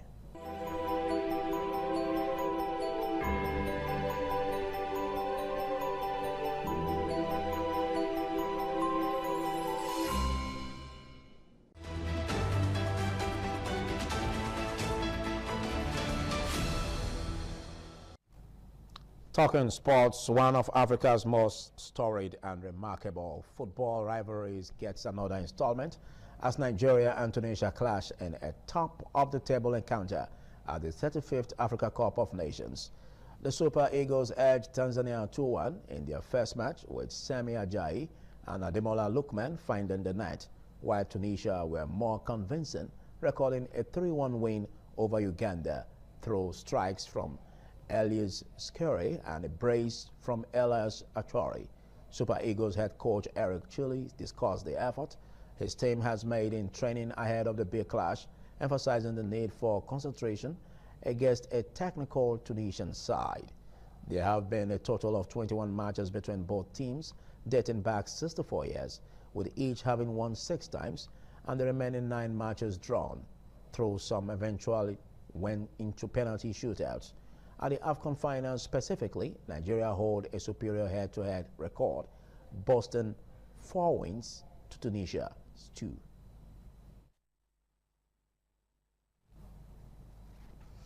That wraps it on the network news tonight. Thanks for watching. I am Philip Omo Gupon. Do enjoy the Yuletide. Good night.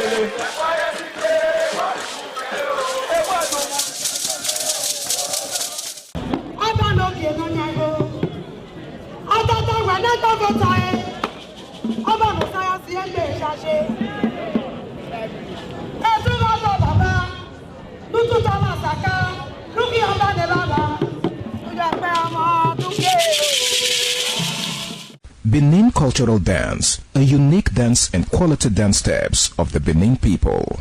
This dance is a vibrant mix of traditions, arts and beliefs, deeply rooted in the country's diverse ethnic groups and their rich history. The dance has artistic expressions depicting the people's history. Benin people have been famous for bronze and brass work, some of which is said to date back from the 13th century, especially ivory and wood carving.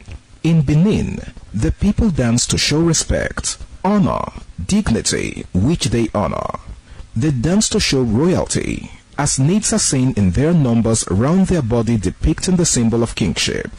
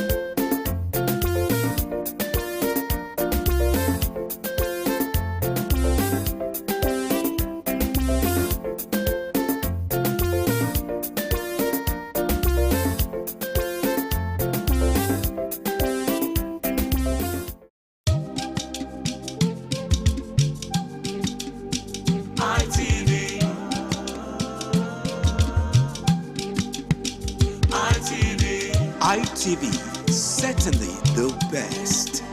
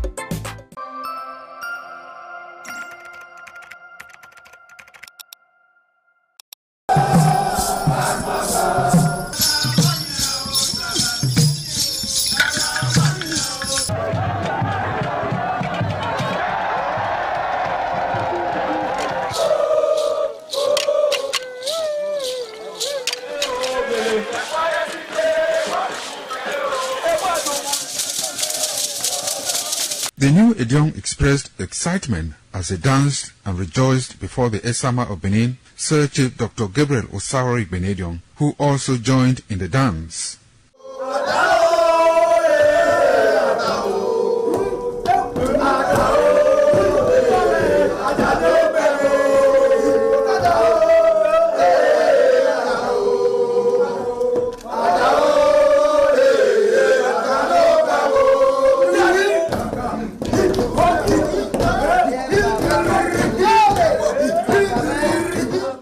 As visiting and paying of homage to various homes of senior elders continued, the initiates spent 7 days performing diverse kinds of rites as required by tradition. They were furnished with rules and regulations regarding their new office as Edion. That I grew up in this community to the point that they have now also chosen me as an elder in this community. It's a thing of great joy. All thanks to the Esama of Benin, my people, my family, everybody, all Okada community for this great honor. I am very, very grateful. Well, this is my brother. I'll call him my uncle because he grew up with my father. I'm so proud of him because we are doing the same rituals as the Edions of the Okada. It is our duty for us to make this place a greater place, for outsiders to come and see the goodness of God in Okada. And I'm proud of every one of us here. So shall it be to each and every one of us in Jesus' name. Okada zima Esama zima dio Ebuna zima dio Obala zima dio Marawe Maari Esama dio na Nimado Pom Esama Nimado Beken Esama Emana dio Wena Esama Magbekene Osaba Obuyo Bitone Aba no get Tony Maga no diami Magame Manido Bekene na Ima Yafe Ima Ato Ima Agmo Arokpa Ewudori Ima Adi Awogene all the Tiagbo Yano Emi Magame we need just to know me afar in Esama in our father's house in respect of our initiation to elders Edion level. As tradition demands, we are here today to come and also pay our homage to him, for him to also pray for us for long life and prosperity. The climax after 7 days was paying of homage again to the Edion way, where he gave the initiate the full rights to function and to henceforth participate in meetings with Edion. It will go down in the history and minds of Okada community, Ovia people, Edo State, and Nigeria in general. The ambience, style, and the colorful ceremony associated with the 2025 initiation into the Edion Council of former Governor of Edo State, Chief Lucky Nosagari Benedion, his brothers Bright Ayamekwe Benedion, Honorable Charles Osenwige Benedion, Peter Osawori Benedion, Dr. Fred Osawuni Benedion, Barrister Mike Osane Benedion, Executive Director Operations, ITV and Radio, Chief Elder Gbede Wonse, Honorable Efosa Douglas Igbenedion, Ukponwa Igbenedion, Osawe Igbenedion, Edosa Igbenedion, Dr. Daniel Omorige Igbenedion, as well as Agbong Steve Igbenedion, among other sons of Okada.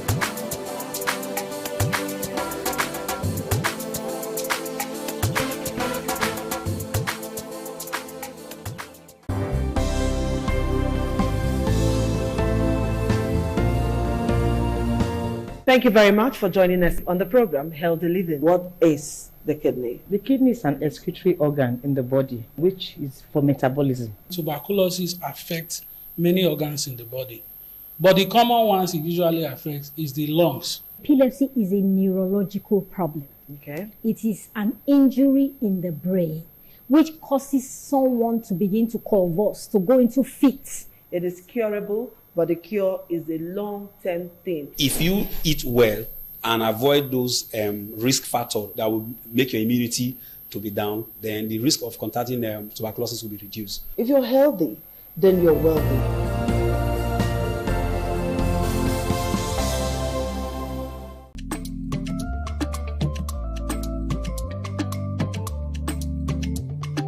The man went out to bring in thugs to come and beat her. Yeah. In a situation like that, do you think women would have seen that and still want to speak? Really, we're talking about. That's what I said. So that's- when they bullied her, now, if she's not bold enough, she will shut up. What is your advice for girls out there that are so desperate to be married? We women, we have to be really intentional about our parenting. If you know a child is being abused, or you see signs, a bruise or a child, it has to be investigated. People barely even breathe when they are going for a shwebi and something. Party. You have to be They can't smart. sit If down. you see where they are dressing them up or dragging on both sides, you cannot breathe. That's what And these matters. women will stay in those events for hours just to keep up with that beauty trend. Is that healthy? That's not healthy. I am Patricia Uremu Gabriels, and we're reaching you live from our Lagos Network studio. Of course, Women in Conversation is a program designed for women to discuss about themselves.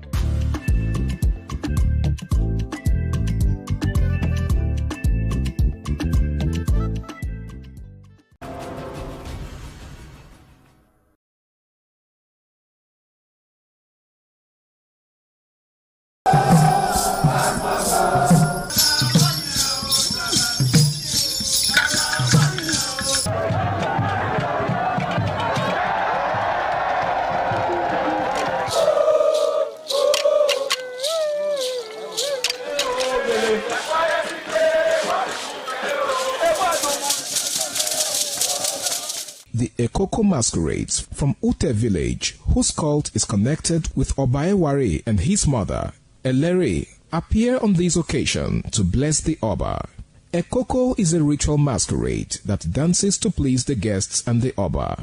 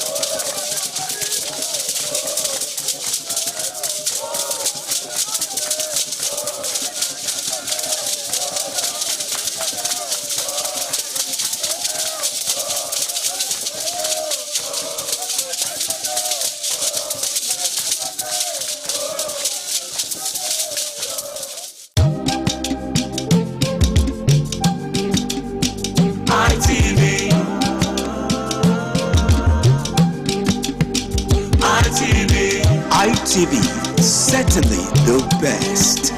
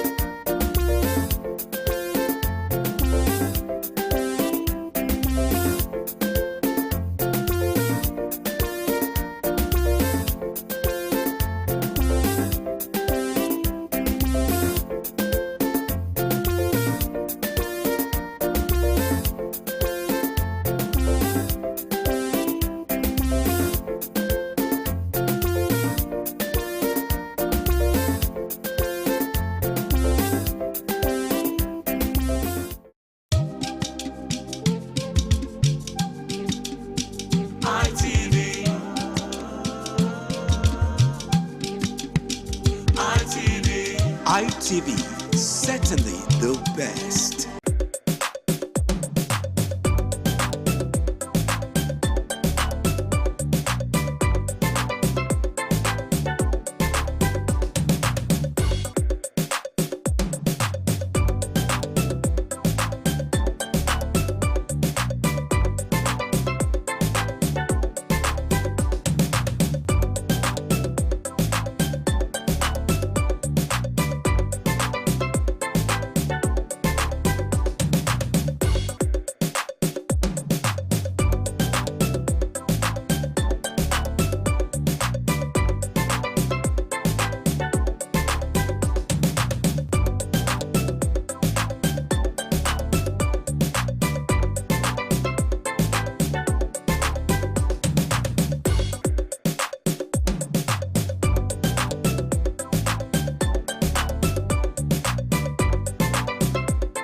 Merry Christmas and a prosperous New Year from Independent Television and Radio.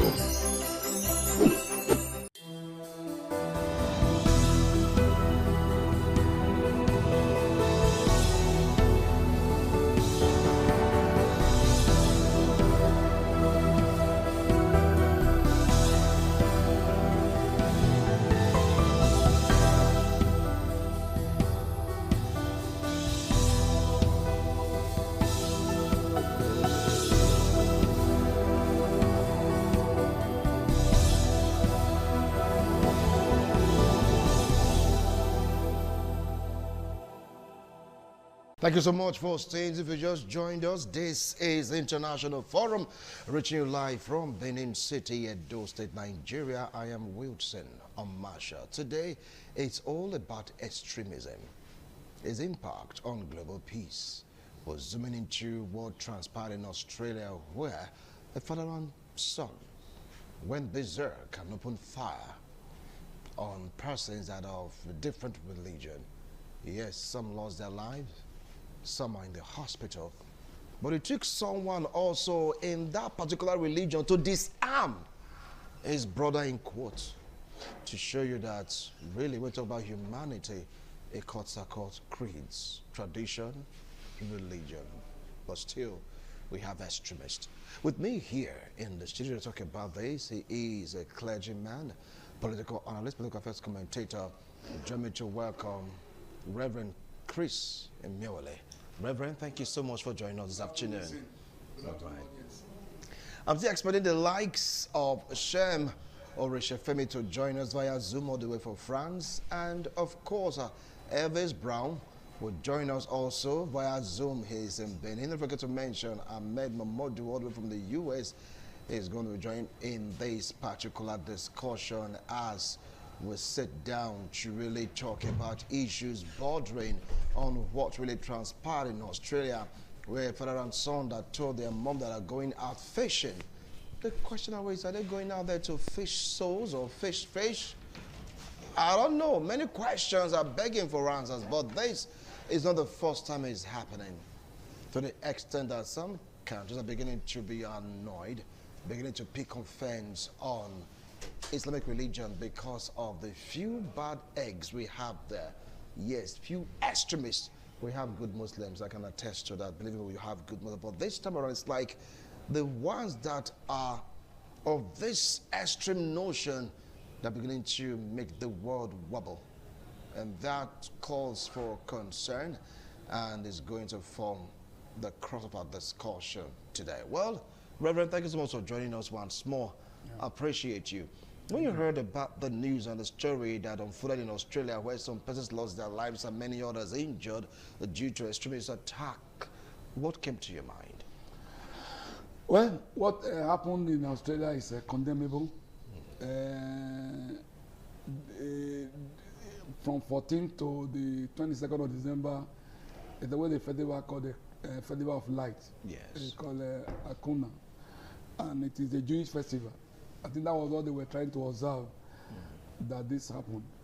In my opinion, religion, should be used, number one, to better your life and the life of others and your society.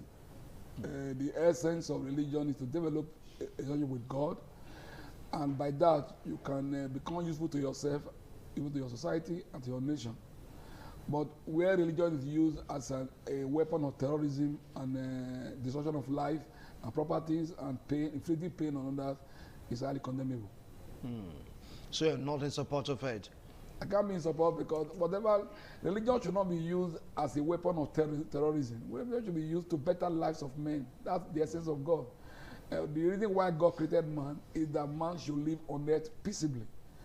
And if you claim that you have power, what your power is supposed to do is to assist you, help others, and help your nation, and make the nation a better place to live.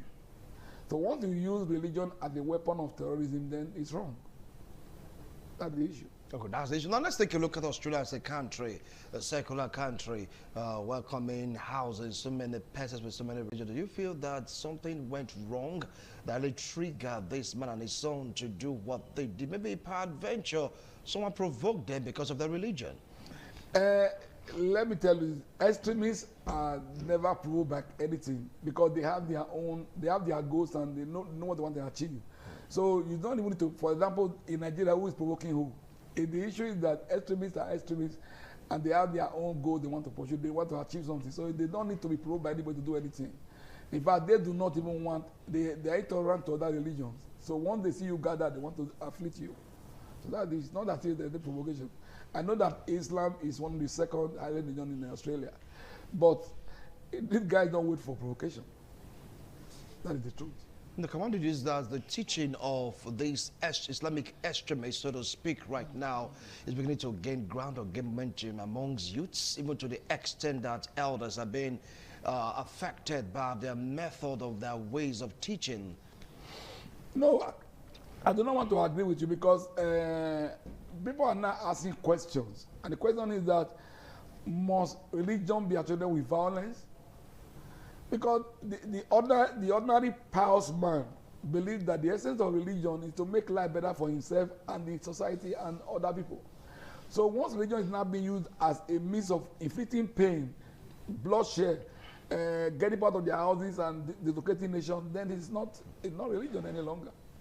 For every one of us, even if you were involved in traditional religion, the essence of traditional religion is to better your life and the life of others. It to make because human beings have that kind of sense of insecurity, and you want to be secure, whether physically or spiritually. So that's why people get involved in whatever religion they get involved. So it's not to afflict pain on the other. It must be condemnable that whatever you believe that you must kill others, or you must mail others, or you must get them out of their home, or you must cause pain and tear. Do you know what it is for one person to die because of intolerance? Just one person, and this one is not more than one. You know the pain it afflicts on families, in dislocation, so many things it does, and the kind of psychological effect that on lives of men when you lose somebody under this kind of case. It's highly condemnable place. What someone saying as it stands right now is like Islamic extremists are almost everywhere, nook and crannies of the globe, and the opinion that, look, the only way to really curb this kind of extremism is to really bring forth some stringent measures to at least prevent them from carrying out that dastardly act. For those of them carrying out a dastardly act, we have some good ones. Now, what do you have to say about this proposal? whatever we can do to curb extremism, you know, let it not look as if our focus is just on Islam. You know, you have extremists in other areas of religion. Yes. You know, whatever we can do to dissuade men from becoming extremists in whatever they practice is on the right track. Because what you and I need is peace, joy, fulfillment, opportunity to express yourself, and then safety. That everybody needs that. But if religion is used to now do the opposite, then it is wrong. So whatever can be done to dissuade men from those kind of doctrines is highly commendable. All right. Now let's dive into what is really happening. Some are saying that for them to protect their religion, for them to protect the God that they serve, that is why they're doing what they are doing. Now, what's your point on this? No, let me tell you something. Yes. You know, gods don't need anybody to fight for them. The truth of the matter is that the essence of deity is power. So if you try to fight for your God, then it means that your God is powerless. That's my own opinion. So if you say you want to fight for your God or you want to protect your God, then the reverse is the case, because you are supposed to run for refuge, not you not trying to protect your God.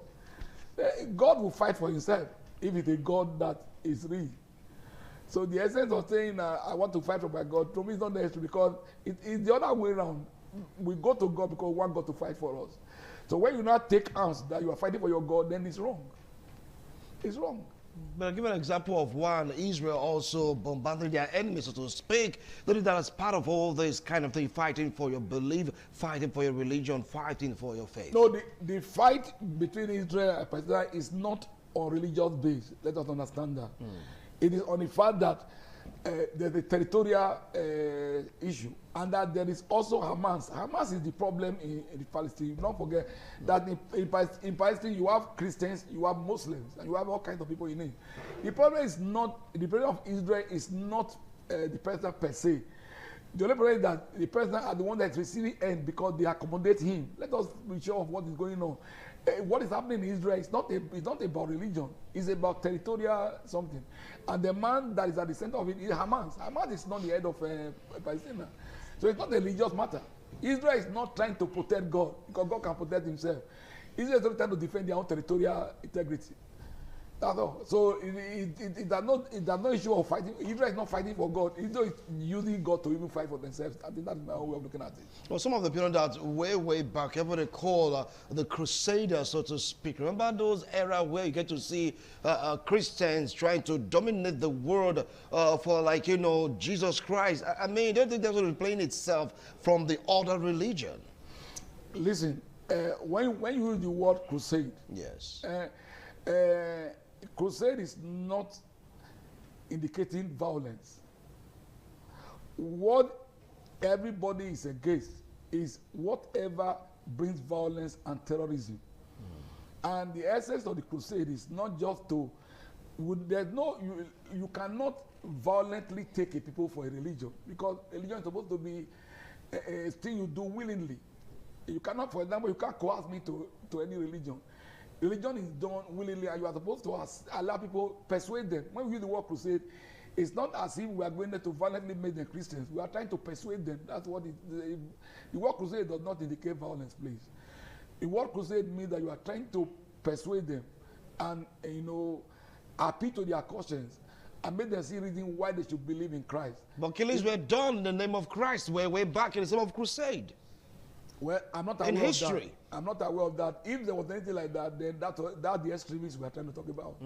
Because the essence, I've not seen in the Bible where God says you must kill anybody to be converted. I've not seen in the Bible. At least I have read the Bible. So there's nothing like violence in the Bible. There's no where God is doing violence.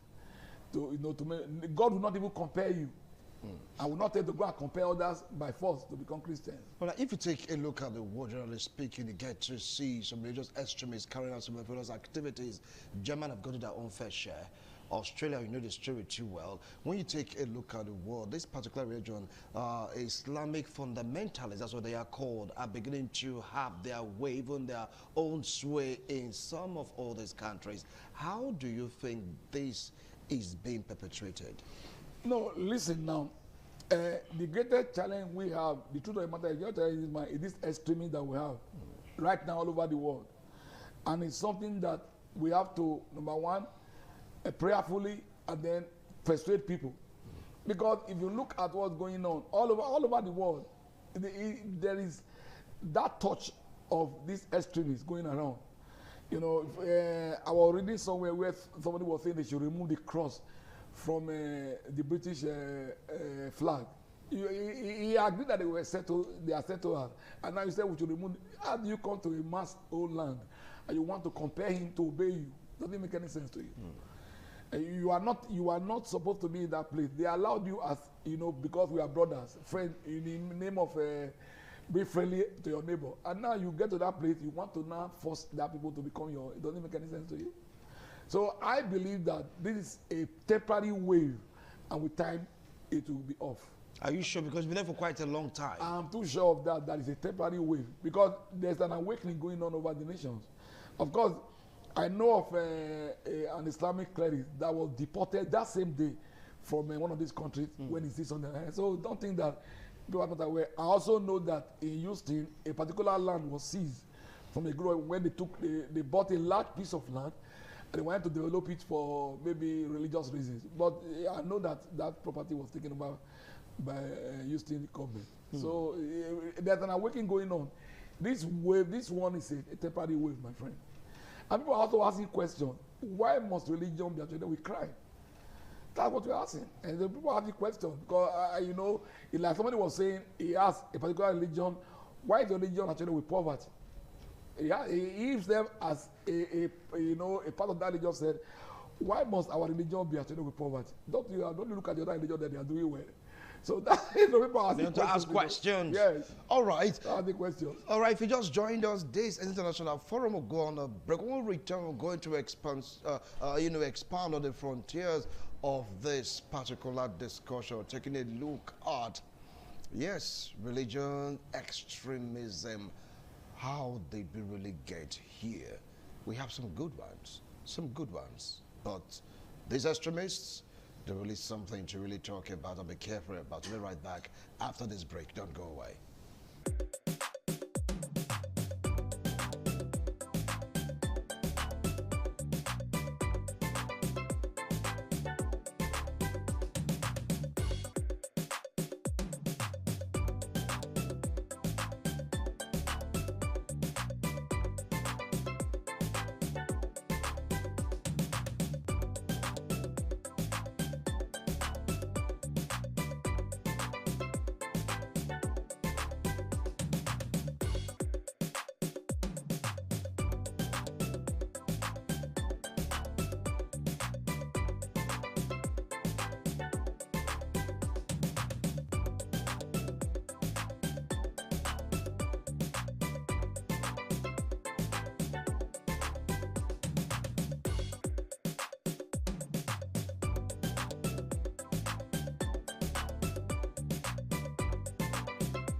All right, join us via Zoom. We have Ahmed Mamadou all the way from the US. Ahmed, thank you so much for making our time to join us. Good afternoon.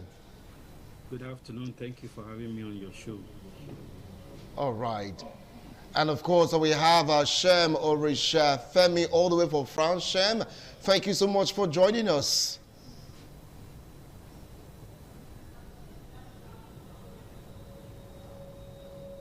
Shem, can you hear me? Yes, I can hear you. Can you hear me? I can hear you loud and clear. Thank you so much for joining us. And we also have Elvis Brown, here in Benin. He's joined virtually for the discussion. Elvis, thank you so much for making our time to join us. Thank you very much, Wilson. All right, I believe that people have been watching the discussion I've been having with Reverend Chris Emiole. Let's get to hear from Ahmed Mamadou. Now, what do you feel about extremism, its impact on global peace?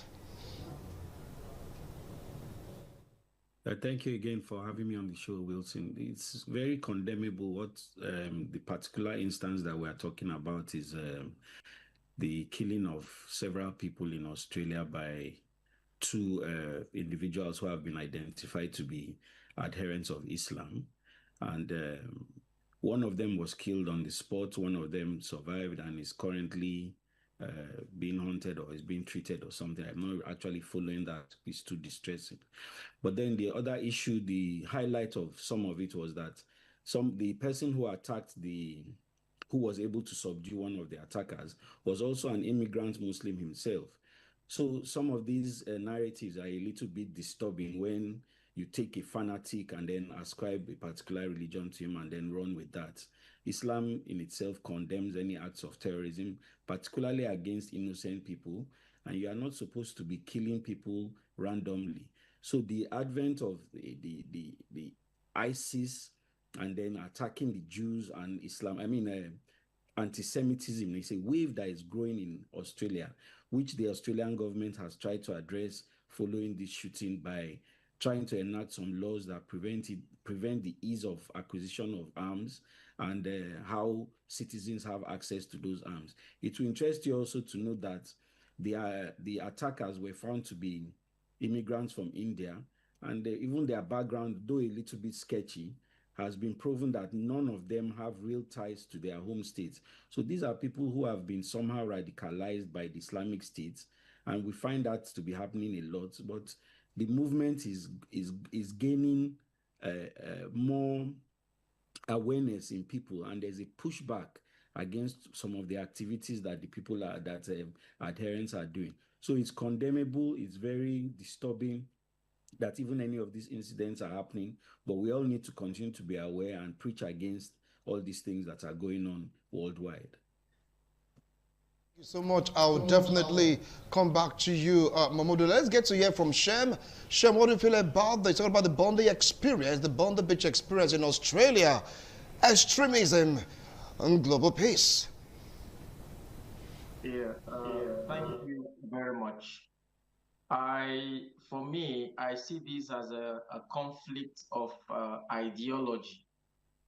I don't know if I should call it recolonization, but it's a new phenomenon because I think in the 70s and maybe 80s, such things were not very common, across the world. So it seems to be gaining more. It seems to become more rampant these days, and it's very, very worrying.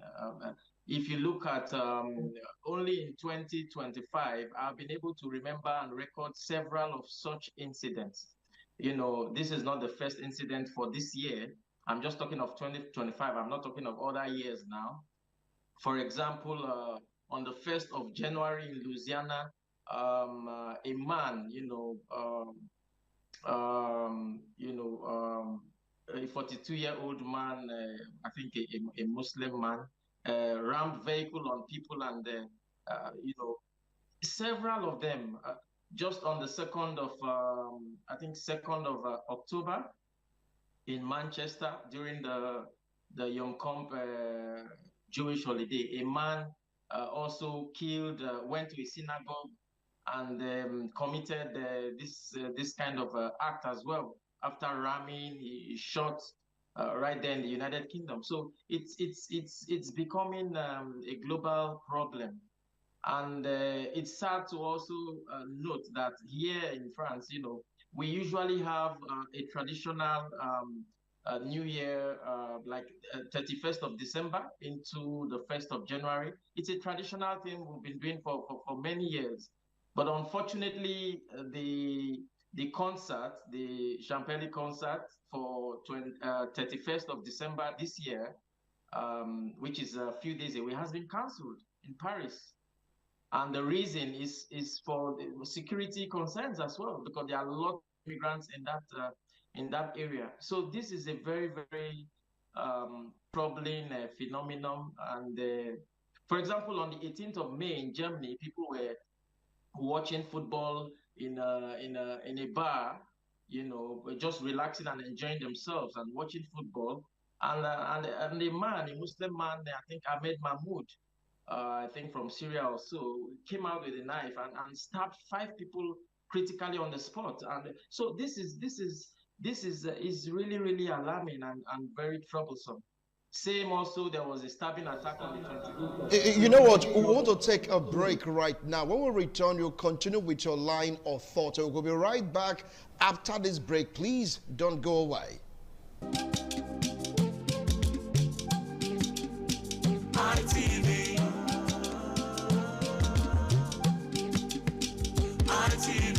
ITV, certainly the best. Thank you so much for staying tuned. You just joined us in the International Forum. Let's go through papers to get to know what the headlines are saying. Per time now, quickly, let's move back to France, where Shem is standing by to anchor the point he was giving. He talked about France cancelling the festival. This will take place New Year Day, right, 31st December. Give examples also of some countries that have been affected one way or the other by Islamic radicalism, so to speak. So, Shem, over now to you. You have to anchor your point before we move over to Brown. Go ahead, Shem. Yes, thank you very much. So these are some of the points because sometimes when these things happen, I just memorize them, and there's also one that happened in several, but I was able to jot down the incident for 22nd of February, stabbing by a 37-year-old Algerian man, in France as well, in Moulins, France, who just yelled Allah Akbar and then started stabbing. So I think it's a global challenge, and it's time for global leaders to find a solution to this new phenomenon before it consumes every one of us. Because at the moment, no one seems to be safe anywhere. These people are just enjoying. All right. I'll come back to you, Shem. I'll definitely come back to you. Now let's get to hear from Elvis Brown. Brown, I believe you've been watching, monitoring. What do you say about this? Some are saying that ISIS have been decimated, but beginning to see the remnant or impact or the teachings of ISIS, in quote, having effect in some of these countries. What do you have to say about that notion? What we're seeing. To be honest with you, I don't believe that it is out of place to associate this act with certain religious groups, because I've not heard anyone stabbing people in Jesus' name. I've not heard anyone opening fire on people in Jesus' name. I've not heard anyone, blowing up places in the name of Jesus. So when you say that it is, childish or whatever you want to call it to associate with a particular religion, then you have to bring proof that, it happens on both sides. I'm glad that each time it happens in these countries, our attention is quickly drawn to it, because of course they live safe in these countries. The government of these countries are working. And so if one person is killed, I understand that is one too many. One person killed is one too many.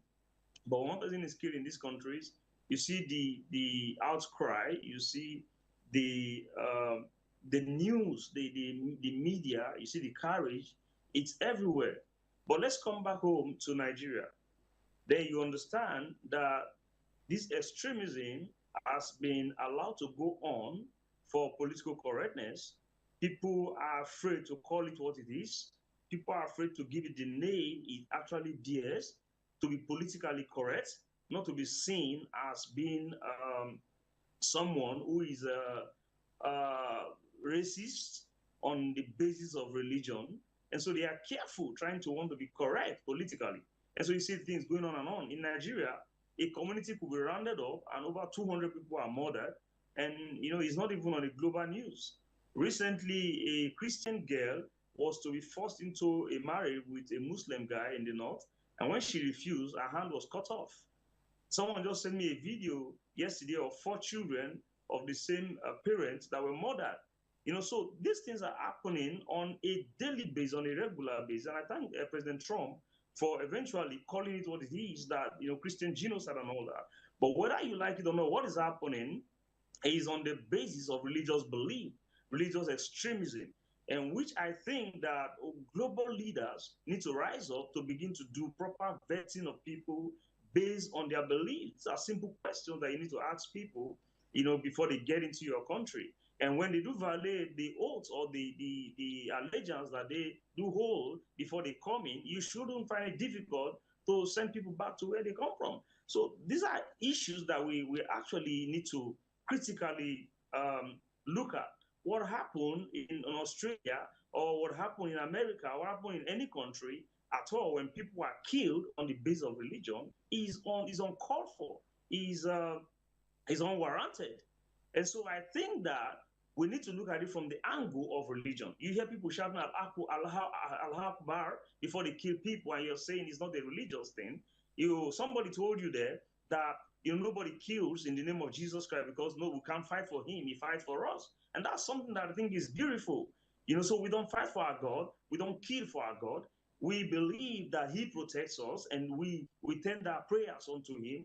And so that is the mindset over here. Of course, are people killed? Are Christians also kill people? Yes, we've seen those cases, but very minute cases around the world where somebody will decide to take revenge on another person, another religion, because he feels that they've been killed for too long or for far too long. And so he takes that upon him, saying, here, preachers telling us that, look, you can't do this.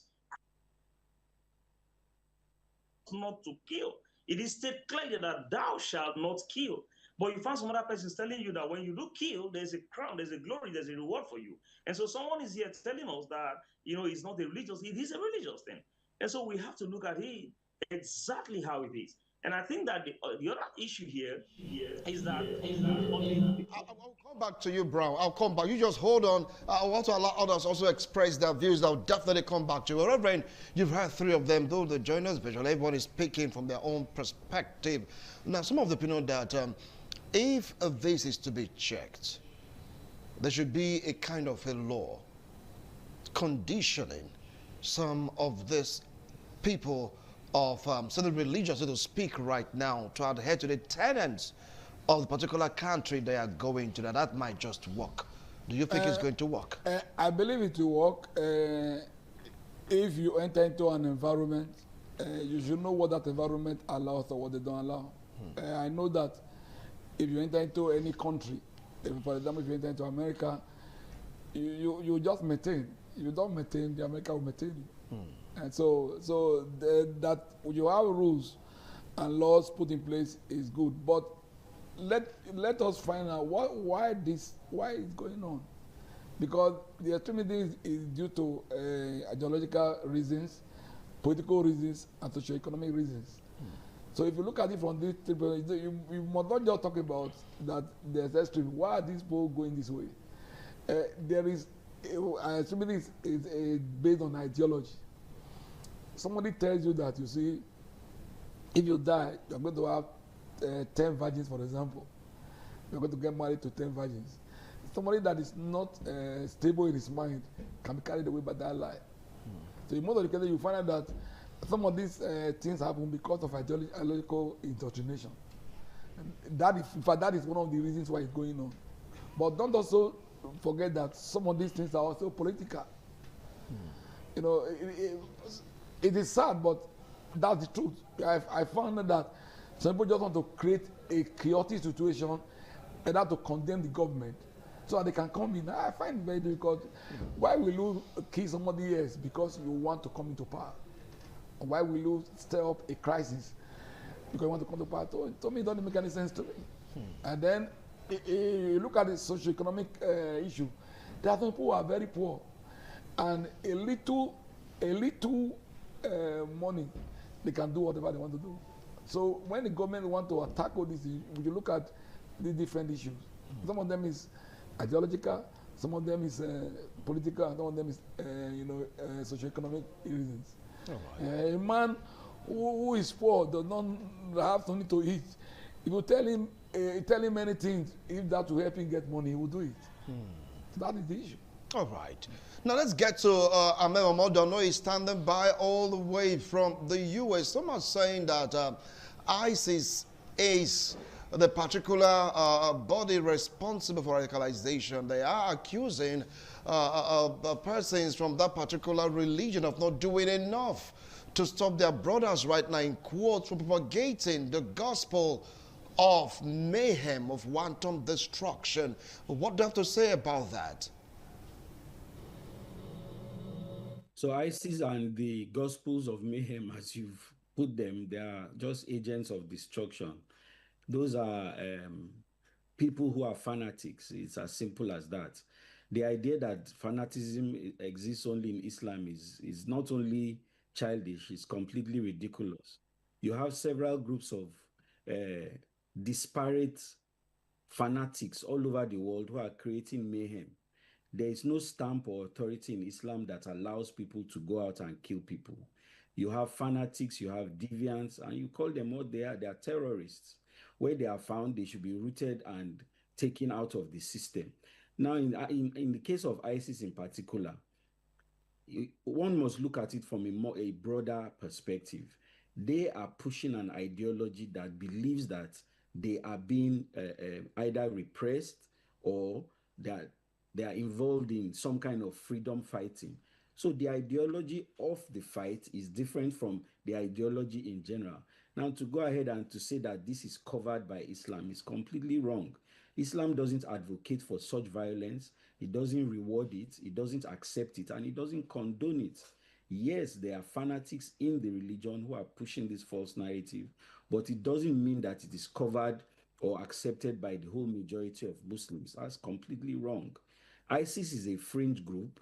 It's a fanatical group. It's pursuing an ideology based on the repression that they feel that they are fighting against. That's completely wrong to go ahead and be killing people and use that as the motivation. So let's not try and cover the whole of Islam by the wanton acts of a few misguided individuals. That's entirely wrong, and nobody supports it. All right. I'll come back to you, Mamadou. Well, let's get over to France, where Shem is standing by. Shem, you've heard Mamadou. He said, look, what about extremism is not only Islam. We have extremism in some other religion. So it's not good to speak right now to say, hey, fanaticism, extremism belong to that particular religion. Do you have a divergent view? Well, he may be correct, and but to some extent, because now we need to look at statistics. You know, we need to look at statistics, and we need to really be fair in whatever we are, discussing, because the statistics show more of a certain religion. And then what makes me so surprised is that these people do not perpetrate these things in the Middle East. You hardly hear of such things in Saudi Arabia. You hardly hear of such things in Qatar. You hardly hear of such people doing this in Iran or in Jordan. So why is it so more in the West and in other countries? You hardly hear of such things in Morocco, for example. You hardly hear. So why? My question is, why is it more rampant now in the West? So why don't these people go to places like Saudi to do these things? And the answer to some extent is clear, because some of these Middle Eastern countries ban all this radicalism. It's banned in those countries. You can't do it. So I really don't understand why they are exporting these to Western countries. And then also I also want to look at the area of backup. Who is backing them up? Who is sponsoring these people? Where are they getting their funds and their backup from? Because if there is no sponsor, it will not be on the rise. So these are some of the areas we need to look at. So talking about whether other religions doing this, it's like somebody once said in this program, it's very minute. We need to look at the statistics. I just mentioned about a few things that I know of this year. They are far more than that, but the ones I was able to record, they were all from a particular religion. So this is the point now. All right, I'll come back to you, Shema. Let's get to hear from Brown. Brown, you heard him. It's like the disparity between, how would I put it now? When you talk about data analysis, from what Shem said, he said the largest chunk of, how would I put it, religion extremism, so to speak, falls on a certain religion vis-a-vis Islam. Now, Alves, now, what do you think can be done about this? Because it took another Muslim to disarm that particular terrorist killing people in Australia. Is it about religion or mindset?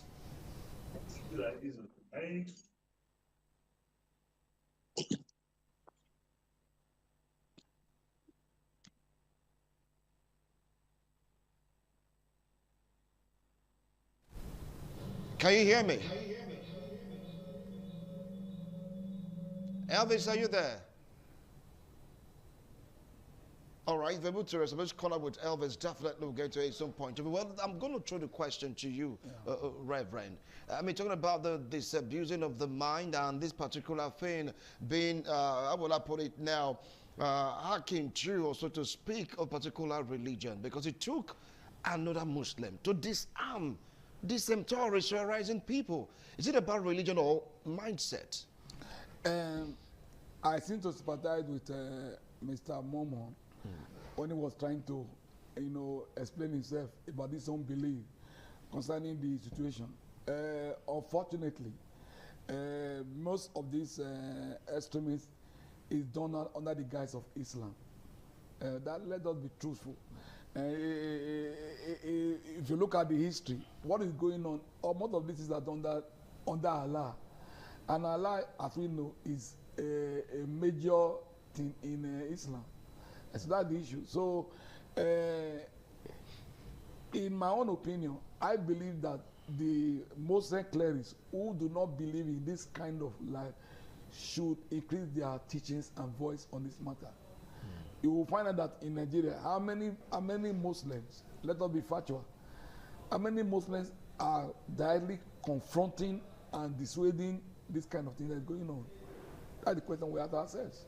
So that is the truth. So if you want to isolate Islam from the issue and believe that these guys were radicalized, and believe that these guys were misinformed, or they have a wrong ideology, I also believe that for other Muslims who believe, contrary, they should have written on their voice more. If we have done that, this thing will stop. You find that they don't talk, they don't condemn, they don't condemn, they don't support. Then wherever you have that kind of situation, it will not work. It can send a signal that they cannot come in the public to say that they're an approver, but again, strictly they're not against it. That is the issue. So, if you want to isolate Islam, yes, I believe that there are some good Muslims. Yes. I believe in them. I believe in that. But what I believe will help is the fact that to isolate the Islamic religion, one of their clerics who don't believe in this kind of thing should kick against it. That is the issue.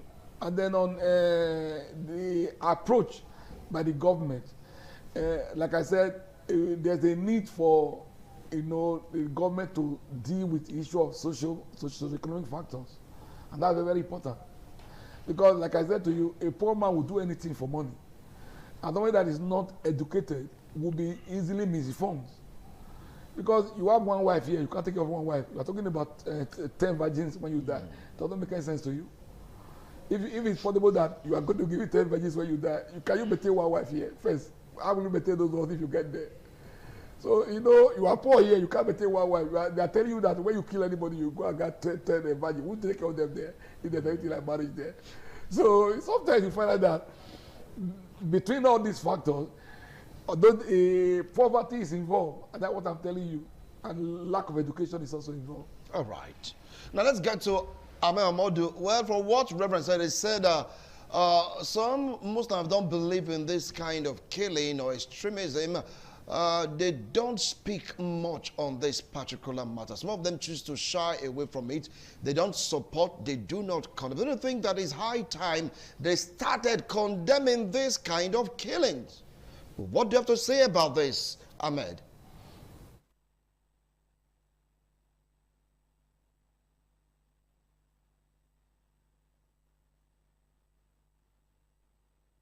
We cannot hear you. Can you please speak up?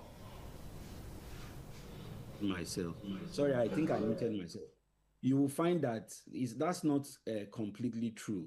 Maybe the perception is that they don't, but the vast majority of Muslim clerics speak against these acts of terrorism, and they are quite vocal. For example, if you remember when this thing first started in this northeast, when Obasanjo was the president, and Boko Haram, I'm speaking of Boko Haram in particular, the Muslim clerics and leaders of the community who met with President Obasanjo at the time were rounded up and killed shortly after Obasanjo left Maiduguri for Lagos. And it happens all over the north, where you find these people who speak against these acts of terrorism and fanaticism, they are killed. So to say they don't speak, perhaps they are not speaking everybody to hear, but it doesn't mean that they are not speaking against it. These are fringe groups. Look, you have one of the co-panelists that is always talking about statistics. Let's use statistics.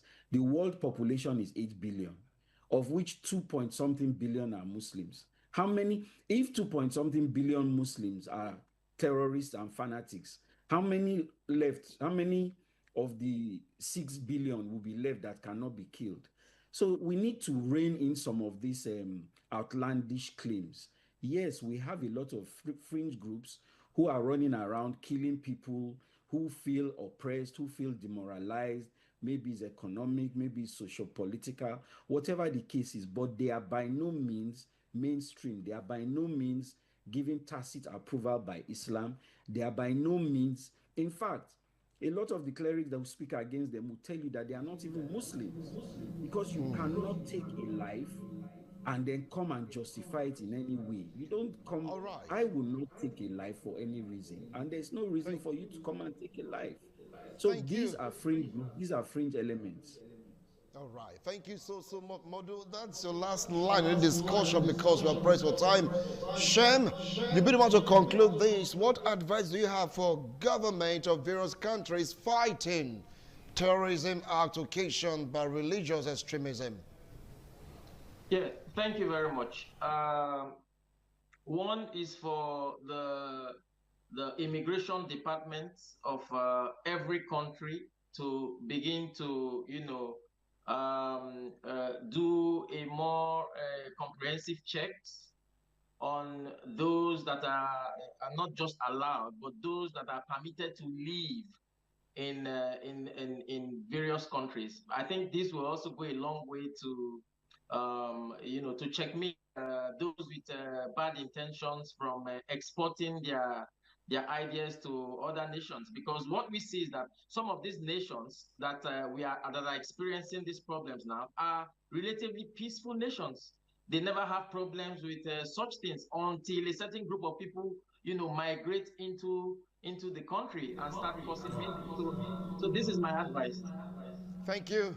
Thank you so much. Reverend, I know you have a lot to say, but we are pressed for time. Our time is up. Yeah. Thank you so much, Momodu. Thank you so much, Brown, and of course, to Shem. Appreciate it. Let's see how all this will pan out. Remember, if you are in a country, no matter your religion, do the tenets of that country. Abide by their rules and regulation. You will not have any form of problem. We'll do it again next week, Tuesday, God willing. Bye for now.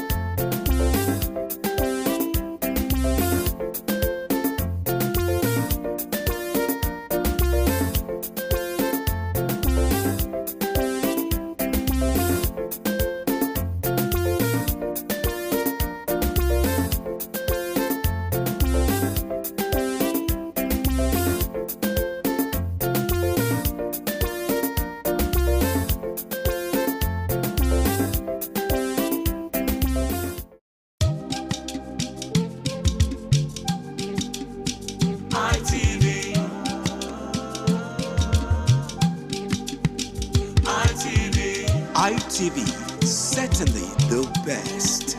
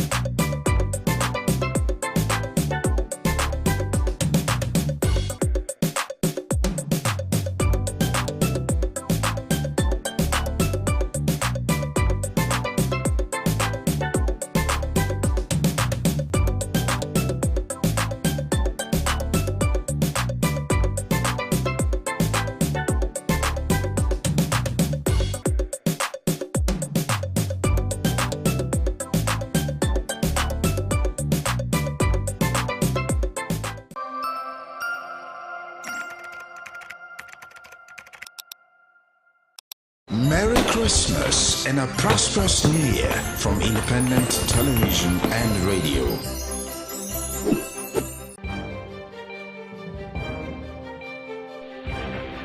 This is ITV. Certainly the best.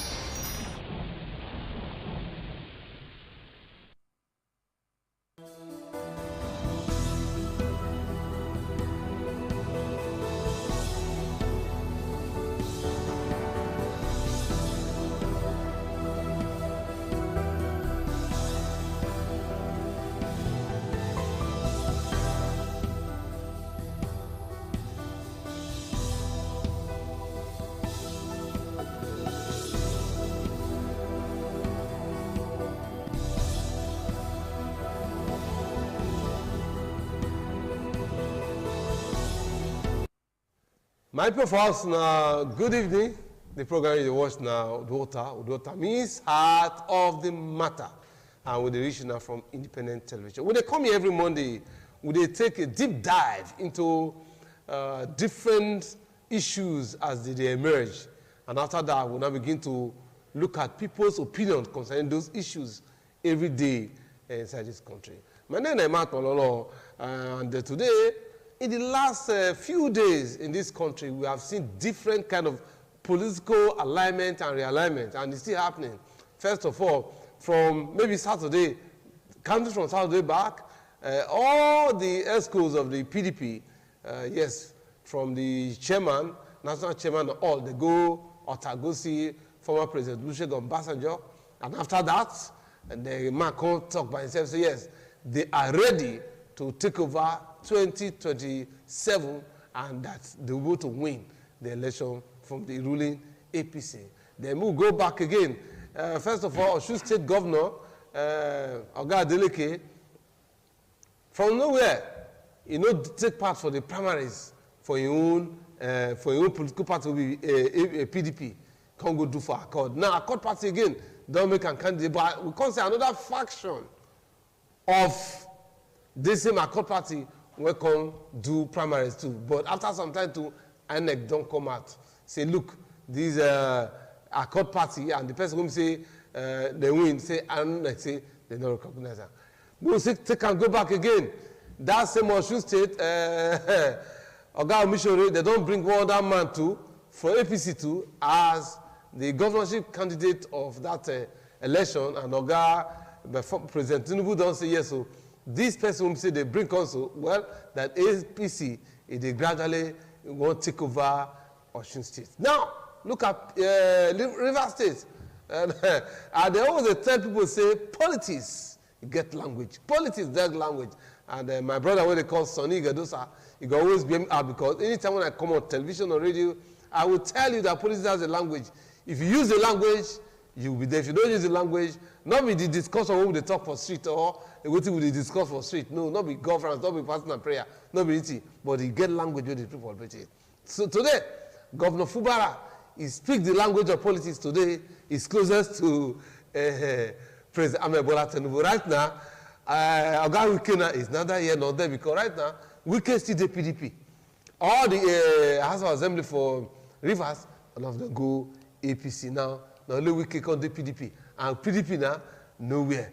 Right now, because the way it be now, the closest person to the president for Rivers now, Kobioga, Fubara, Governor Simlai Fubara. So you can see the difference. They're not after that again. We still go ahead. Our brother, the governor of Abu Kefas, governor of Abu Kefas, governor of Taraba State, too, he don't come out. He don't collect the party card yesterday to join the ruling APC. And so, just on different political alignment and realignment. And the whole thing, the game is set and it is keep evolving, issues keep emerging every day. I then would say Redo Victor, one political analyst for Inside the House, and all of us, including you with the House, and all of us will look at all of these issues today inside this program. For the next 55 minutes, we'll be here discussing with this language they call local parlance. Inside this program, not forget, I will tell you what will be as our time, when time comes. And that is our time, now what you're supposed to put hand for inside this Christmas time. Victor, good morning. Well, good evening. Good evening. Yes. Good evening, Emma. No, good evening, viewers. No verse. You know, say, I present program for morning and I do for evening, so looking at no verse. Then, I did with one of our own political economists and a right activist, somebody who say don't stand for advocacy for years. Benson Warrior. My people, now, good evening. Good evening. Hello, good evening. You see your analysis at the console. I did look up. First of all, where are we going? Well, we are not going anywhere politically. That is the truth. We are not going anywhere. With what is happening right now, we are not also serious politically. When you say we, who be the we? The Nigerian, I don't want to, because every human being is a political animal. Yes. And so when we say we, even I'm not playing politics, that day I will still go and vote. It's a civic responsibility, a day of voting. So that means I play politics, even though it's not a vocal. You have a choice. But right now, let me say this. What we see, I call it political voodoo. It's a political voodoo because you have no direction.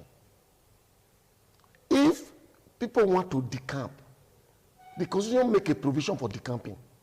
Say when there's a problem in the political party, they cannot resolve it. You can decamp. But right now, that is not what we are seeing. If every other political party, all the whole political party have problem, even including the leading party, it's because the president is there. That's why you are not seeing the problem. They have problem.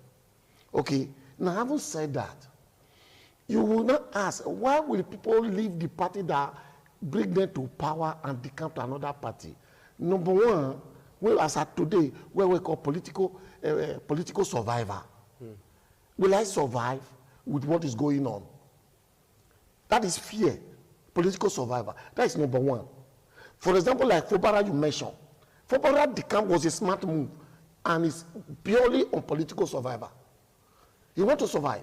And right now, yes, right now, according to APC, and many other political parties do the same, the governor is the leader of the party. So, even if Wike decamp today and announce his joining APC, Fubara is still his leader. So, in order for him to survive, he has looked left, right, and center. And he has said it very clearly that he's number one. He said when he was in trouble, that is Fubara, his own party could not help him. His own party could not help him. So he want to go and join the president, not from the backyard. Now, who is joining the president from the backyard? He know who he's talking about. So now his political survival becomes so important that he say, I need to move. Because the tsunami that is coming, I will not wait for it to happen. That's number one. Number two, the reason of this unwanted decamping, we are talking of political relevance.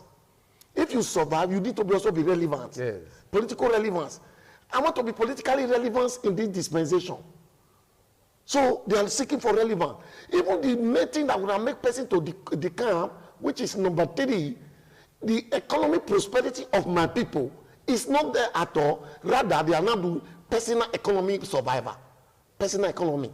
So what I can get. It's not what, because if you look at it right now, all the people that have decamped and those who are also proposing to decamp. I even heard that you didn't mention Plateau State Governor. Yes. He's already on the pipeline. So as at the end or the beginning of January, PDP will have like only 4 governors left, because right now it's 6. Taraba is going away, will be 5. Plateau will go, that will be about 4. So in all of this, it's not still a guarantee that the president will win the election, except what they test throw in Edo, they still implement it. Because right now, you ask any of the governors, they were here in 1999 to 2007 when the current president, Bola Ahmed Tinubu, was governor of Lagos State. He was the last man standing for the 5 AD governors. He didn't he didn't decamp. He was the only governor that survived that tsunami. And he stood his ground and said, I'm not going anywhere. So now what do we see? The president will send people to you and say, name your price. We just want you to come. Join our party. You name your price. They give you the money. You move. That is a personal thing. They put their money in that. They have been bought. Do you hear what Natasha said? He said they have approached her to the camp. He said no. So in all of the, what is he showing? Lack of ideology and integrity. There is no political integrity at all. Lack of ideology. Because they are jumping from tree to tree like monkey who are looking for banana. This is what we see today. It is wrong. It's a betrayal of the people who trusted you and voted for you in a particular party. And what we are saying is that our president will bring in what I call the master strategy, the master plan. Don't forget, what they did in 2015 is enlarging it in 2025-26. What they do in 2020, what did they do in 2015? They sat down. He's a strategist. He sat down and called the whole people, say, there is no way opposition will ever win presidency in this country if we continue like this. Let us not deny this fact. Nobody can win this election. The only thing is that let all of us come together. Let everybody come together. But time of measure don't pass already. I'm coming. This is what that's why I say it's enlarging in 2025. Those they came together, 5 political parties came together and they formed APC and they took the presidency. Now, what did he now do?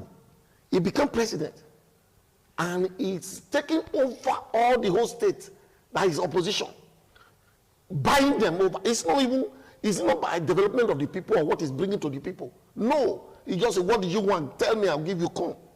And this is what they are doing. All of them are going there in mass to harvest from whatever it is, national cake or whatever. But this is wrong for Nigeria. Because why do we stop the military? Why do we say we don't like military? Military is one part, it's a party. It's a one-party thing.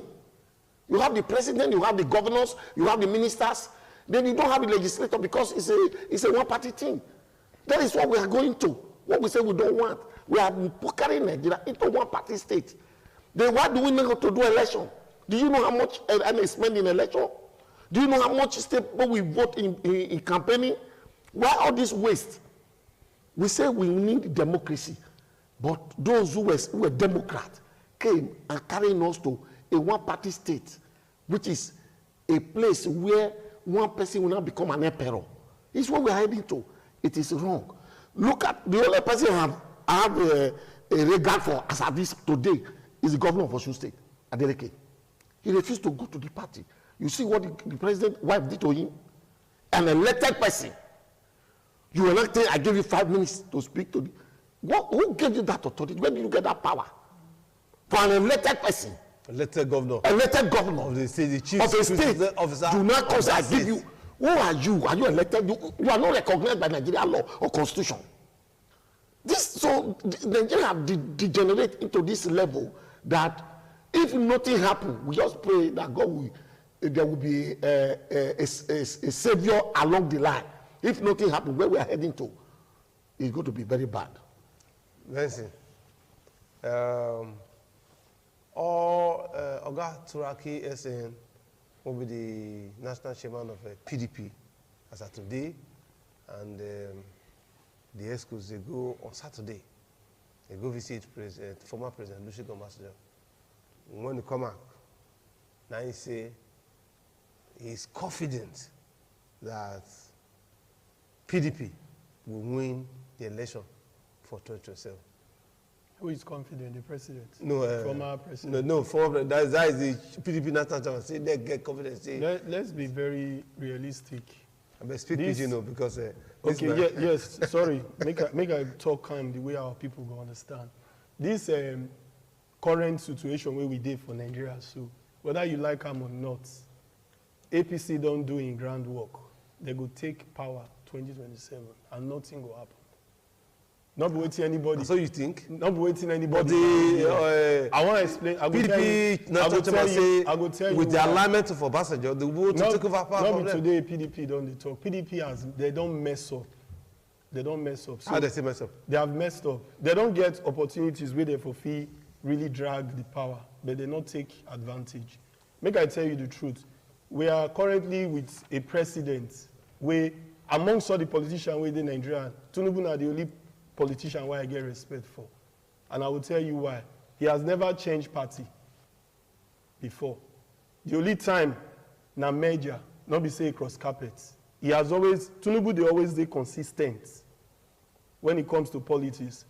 And you see, when all of us they talk, say, Tinubu don't influence this state, all the politicians where you see, they are supposed to be principled men on their own, stand by their own values. So if if he behave like this, it shows they not get values. It's not the president's fault, not their own fault. The truth of the matter is, the people who they call our own statesmen, our elders, as far as politics is concerned, they don't fail us. They don't get anything to offer. Like my brother, they talk, they are there for their political interests and economic interests, not for their people. None of them, they represent us. You cannot argue, say Tinubu not will win, because first, they don't already get 27 seats. For these states, APC, they hold 27 states. They get 27 governors. And another thing where me and you need to agree, whether we deceive ourselves here or not, waiting be the cause of all this problem. Why you feel, say, the politicians, they leave one party to another? Because our judicial system has failed. They don't know where to run to. The only means of power where anybody gets now who hold presidency. Now they dictate waiting they happen. So if to say we're in a situation where our judicial system still dey firm, APC and PDP fit talk waiting you they talk, so it go make sense to us. We go say yes, PDP, they sure say if they fight this thing, people give them the mandate, the law they there we go uphold waiting the people give them. But me and you don't see so many times where people go vote.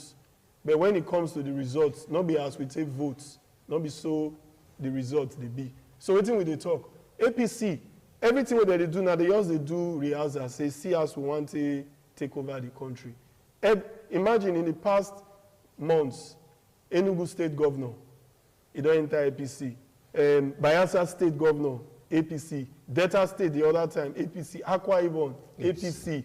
Taraba, APC. Rivers will even be like a drama. The man fight. He still look and say, see, the only way to survive, court not go save me for this one. Nothing go save me. The only way to survive now to join. He join them. So what do you expect? Our own state here all day. If you know we are Asiwaju cap, come executive meeting, you figure query. So what are you talking? Tinubu will win 2027. It's something where anybody not like to hear. But your votes and my votes, if we like, make all of us naked go vote, nothing will happen. It go win now. Because we don't have judicial system. We don't. Who can the common man run to? And when they talk about election, everybody they defend. What are the major political issues where we suppose they discuss? We suppose they dictate politics now. Now you suppose they dictate who go win election, who we go vote for, party where you go align with. Insecurity there. Massive. It be big problem. This government never tell us, say, see how we don't take tackle security, where you be saying that one will be waiting they get to take win election. It's not there. Even the state policing where they talk, they never even see daylight. All the reform where we only the year now for this government, you not pass tax reform. And how do you tax people when they are not producing anything? You just create different types of tax. By the time they finish taxing you, you will find out what you they carry go as. You are left with nothing. Everybody seems to be poor these days. Even the people who get money, they find things difficult. Everything is just sick. Now, we are not talking about the political landscape where we say we will really look to say we want to vote people. Waiting with they look at a party, strictly party affiliation. Before, if a governor work for his state, everybody go talk, say, nothing they happen, this person must come back because it's evident, say, don't work for the people. The only governor where they, as far as I'm concerned in Nigeria, will be like saying people, they hold them, say, yes, you don't deliver for us. Now, Abia State governor. Now, if you go there and people will tell you, say, see the man, they work, because of work, we want vote him. Soludo for Anambra State here, technically it's with APC. Despite the fact that he's still with Abga. But he's working with Tinubu. That is why he not get problem, he come back. Anybody who don't want to work with the presidency for this country will not get back to government. And that is a fact. Both local government chairmen, even small ward party leaders, they are all cross-carpeting. And another thing where we don't see in recent times, the political land space don't be like, it's not industry where they make money.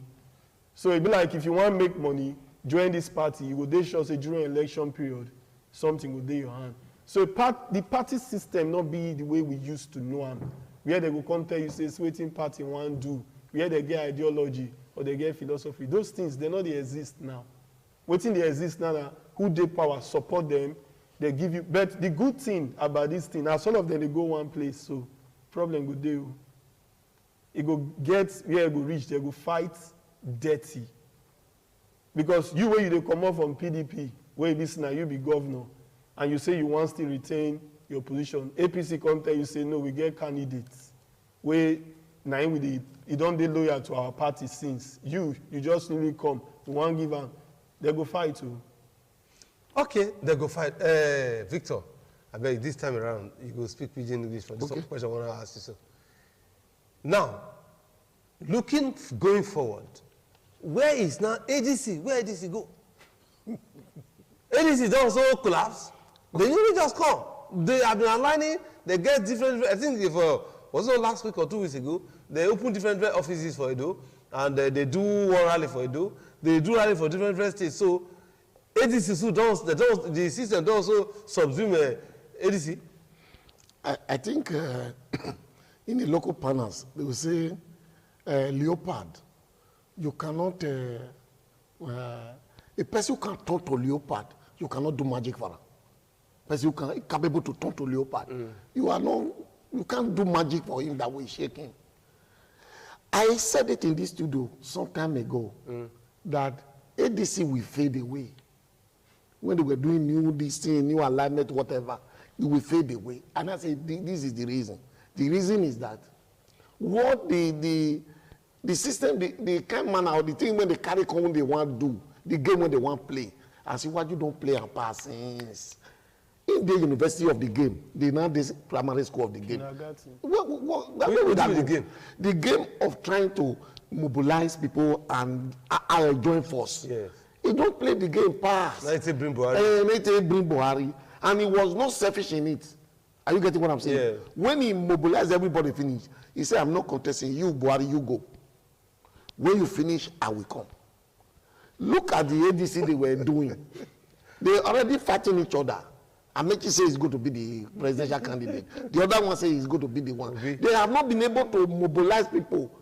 They're already fighting who are going to take position, who's not going to take. So it's not a solid thing. I said they're going to fade away, and they are fading away now. Even as yesterday, newspaper called Carisi El-Rufai saying at the turn of this house to produce president. Okay. He won't go for 2031. Thank you. As of today now, he can't talk like that. Now, look at something. They were opening office. I think they did something in Edo, around the TV, towards TV, what they call that place? If you go TV Road. TV Road. And I passed through that place, and I saw people, and I said, what are they doing? It's like if I call a world party, if a serious world party will be more than that. I say, it was ADC that is doing something. And I didn't even care to ask what they were doing because already it's exercise. Oyibo people will say exercise in futility. So the one who will produce a result. You know who produce result. Who they get for inside self? Who be the person where they inside the ADC? Well, this is some very... Okay, fine. Is it Amici? Is it Amici? Atiko is there. Wait, I'm coming. Okay, let me analyze 5 of them. Amici, everybody knows his history. You know, he caused so much trouble. He became a governor without election. I think you know his history. Yes. So when he became a governor, he was the one who took Jonathan to court. Said Nigeria should not save. That alone, if you do it in abroad, in a civilized society, that person is ruined politically. You say a country should not save. We have so much money. Let's say we say no, you went to court. And true, there is no savings in Nigeria law by government. This law says when you bring, you share. Prodigal. It's a prodigal law. And he went to court. Jonathan go beg and say, may you carry the case come up from court because he know he go win. Is that kind of person you want to bring to be somebody? Is that, oh, fine. Erufai, we know. When Nigeria Bar Association say, you cannot address us with the work you are doing as a governor in Kaduna, the killing, the maiming, you are supervising. We don't want you to talk to us. Are we not aware of that? All the history, all the records are there now. Is that what we were talking about? Say, the political people will follow. Who again? Atiku. The master the campaign. He decamp from year to year. He's not stable. He just want power by all means. Atiku will never be president in this country. He's sealed. That's how you feel. You know, that's what he did.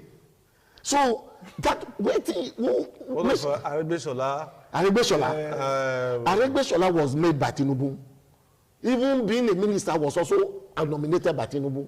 His time has passed. Where he get your political machine, which political machine does he have? He have nothing. So Bukola Saraki. I have not heard that he's in PDP. Okay, no. Is this Saraki? No, Saraki is PDP. No, sorry, not that. That Benue man, who's the name? Senate President. Former Senate President. David Mark. David Mark, sorry. Who was not it is the longest serving Senate President of Nigeria. Not David Mark. One-time governor of Niger State and other state. If waiting he get with EFCC, they drag him. He's not supposed to come out and talk. Waiting he get with EFCC, if they drag him, he's not supposed to come out and talk. So these are part of people who messed up Nigeria. So I have looked at it. The only figure, the only asset they would have had if they were working well, it was Peter Obi. We already telling him, look, it says Atiku don't come. You know they are going to vote for money. What makes Peter Obi left PDP and join Labour? It's because of that. They say no, this person is going to bring $1 for us. That is the truth, and that's why I say I cannot be able to do this. Let me move to where I can fully contest. And he left. So now, thank God you mentioned Peter Obi name. So what can be the position of Peter Obi right now?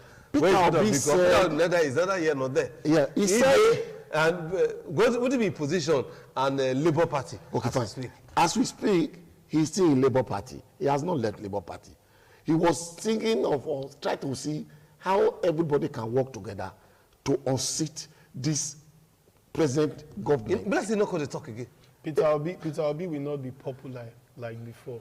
Even if he contests, he's not going to be popular. So you see the kind of thing that is there. You know what? Let me tell you something. Our president, don't give it to him. He's a political strategist. Oh boy. There is no party in Nigeria today that will not have problems that want to move forward. He's a grassroots person. He will send it there. It's like a projection. He will send it there. There will be a problem. Because he knows you don't allow a man who knows how to use cutlass dangerously to stay behind you. You don't allow it. Common wisdom will tell you that. It's not Jonathan who is very nationalistic and have idea of let there be playing open playing field. No, in politics or his own politics, there's no open playing field, and he's coming from a background. Let me tell you, President Tinubu during governorship primary, he didn't win. No, he didn't win the primary. So he insists that He want to be governor. Then their leader, Adesanya, now say consensus. It's a consensus builder. He know what consensus can do. So he came through consensus. And when he has understood the game well and know how to play it, and he's playing that, what people are supposed to do if they are serious is that throw away your interest. I throw away my interest. Let's look for the interest of the people. Then there will be result. But as of today, I didn't see any of these politicians. But it's not popular in the north. Who is that? The president. So how that aspect fit impact? Okay, fine. The popularity of the president in the north. See what is going to happen. When it comes to that point, they will speak a language. Thank you say politics have a language. They will speak the language. When they speak that language, everybody will fall into line. Leave that, because in the north, they are looking, the north is not like the south. It's not a man that south is learning the way of the north. The north, they take one line like this. When they say Oshobe, it's Oshobe not be one man. Everybody just say, yeah, following like that. In the south, I still have time to say, I want to vote for you, I don't want to vote for you. You need to talk to me. But in the north, they are waiting for their rank candidate. Waiting rank candidate talk. Which person say we will vote for. Now this one we want to follow. And the guy where you go to discuss it. They are going to discuss in religious houses. And they will make a pronouncement, say, vote like this. It's our person. Even though it's not helping us, it's our religious man. Vote for him. He know what he's doing. I know how he's playing his card very well. And they know that he's not popular, they will vote for him. Even if they don't vote for him, he will get vote. If you just join us, the program Udota means heart of the matter. I hope you enjoy our gist. I hope you enjoy our story. I hope you enjoy our tete. I hope you enjoy what we will talk now. We'll give you time, opportunity to also make your own contribution for inside this program. We will do this all the time. We will look at different views and opinion and waiting they have for around us, inside and outside the country, and even within the country. Like I tell you the other time, ITV gets raffle drums they call as a time. Which be as a time. Just dial *347 *732 hash. *347 *732 hash. Just dial on for your phone. It will direct you on how you will take play as a time. How much it be? 500 naira. Get you don't. Like today now, some people win for they do draws for money around town. Like about 3 people before 9 win. Reach this evening. And so that 50,000, thank God say, my brother don't agree say, Tinubu do something, we'll be say, rice can't drop. So that one, you go let you buy rice. I believe so, and so it be. So the program, now do it down there, I hope so that they will soon very much, we'll open our line, make you also make your own contribution concerning waiting they happen. Before we come back again, may I ask you this question? Is it the end of PDP? Now the end of PDP with this? PDP already ended a long time ago now. But the way the National Assembly talked today, yesterday, PDP not get so, you not even get spirit again. PDP not be threat to any election. It's not a threat. PDP is gone. Who are the people in PDP? Mention one strong name. And they still get 4 governors. Which governors? Bala Mohammed. Those governors not get names. Makinde. No, those governors not get names. PDP doesn't. You see, PDP at the moment is gone. More not the core PDP if we discuss election. PDP is not a threat anywhere. PDP is not a threat. What's my brother they talk here? If supposing the same way Tinubu they gather people together.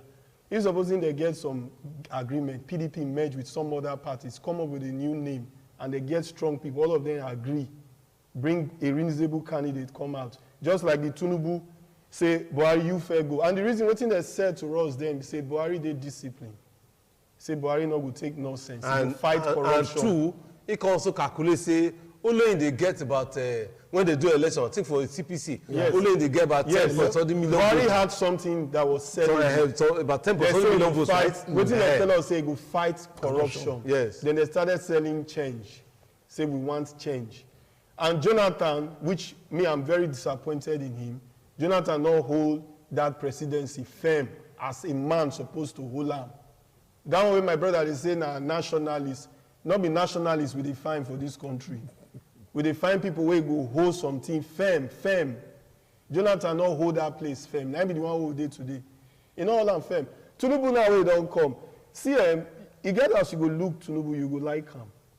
Because now the kind person wey fits Nigeria, 9 days so, and I be Tinubu. You mean that? Yes. Tinubu now waiting fits Nigerians. Look, Nigerian, the average Nigerian, they're very complacent. They're not being serious. They're not this serious with their destiny, with the future of this country. They are not serious now. We easily give up and we easily forget things. Yeah. No matter what you do for Nigerian today, one small thing where you go just do, they'll forget everything. They forget everything. Shebi, you dey hear recently now say Yaya Bello they plan to come out for Senate.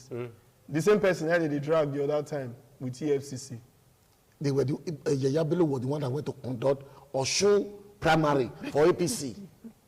Over 100 billion. So if somebody like, for this our political system, if somebody like Yaya Bello want come contest now for Senate, you go ask yourself, which people did that Senate, we want to make law, we go help us as a country. We are finished now.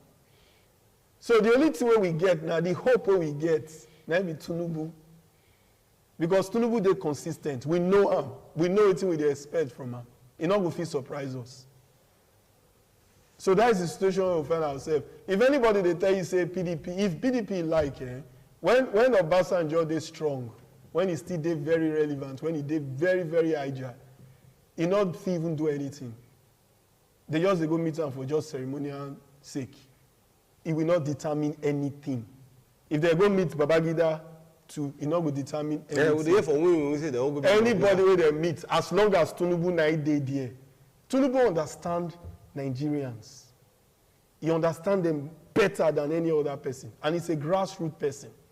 Tinubu understand Nigerians to the boy where they streets, the bus driver, he understand them. Obi no understand that one. What's it be named? Atiku not know the boy where they park. Tinubu know everybody. And such a person, if he know what you need at a particular time, he do one for you. And make we tell ourselves some truth. See what he do to yes, may we tell ourselves some truth. Because sometimes now we get situation, we get reality. May we leave situations, may we look reality. The reality when me I see presently, you see this our Benin Agbo Road, Benin Asaba Road, they work on now. Then waiting I see. Whether you say the work they slow, they fast, now you know. But I still say that they work. If you look Benin Wari, they work. So if Tinubu they do something, come near where me I stay, I will tell you, say, may they leave the man, may he continue, may he do it, they do. Where Peter Obi come there now, with all of this calculation? Peter Obi don't go with that? Not yet. He don't go. But whichever, it come like say, popularity could diminish, I mean, because yes, it will be like that. Until but he's doing his own underground work. You see, in politics, sometimes 24 hours is a long time in politics. 24 hours. You can say 2 days, 3 days. You see a lot of changes. Things will happen. So for Peter Obi, it's like, let me go background, let me go underground and be doing certain things. If you watch him, he has been 1 or 2 places or some places commissioning projects, donating money into schools. That has always been his cause. I cannot fault him to that because when he was not in government, was not seeking office, he went as far as Haiti, helping people when they were earthquake and all that. That time was not known, but that has been his nature. So for me, it's not the right of yet. Until there's an issue around Peter. I'll be sorry that I have to say this. If you look Tinubu get people where you don't plant for various institutions over time. Local government, ministers, senators, House of Rep. Peter Obi, as a governor for his state, living that state, Peter Obi not get political sons. If you go the east right now, Peter Obi not get... See, Peter Obi was just somebody where the masses get conscience. Say, we want this man, he get it. And we, the masses, like Peter Obi. But when you look at political structure, you don't get. Peter Obi not get anybody. And you see why it go hard for him, because I don't see him coming back. That is the truth. Why it go hard for him, be say, when Nigerians don't come out, make sacrifice for you, and they know say they vote you en masse, And they expect, say, you go fight that thing. Apart from, say, legal fight, you go fight them to a standstill. And you just treat the thing the way it happened. They're not make that mistake the second time. If you just watch us again, the program Udwota means heart of the matter. Now here we talk, and now here be the parliament. And here we do everything we say we do. We yarn, we talk, we point, we analyze, we totalize. Everything we do, we put all together to do. Our phone number now 052-290-573. 052-290-573. What will be the future? Where is the place of the common man in all of this alignment now? Somebody called us, say politicians, not themselves, number one, their family, their friends, their cronies, people around them first before he reach you. Like when they fight up that time, what they ask and say, as a minister of FCT, say, we say they give contract to your friends. He say, well, if they give contract to your friends, because indeed, when you did there, give the contract to your enemies. So call us, let us know what will be your own contribution for inside this matter. Victor, now, one big question, the political alignment for different states don't change automatically. Now, a company that say, we cannot continue anywhere, because some people now, they talk about when we say, you know, expect say, Oga Fubara, go enter APC. Now, Fubara don't enter APC. And Fubara say, never number one. You know, so say, Wike and Fubara go clash very soon, because right now, he don't get access to president where Wike gets. So at the end of the day, for we they hear that and say, oh, make it no put a second tenure for agreement when we say the sign. Before you come and say, okay, no go do for second tenure. But now when we say, he don't go join APC now. He don't go cut us, he won't be governor. If he work for president for 2027, he don't cut us, he won't second tenure. Yes, Oga Governor Fubara, he can't learn very fast. Don't speak the political language. Okay, no, I'll come to that. He can't learn things very fast. Yes. See, waiting I think before, not be so easy. Just when I went to do masters, I can't enter school. I do. So when I enter school, they give me assignment. I wrote the assignment and I brought it. They say, this assignment, you expect to bring like 18 to 20 something pages. I say, I was reasoning like, graduate level, but this one, this is master, it's not graduate level. You get with me, I talk now. So that's what happened to Fubara. He go learn. Don't go learn. He go learn so to say, look, politics not be like this. I need to advance. I need to really wake up and climb up. So climbing up now, he met with the president in a few occasions. And I realized there is a power that I can draw from there and change. They can become a change factor. That's what he did. And it's a smart, very smart move. He's a person who learn and who listen. Those who advise him, they were very good. And that movement now guarantee him. And look on and check his statement. The statements are very clear. He said, I will not support the president from the backyard. He said, who want to support? I want to be in the same house with the president, supporting him, not from the backyard. So he's referencing somebody. Now he has come to the bedroom of APC. He's a governor. When they call governor, APC governor, he will go there. You want to see the president now, president will have presidents here. Even Wike, we are thinking that is the almighty Wike, we are thinking about the federal capital minister. He's not have access to the president the way where Fubara have access to the president now. And what has happened now, the House of Assembly member also have also become. Yes. So what has happened is that somebody who thought, hey, I am Alpha and Omega, suddenly realized that everybody have, if there is no people, there will be no king. A king without a people is not a king. To be a king, you must have people.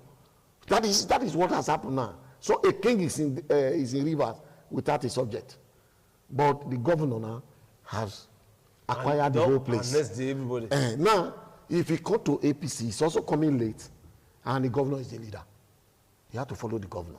Does that really determine who becomes leader? Yeah, it determines who becomes leader. Or now the crowd. No, the law. That is how they operate.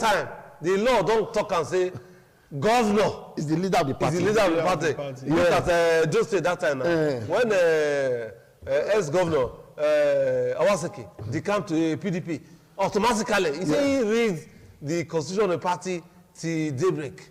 And now he's number one. Now he make people say, I am number one. Of course. As number one, now interest first. And what we call the see that we say politics for now. It's not about development. It's not about the people. It's not about the poor and the needy. It's about the politicians, about themselves, their family, their crony. It's about him and his interest and his ambition. Their survival, their relevance, and their economic interest. Those three things is what they put together to play politics in Nigeria today. And it is very bad. It's supposed to be development. What have you been able to do? I remember in 2015 when Jonathan was campaigning, he said by 2018, Nigeria would peg the Nigeria flag in the moon. That was an advancement. Say, go to this, what they call it, Olusegun Obasanjo Space Center. Whether there's any activity there, no, it's dead. Do we still have satellite in the orbit? No. Those ones are gone. Because it was not firm. Issue of no fame. You see, let me say these things for, if you understand there is a place in the Bible, there is a guy in the Bible who you can use to represent Jonathan. I want to remember his name. The brothers and sisters gathered together and drove him away. I want to pick his name now. He said, you are a child of a prostitute. You are not our own. Go away. We don't want you in our family. Jonathan is from a minority. Minority of the minority. It's not from Yoruba, it's not from Igbo, it's not from Hausa. Though the South were supporting him. And that is why we're doing most of the things we're doing in the North, pleasing them for them to support him. That was a mistake on his part. It was not a mistake, it was the political strategy that failed. My brother, even the people who don't rule us, technically they are minorities. The Fulanis are minorities.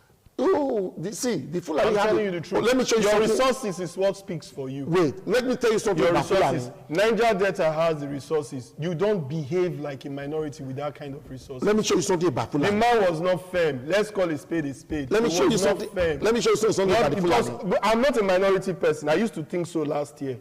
As an Edo man, now we be the heart of this country. We are not minority. That adjective now to make us feel, say we not get voice or we not get say. We are not minorities. We get voice. When we talk about minority in politics in terms like this, do we have what is our own objective? We are pushing together as a people. If Jonathan was weak, the story would have been different. Yes, I agree with you. Because we have two different personalities. You understand what I'm trying to say? Look at something. Look at something.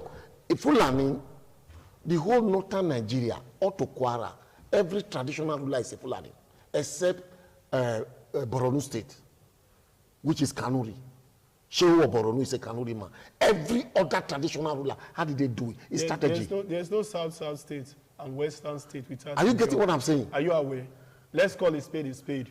Edo gets Ijo, Delta gets Ijo, Bayelsa gets Ijo, Rivers get Ijo, Cross River get Ijo, Ondo State get Ijo, Lagos gets Ijo. Yeah, I agree. So you can't tell me that this man that is very versatile in the coastal part of Nigeria, where they get the major resources, he can't bring himself. He wasn't firm. Don't use minority to describe this matter. He wasn't firm. That problem, we still deal with him today. This problem, where Jonathan caused for us, we still deal with him today. Jonathan wants a decent society. No. He's a decent man. Yes, when you are saying, talking about fame, he's too decent for politics we play in Nigeria. It's too decent. He said he don't want blood to be shed. You mentioned Bible just now. Even for Bible, there's no decency in terms of people where they rule. Look at David. He was a man of war. He was a man of, and he was still the man after God's own heart. Just take stock of all the men in the Bible. They were firm. They were firm. Whether you talk of the various, Moses was firm. You understand? Abraham, anybody where you want mention for Bible where God used, they were firm. Even Jesus Christ, he get disciples where they firm. When they want to carry on, Peter no agree. He come out with swords, cut person. You understand? He wasn't firm. This country, let me tell you something. You cannot rule Nigeria without you being, say, you know, they firm. You cannot. Tinubu is a very firm person. That is why nobody feel push him over. He's very firm. He's a very firm person. That's why you don't push him over. No matter how you protest, he will change it. He said protest 100 times. He will not change anything. Change it. Look, this country, anytime you see a president where if he deliver any form of development, the person must be strong. He must get a very strong character. Obasanjo was another good example. You understand? You see, with a suffer, Jonathan shows us possibilities of how this country will grow. But he not deliver because he wasn't firm. He lose power. He has no business losing that power. When you get Nigeria in your hand as the #1 man. I understand what you are saying. What you are looking for, he is not ready to do that. You suppose that is a mistake we are making. See, let me tell you something. This country presently, are you aware that the security situation of this country is so bad that we already have victims in our states? Of course. It's not like you telling me, say, with everything where they happen, make we just stay quiet. May we not stand strong. Oppose anything where we know say will affect our future. What is the essence of a man if you cannot stand firm and fight for your future? Think about it. What are you doing? You understand what I'm trying to say? What are you doing? Now, I'll tell you something else where they bother me. Christians and other people for this country, they need to go do checkup for themselves. How can you allow a Muslim ticket for a country like Nigeria that is so religiously diverse? Why will you allow? Do you think in the north it go easy to allow a Christian ticket for north? Ask yourself the truth. You know, sometimes with the pet words, but look at us today. Where is our stake in this country? When you come from this Edo state, how many of your people, they represent us at the federal level? Where we dey? How many of our youths, they don't give employment for all these federal institutions or parastatals? How many? But go look the west, go look the north. There are people full everywhere. We are suffering and we are still saying we need to be national. Waiting be the national. We don't talk about survival here. We need to survive. We need to be firm. We don't need anybody again to push us. We don't be pushed over.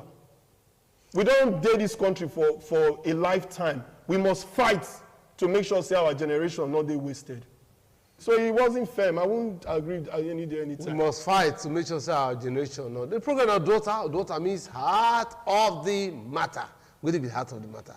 The heart of the matter be the cocoa. What be the heart of the matter? What be the cocoa? What be the in thing? What be that main thing? What be that issue? What be that bottom line? They call them for big grammar. I'm doing it from independent television. Like I talk, as a time, one thing, one raffle draw will come out from the tables of independent television and radio. How you tip lamp? Just that start.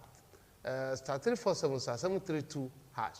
Star 347 star 732 hash. Just dial that number into your phone. It will lead you and lead you and lead you until they say you don't play. It will give you time when you will tip play. After that, wait for the draw. A lot of people they win them. And every 2 days we do this draw. We deal with now for the program, and we shall still not enjoy ourselves. And I want to go further on this. Bill Clinton, Barack Obama, they are Democrats, right? And what do we see in the lives of those people? Irrespective of whoever the candidate be, they always come out. They support the people. They don't come out from office. There are times for other countries, when we use the US as an example, when we say Democrats and Republicans will get disagreements. But the Democrats, you remember that there was a time that some Democrats, some Republicans campaigned for a particular candidate or so. After that, they still go back to their main political party. But here in Nigeria, we don't get party ideology, we don't get anything. Now, where is the place of the common man and development? As far as Nigeria politics is concerned, we are not there at all. In a developed country like the US, you mentioned, we have the Democrat and we have the Republican. You are Democrat, you are Democrat. You are Republican, you are Republican. Even your children will say we are Republican. Because of the ideology that they sell, they believe in. But here, we do not have any ideology. The ideology we have here is ideology of money. How much are you giving to us? Give you a Hilux. They are sharing Hilux in a dossier to the camp. They are sharing money to the camp. That is the ideology we have here. This will not lead us anywhere. Because politics of sharing, dangerous and terrible sharing. It's not even a sharing for development. You're sharing and chop. You share and chop, kill and eat. So if we must develop, we must now go and sit down. During MPN and UPN, and UPN will tell you, when we come to power, it's free education, free books. Ali was here, he gave us free book. That was the ideology of the party. That's why people were supporting it. We don't want to pay money for school. School were being built here and there. But go and check. Anybody that can't do whatever he or she likes. But for us, that is against the people. The people should wake up and know this. All these politicians, no one body is representing the people. They are representing themselves. Ikoya, as we speak, tell people the truth. Will they drift to one-party state? We're already in one-party state. But you see, make I tell you something where nobody will tell you. Now we, the people, including you, myself here, now we be the problem. The true politics, not be election, me and you, they go. Now for party primaries. And the average man for here where they educated, where they work for bank or be doctor or be engineer, you know they join party. In fees say that one are for touts, now for Agberu, people where you know get head. And if you not join party, participate for primaries, how now go to get credible candidates? Going forward, which means that everybody. If you say you want to make this country change, you be lecturer, you be doctor, you be banker, you be civil servant, go and join a party, carry card, participate for primaries. Make if 20 doctors they one party now that they participate, bankers they, it go hard for you not to vote somebody where they enlighten. It go hard. You must vote somebody where they at your level. But when me and you sit down for house, we allow the bus drivers, we allow the people who they talk say they be down zones, may they go there, go participate. How you feel say you will get the results where you define? They be your slaves. So anything where we they get now for this our political system, we they contribute to the thing where it be like that. If you not participate, nothing will change. People there in this country, they will tell you say this election, this government, now the best because he favor them. And sometimes you will see all these market women, some of these bus drivers, some of these people where they cut out. Now their children they get jobs for ministries because now they go participate for party election, everything. So if they need people now, they will say bring names. For them, they enjoy democracy, everything. But me and you, we they wait when they don't go pick one candidate where no good. All the candidates they will pick them, the ones who are no good. We go come they complain for election. They say. Meanwhile, if all of us participate for primaries and we bring good candidates, anybody where you vote, he go deliver. All right, anybody where you go deliver. What will be your last submission? Nigeria should wake up and be involved in the political system. That's the only way to go forward. Nigerians make we wake up, make we involved for political system. The program of daughter and we reach now from Independent Television. And so we're going to wrap the program today. Not forget as a time, it's hot now.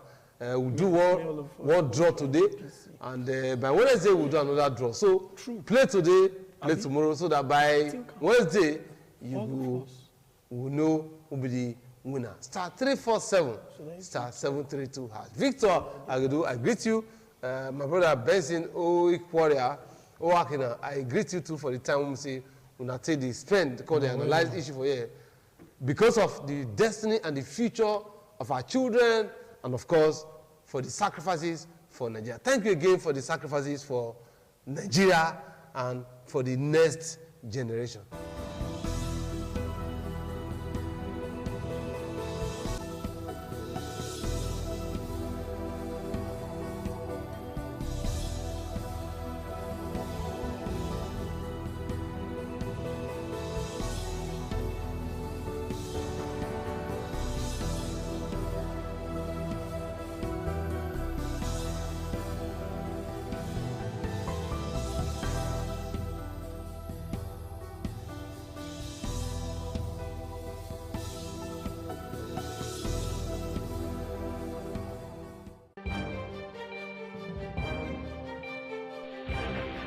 This is ITV.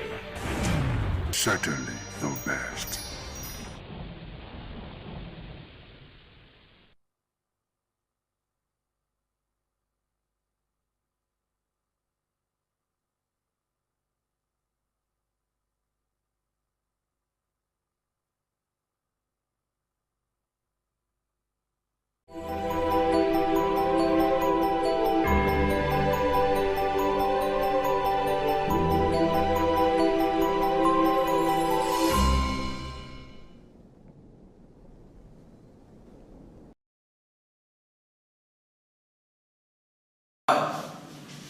Once again, welcome to this fitness show on ITV this morning. I'm Gato Destiny, aka Man of Steel. Already, I've introduced us to the use of cardiorespiratory exercises and aerobics. This morning, once again, we want to take another variation of the aerobics. Thank you as you watch. We will be stretching first, of course, otherwise called the warm-up, which is very essential and necessary in every workout. Afterwards, we'll do a cool down. 1, 2, 3, 4, 5. Inward please. 1, 2, 3, 4, 5. Outward. 1, 2, 3, 4, 5. Please return that, please. 1, 2, 3, 4, 5. Inward. 1, 2, 3, 4, 5. And outward. 1, 2, 3, 4, 5. Alright. For our waist and of course on our torso, we have to do some stretching. Please place your hand by your side. And let's go. This direction first, please. Let's go. 1, 2, 3. Alright, that will be fine. And of course this way. 1, 2, 3. Alright. And before the last one, let's place our hand behind our back. Mind you, it's proper this way. Don't go like this, it's wrong. Just do this or alternatively do this. Alright? But I prefer this personally. 1, 2, 3. Yeah, that should stretch your back for you. Of course, let's do our thigh stretch. 1, 2, 3. Remember, when you pull your thigh, ensure that your elbow is directly facing, your knee is directly facing the ground. Alright? 1, 2, 3. Yeah, that'll be fine. Guys, are we good? Alright, the first program to be run this morning will be the mountain climb. Yeah, many of you are conversant with this move. And of course, we will be introducing more to you. But for now, let's hit this. Alright, let's step down to it. Yeah, all good? Yeah, good. Let's go. We're going 3 sets and 10 reps each. Let's go. 1, 2, 3, 4, 5, 6, 7, 8, 9, and 10. Woo. Alright, please. Woo. Yeah. How do you feel? Yeah. That was set 1. It's necessary you do your workout, the reps, and the set. Alright, so that was the first set. And we're not wasting time waiting for the second set. The minimum break duration for every set should not exceed 20 seconds and a minimum of 10 seconds. Alright, we're good with 10. Of course. Let's do it again. Right. Let's go. 3, 2, hit it. 1, 2, 3, 4, 5, 6, 7, 8, 9, and 10. Alright. When you do this, more effect will come to your abdominal region if you just look up while doing it. What I mean is this. Alright? So not all the way this. But there's nothing wrong with staying this way. However, breathing your head might place more pressure. Alright, for the very last set of this mountain climb, let's get down, please. Let's go. 3, 2, 1, go. 1, 2, 3, 4, 5, 6, 7, 8, 9, and 10. Alright, at this junction, we will take a water break. We'll join you in the next workout for this very session. Thanks very much. Once again, I'm Gato Destiny. Alright, let's do this.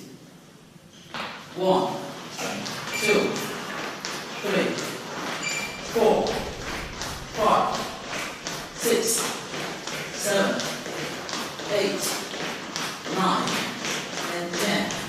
Whoa. Yeah, the other leg, please. 3, 2, 1. This when you do this, ensure that your knee gets to the level of your chest. Okay? Well, that's the maximum level you get. And of course, the minimum here. I understand not everyone is as flexible as I am or as anyone here. Please will just Keep it safe and do the right thing. Thanks very much. All right, we'll go on the left. 3, 2, 1, go. 1, 2, 3, 4, 5, 6, 7, 8, 9, and 10. Whoa, that's exhausting. How do you feel? Yeah, thank you very much. And this is the last set of this workout. Remember, every workout should be done this set and the rest. Alright, thank you. Let's do this. Let's go to the left. To right, brother. 3, 2, 1. Let's hit it.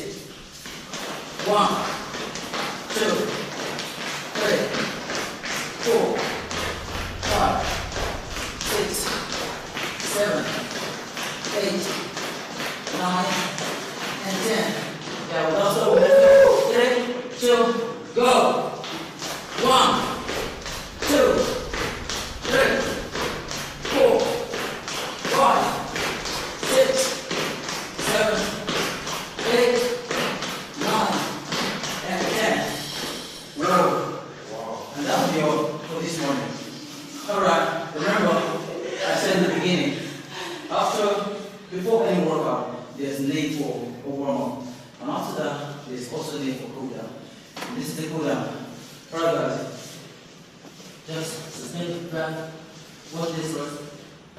Ensure that your knees are locked, alright? This one goes with hamstrings, the calf, and as well as the lower back. Doing this. Swing it, swing it, swing it. Got that? Alright guys, let's do this. 3, 2, 1, go. 1, just 5, 2, 3, 4, and 5.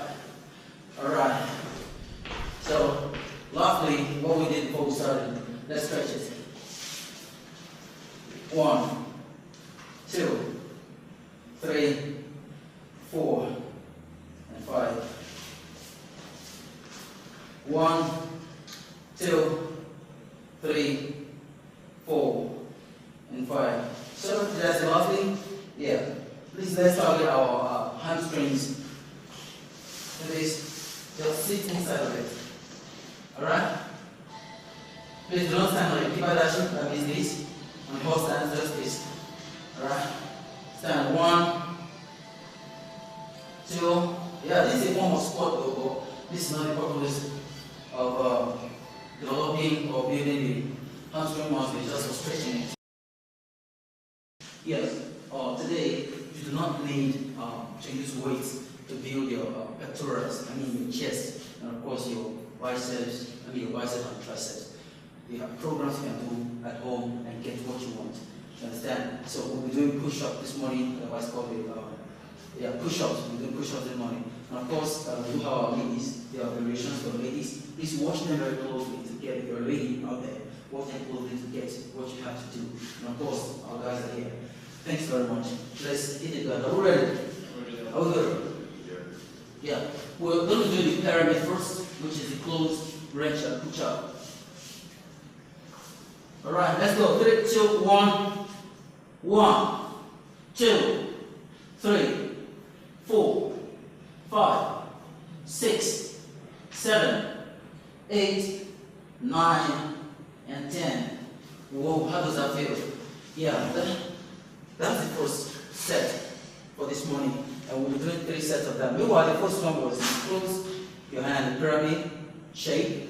And that one goes for the tricep. For ladies that have sagging hand, you can do that actually, and it will help you. And of course, this time around we're doing mid-open, and finally we'll do wide range of it. So we're going there now. The mid-open. Let's go. 3, 2, go. 1, 2, 3, 4, 5, 6, 7, 8, 9, and 10. Alright, that's for the big open. And someone wants to ask, why exactly are the ladies crossing their legs? I mean, why they cross legs for ladies? Now you understand that the guys have more defined muscles, and of course to bring more weight on the upper body, we go on what's called the toes, picking all the weight in the body to the upper body. But for ladies, they do not need much weight, just that. So we break it down at the knee level by crossing the legs. So the weight used starts from this very region. You understand? Alright, thank you for watching. Alright, for the last very set of this exercise is the wide range or the push-up, particularly intended to build the side of the chest. Do you understand? Alright, let's hit it. Okay, this is wide enough. At least double your shoulder width. Double your shoulder width is enough. 3, 2, 1, go. 1, 2, 3, 4, 5, 6, 7, 8, 9, and 10. How many of you noticed I cheated there? I actually did 1. I did 2 and called it 1. Yeah, just to lay more emphasis on that part. But today, thank you guys. Yeah, we're awesome. But today, we're done with this. Thanks very much for watching. Please, be safe. In the morning sun, searching for a longer day. People feeling like the light has just come. We must never stop the way. Yeah. Birds jumping and I hear my name, grasping into